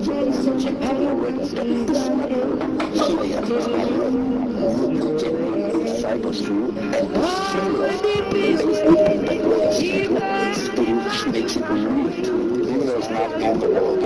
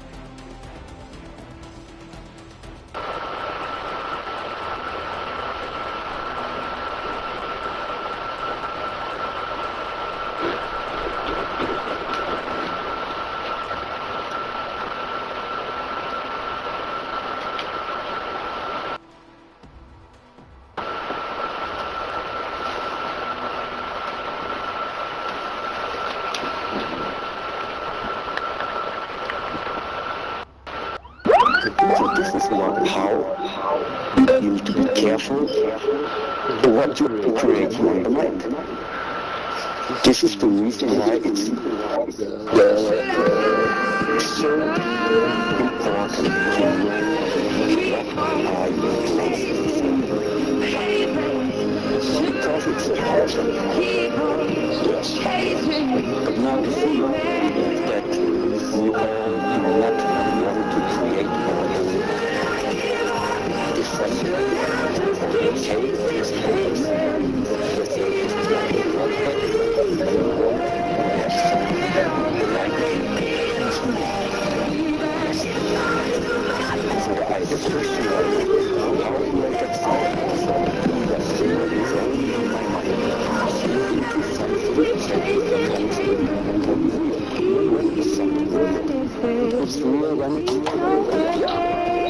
when also other people can see it, not just you in the mind, then it's real. Because like you can imagine you have like some beautiful as a boyfriend, nobody else sees it. There's another witness who sees you before walking together. Then you see it. So, and how do we make this now happen? It is on the one side, of course, a small step-by-step plan. And I really think that meanwhile, especially like in modern business, it was very similar like in project management. You write your ideas, of course, down into multiple steps. So that's why I think I don't need to say so much to it. But along this plan, along this way, let's say, so I will attract others first client today. I will attract a high-ticket client. I realise that I haven't observed a sales funnel and haven't done any kind of traffic generation efforts. I did purchase that domain name. That should be enough. Internet, people, things will provide business needs.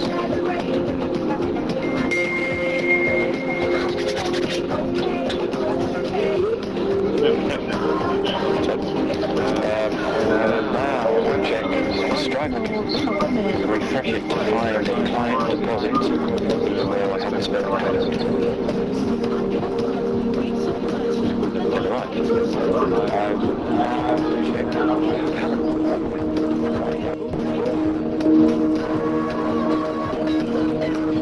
It is now 10:10 p.m. My hard day's work must come to an end. But tomorrow, surprisingly comfortable. I'll check my Stripe account and find an revenue as a new client. Stop it, man. Come on, you've been trying this for 2 years and I've used EQ, my webinar formula. I can show you a step how to get qualified prospects on your calendar, read to buy your programs. It's not that difficult.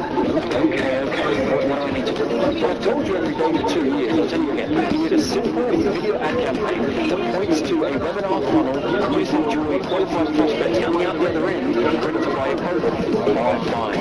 A little bit of work wouldn't hurt too much. What's my first step? Well, the first step is registering for an online training session where I break it down in detail. You will be pleasantly surprised at how easy and comfortable webinars can be if executed correctly. And you should register for the training as well, as I've got a link somewhere around the video so I can click on that, and I'll see you on the next page. I will register for that training, but will not show up, or still reap the benefits of zero effort on my part.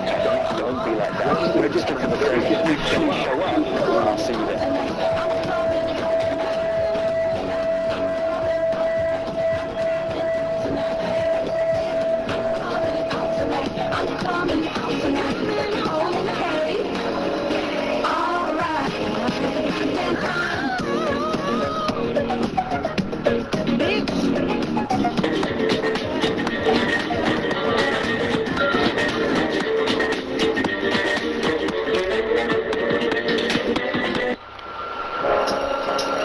Trying to make a kid become real. This can also mean how does something so silent like your thoughts start to shape your thought? So it is about find ways to give it expression. Can you explain? Yes, write it down is one way of putting thought and expression, speaking about it, speaking it out to your friends. More people know about it. Writing it out to your switch. Something where the thought starts to enter into your visible world. This is the small steps. But just support your decision.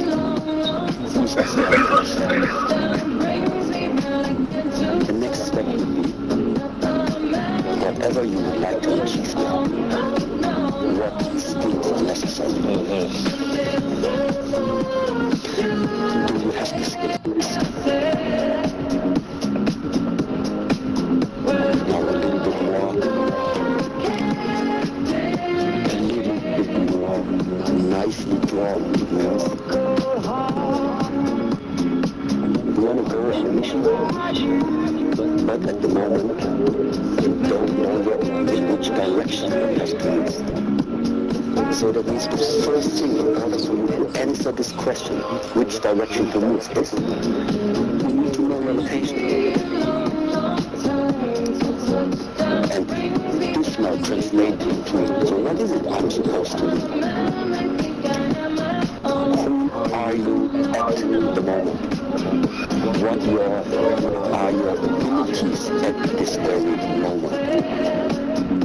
What do you have available time-wise? Financial-wise? It doesn't matter. In which situation are you right now? So we need to see where is our actual location. And from there now it starts. At least now you have a hint. If you want to go there, at home you don't know where are you located. If you're located here, you know you need to walk here.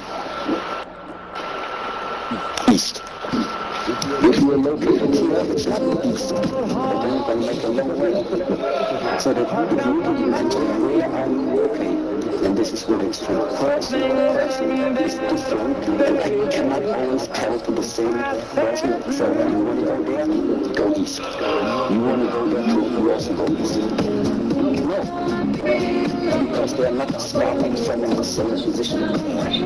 Some people have already some education and some experience previously that will immensely help them to already start from a different point. So, but where have we been? Skills. And now this part we're also jumping back into what is also known for abilities, practitioners, which are normally above average human abilities. Yeah, and this doesn't come because you taught it somewhere. You practice it. Yes, but there is a very specific type now of practice. And it's maybe also interesting what actually is the meaning of David Carradine comes from. It comes from nigga DJ Mills coming right here. Yeah. Comes from meaning it's a skill. Hard work. That is important. Shout out to all the players I see. But this one thing I've really been wanting to know for a long time. It's only this one. Really the hardest motherfucking DJs in the country. It is right here, somebody else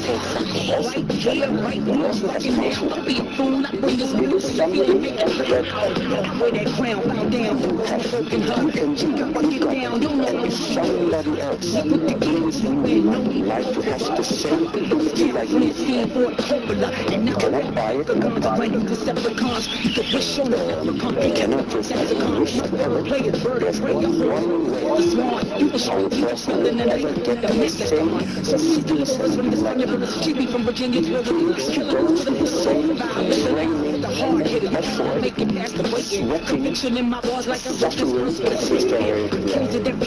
like you. And this is what God has done. These are the skills.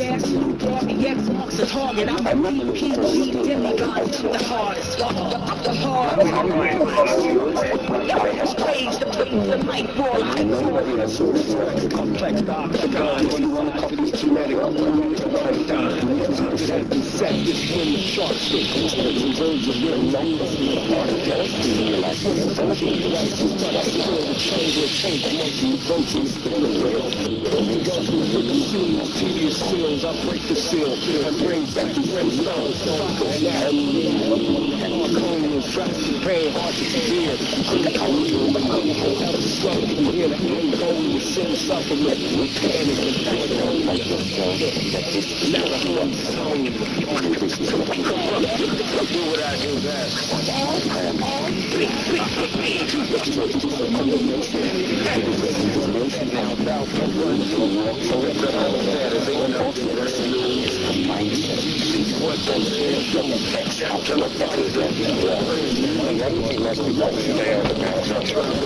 Because we don't have the discipline, the willpower, the consistency, because we're not strong enough, and we're developing I think it is a question of content. My word, people are repeating the same mistakes over and over again because they haven't overcome them. There's no level one. And you're very level one. We haven't been that level yet. But it's out of question that they will. Why is that?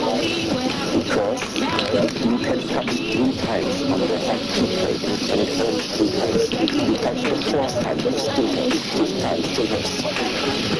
Then you come to the break and say, no. You might take a while. I express it maybe like you know, the truth is needed set like this in the people as well.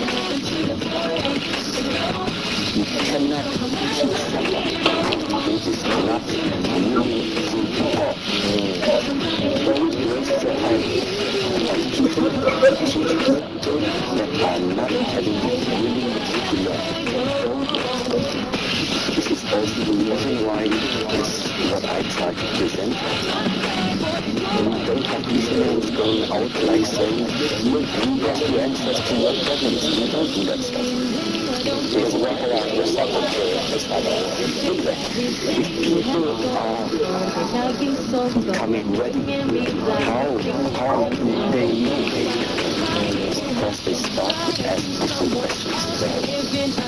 And once you start to ask the questions, sooner or later in this life, what happens after that? Because this is this question only you can ask. People that are right now starving in the world, they are not asking. People that are saving,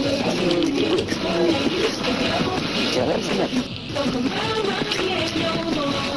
You really need to get yourself a coach. You need a professional who's already got the ball. Sure, what you want, really want, why you want it, the way you really are, that's not just a thing.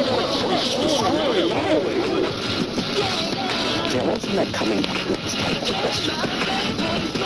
So that means whoever is asking this question already is at a certain level in his life, in his development of the mind.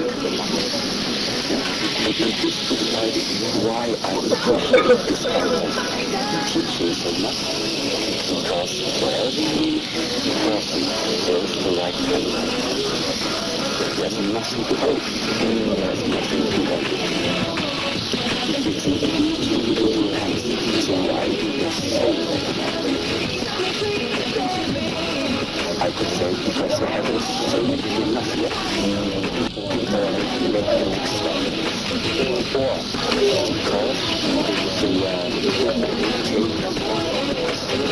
they didn't see the lesson that was shown yesterday. are so many different reasons why people don't do not continue. But it's just a question of how many days to do it. I've made many mistakes over and over and over again. Until finally I said, wait, it's not like running one. Let me really take a step back and reevaluate why this keeps happening. Why I'm at the source of all these mistakes happening over and over again for 15, 20 years. And let me start to look at it differently and approach it differently. And it wasn't until I experienced so much feeling and suffering where I was like, okay, no more. I'm done with this way of acting, being, experiencing relationships, whatever it might be, and I'm going to redefine what I want and step and act accordingly.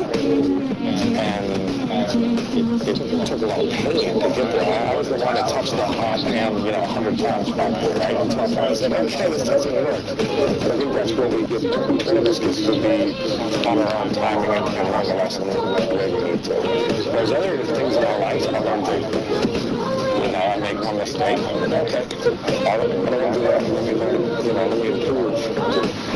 I'm curious, in your life, where's the lesson that you feel like you haven't truly learned? You keep touching the hot plate. Is there any area that still causes pain or is still something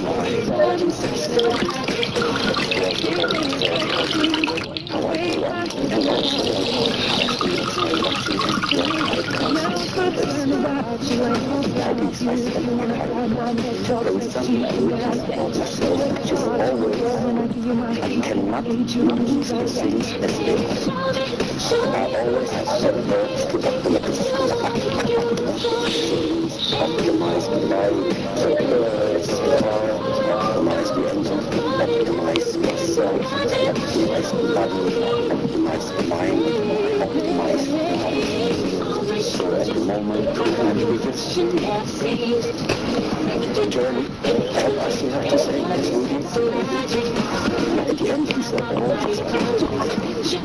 this life itself is for me, and just discover the things I don't know that is very extended.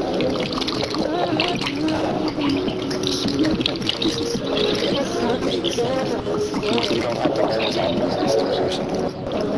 Yes, maybe just let it be, just experience it. Just sit with it. Pay attention sometimes, yeah. To find that balance. And optimizing, striving for goals. Doesn't matter, that's like training license. So we're always doing misconceived So how could I have moved on the regulations or reach any progress in martial arts?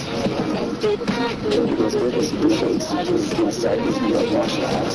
You are not measured by how much you can talk. In the field of martial arts, you are being measured by what's on record. It's effective or ineffective, for example. And so that means, of course, there is a fire inside that you need in order to push through a lot of these objects when it comes to training. So that means it is stimulating I went from. But now, to purely taking the Buddhist teaching is not about what you want. Buddhist teaching is about what can you take away from you until it is uncovered again, what you really are. So we have this world nowadays on the one side where it is about the teachers teaching. That's why first of all you go to the school until you get your college degree. But even with the college degree, you are not complete yet. So that means like a further education. Even with the university degree, you are not complete. Because the job is not second job. Okay, second job is do something missing in your life independently. Now you need a car, but actually it's the second car you need to that. So the point, there is something about you never know where When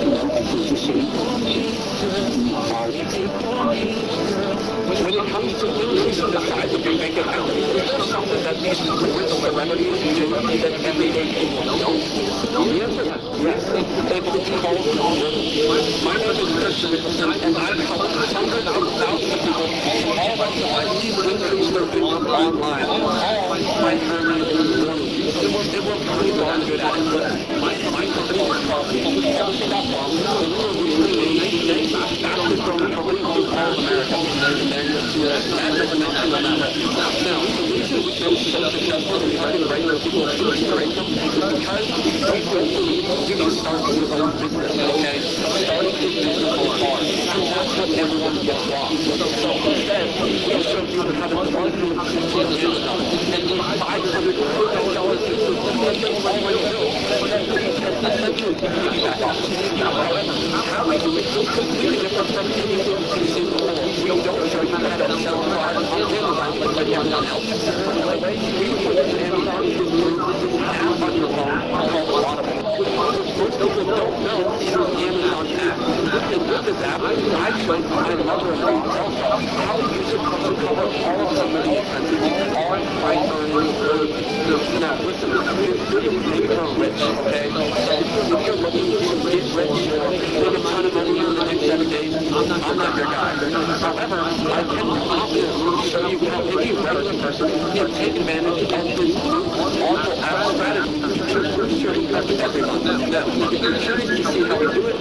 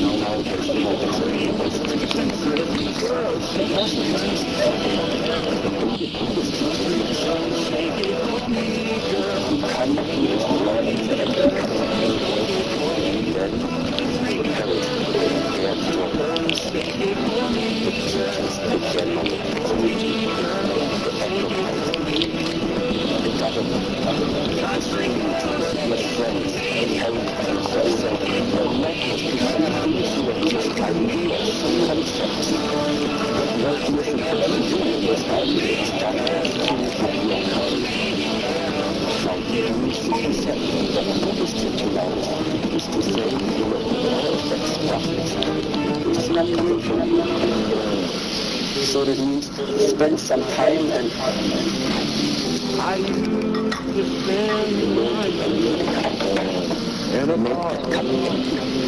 Then you realize who you are, what your essence is, and previously the question you asked when you was as a child or as a child, like I said, as a child. Because the couple of child is not so sure and gentle. And now you have to overcome expectations to fulfill. This is not a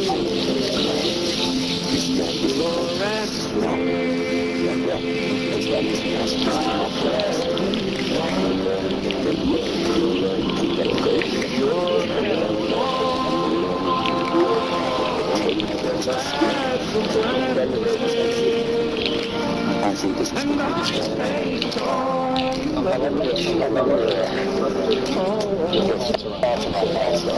biggest thoughts around how we think in a certain way that can either impact us and be useful or hurt us and be ineffective and pull us backwards from manifesting the future that we really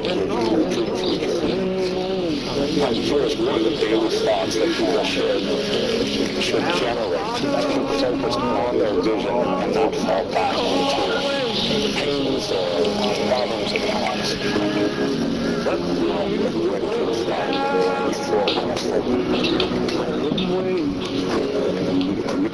I didn't for your own safety, for whatever you are doing, connected, careful information, and then decide to take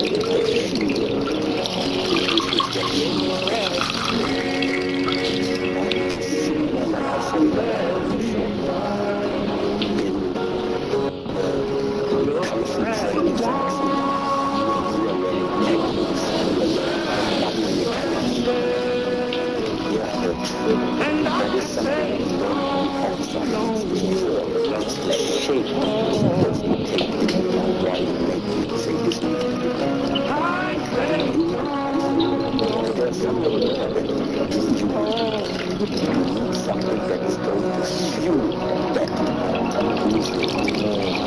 something that fills up that form. And now just to explain to you, you have no real drive to fight. You don't want to win, you don't care, you know how to do it against somebody.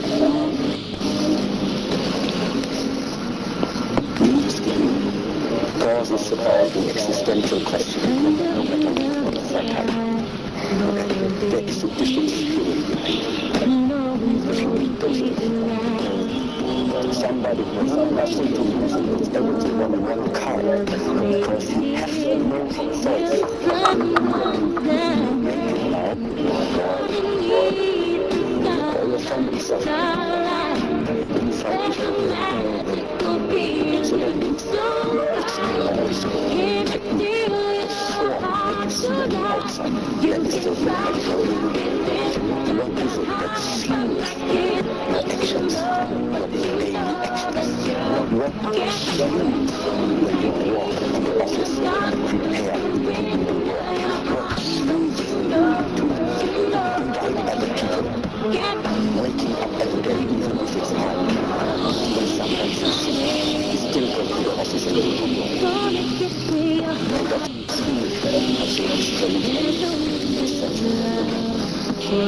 fuels I can only imagine this may call it like this, of feeling of pressing. I cannot imagine there is one just makes some way has achieved something without the pain that I will see. But yes, I think on the one side, less distance. So as long as I don't come back to this group, I want to keep going.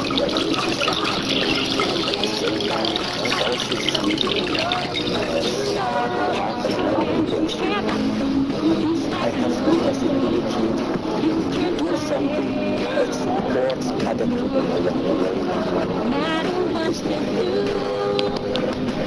Just saying this is I'm curious about your thoughts on actions that people should take in order to manifest. And it seems to me like there's a lot of leaders in the world. In general, a lot of people have that that just the actions and the good habits that support them. You can be consistent, having the right thoughts, the right actions, and all those things. And I want to ask you about how can we train the body, right? Train our brains because this is callousing bones and all these things that take on right force or stress. How do we harden certain things in us and also keeping our hearts loving, passionate, forgiving? How do we keep those processes? There's something consistent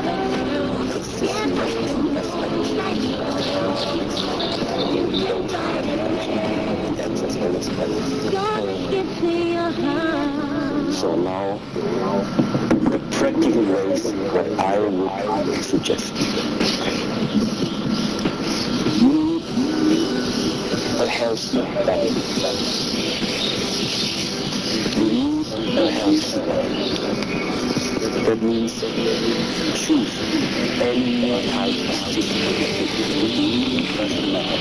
It only matters if you understand all the wishes, all your dreams, all the goals that you are putting to yourself, what you want to achieve in this lifetime. They all are not going to matter anymore.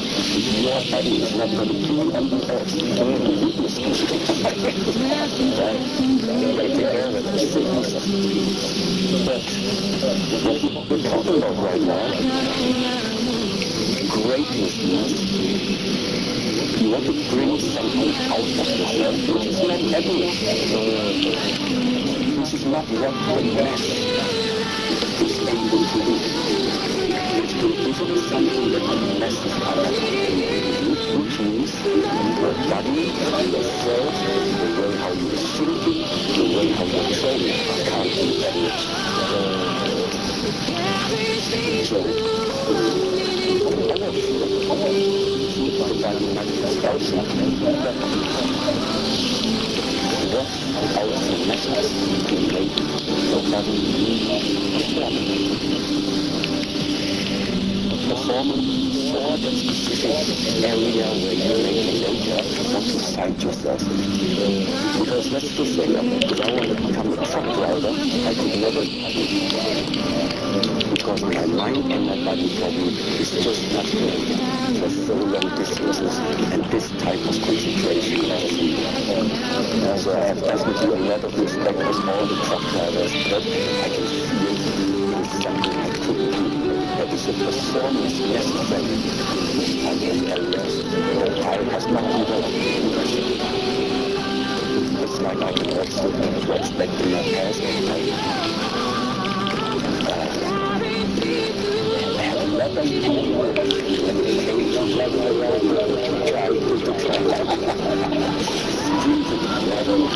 I enjoy long distances. When you short periods, a lot of energy in a short period. This is what I need to feel like what that is. Long distance is draining. This is draining. So, but we were at the body performance, which means just physicality, activity, vitality, yoga,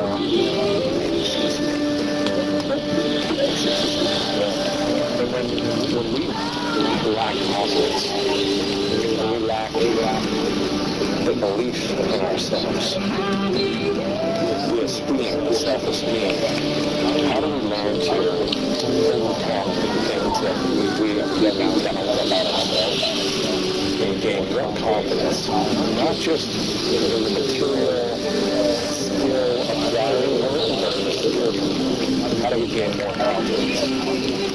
Entering into an area that for me personally matters a lot. Why I think, look, it seems like at the moment, 21st century, everything is about, everybody can do what they want. We are free to express. There's no hierarchy because we're all humans. There's no hierarchy between all of us. See, as a human being, there is no hierarchy. I agree.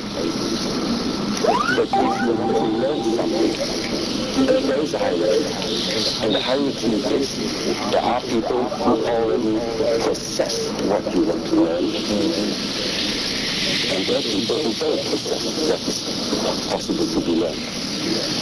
So if I want to develop myself and I want to learn something, attain a skill, at the moment, I will just look out in the world, first of all, to see who possesses that skill.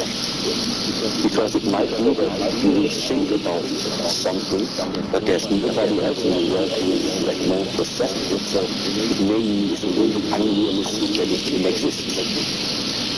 But if you want to have something, first of all, look for places or persons that have it. Very easy. And very often that means you are meeting in our tradition now, you are meeting masters.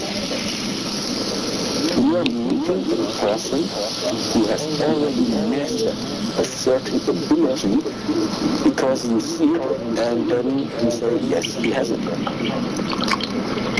And then the next question is, how does now either the knowledge or the skill is being transmitted? How does it come to you now? And like I said, in my tradition, there's only one way. You get the student-master relationship, a master-student relationship. And the master-student relationship, there is no democracy. Right. The master says you do. And I do think that in the field where we are talking right now as well, sometimes you need a mentor. Sometimes you need to surround yourself with people that are already standing at a certain point where you maybe would like to go to. These are the people with experience. These are the people that walked the path already that you right now would like to walk. So I think there is a difference in the way of how you talk to these people, how then you see yourself in regards to these people. And this is what opens up doors, which means you are regarding yourself as a student. This is what it means in our tradition. If you think you're equal to the rest of the world, you're equal, this is the type of wrong pride, I have to say. Because it absolutely stops you from further development and learning really what you would like to learn. So getting surrounded, searching for people that are already in that area where you would like to move to is also one of the next steps, for example, I would look for. So it is about what type of people are you fooling? How are you taking care of your other side? So now, taking care of the mind. How do you do this? In order to know what is important to you, it's necessary unimportant things. It's not necessary from 7 days a week to only do important things. Because ultimately importance is a question which is also very subjective. Importance for this life, nothing is too important. What I mean is, you need balance. You consciously sometimes need to do something where you really think this is really unimportant. Just do whatever. Because it keeps something inside of you open. If you only do the important thing, only be focused, you can only be focused because there's another state inside of you, which is open-minded. You're open-minded, you're able to receive. Focus, there is no receiving anymore. There's already that guided intention of yours. So, switching the state of mind, putting yourself consciously into different states